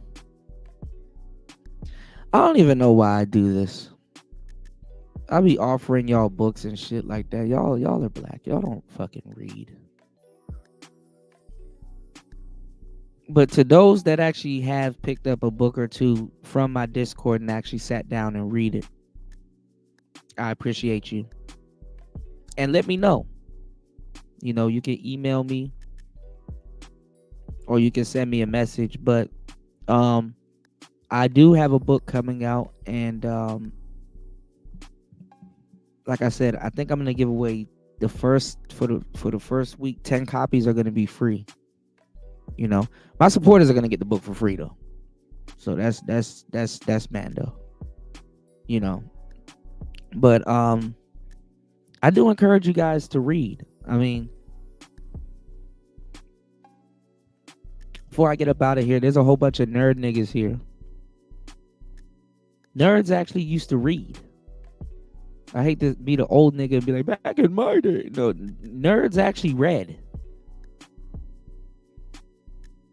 You know, I always keep a book around me in lamps in some type of reach and stuff like that. Because one of the biggest ways to grow your mouthpiece is to read. And to grow your lexicon, you have to have words to pull from. One of the biggest things you can do is read good books. You want to be able to say and be able to relay great things. Recently on Udemy, aside from like the bookkeeping stuff that I'm learning, I bought a course on learning that I'm going to be taking, and it's like 5 weeks. And it's just basically learning how to learn. A lot of people don't think about that. Think about what I'm giving y'all some really good game here. Think about learning how to learn. You know, how do you learn? Are you hands-on? Does somebody got to tell you? You know what I'm saying? Like, how do you learn? It should be a conversation that, you know, you should be interested in.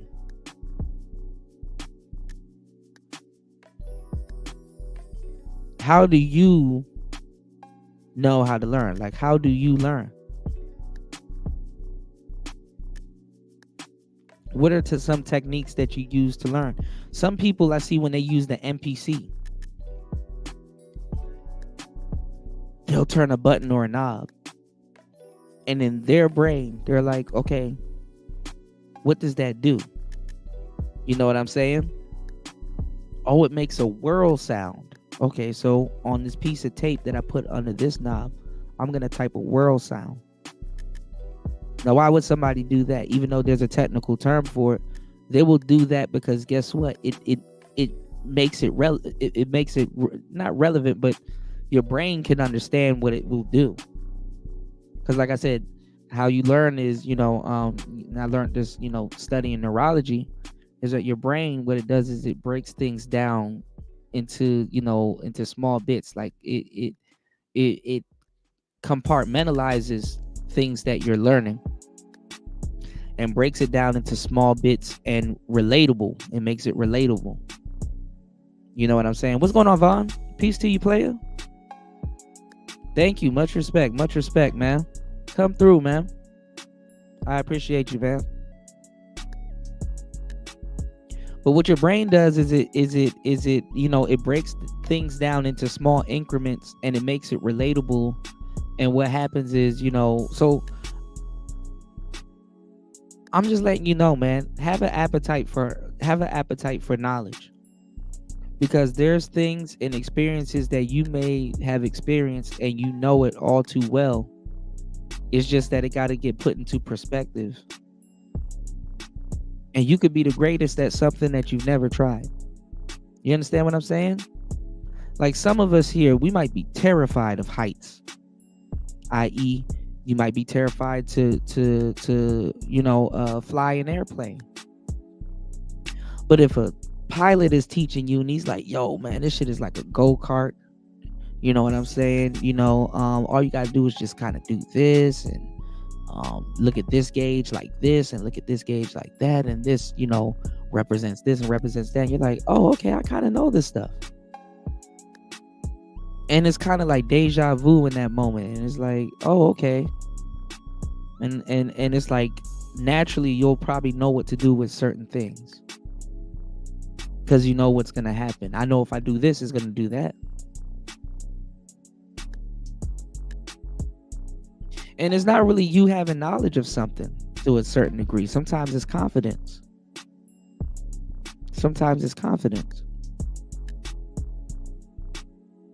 It's just sheer confidence.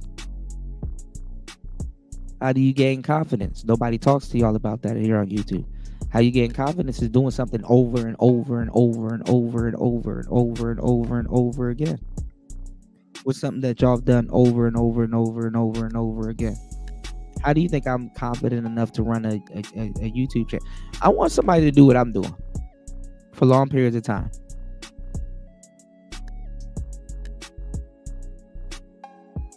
And keep their head together. It's hard. It requires confidence. It requires patience. It requires all kinds of different muscles you didn't think you could pull. And it might not look like much today. Oh, but tomorrow. How can I confidently say that? Because I know that. You understand what I'm saying? So sometimes build skills because somebody may need your skills, especially you. And sometimes things get birthed into existence. So I leave y'all with this. And I said this when I was teaching people how to podcast and talking about microphones. Y'all go look at the old episodes. I don't have to lie. At this point, what's the point of me lying? Look at how Kamala Harris will pay Steve Harvey and all them other sellout comedians because she knows they're selling out. People are not looking at Steve Harvey and DL and all them other people like they're saying the right thing. They're looking at them more so like y'all know better.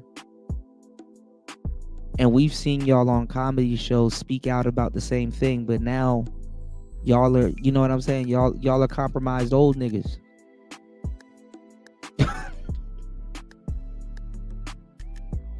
It's crazy, Raven. It's like they're people are looking at them like y'all are compromised old niggas.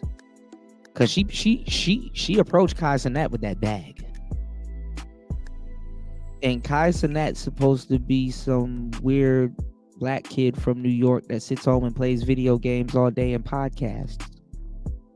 And these old compromised comedians, it's not like they stopped podcasting or whatever they're doing. They're on radio shows. Patrice O'Neal was one of the first people to do this. Patrice O'Neal. These guys are still using their voice to get paid. They have radio shows, radio shows to talk to a whole different demographic. The young people that probably listens to their radio shows are just like us, y'all. When we were kids, you're sitting in the back seat. Some of y'all grew up in LA. Some of y'all grew up listening to Tom Likas. You fell asleep listening to that man. Some shows you understood him, some shows you didn't. Sometimes he was your spirit animal. Sometimes you're like, man, what is this man talking about?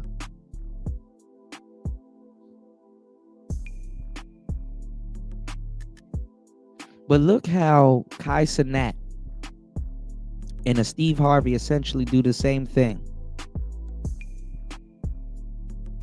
Look how Kai Cenat and a Steve Harvey do the same thing.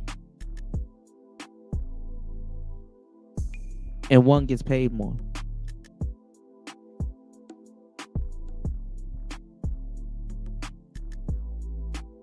So you don't think that guys like myself and other people that I'll definitely give game to and teach them or let them know they've already honed the skills, you don't think there's going to be a new medium of using your voice to speak that's going to come out in the future or right before 2030? And guys like me that's been sitting here honing my skills this whole time, you don't think I'm going to have the ups on that?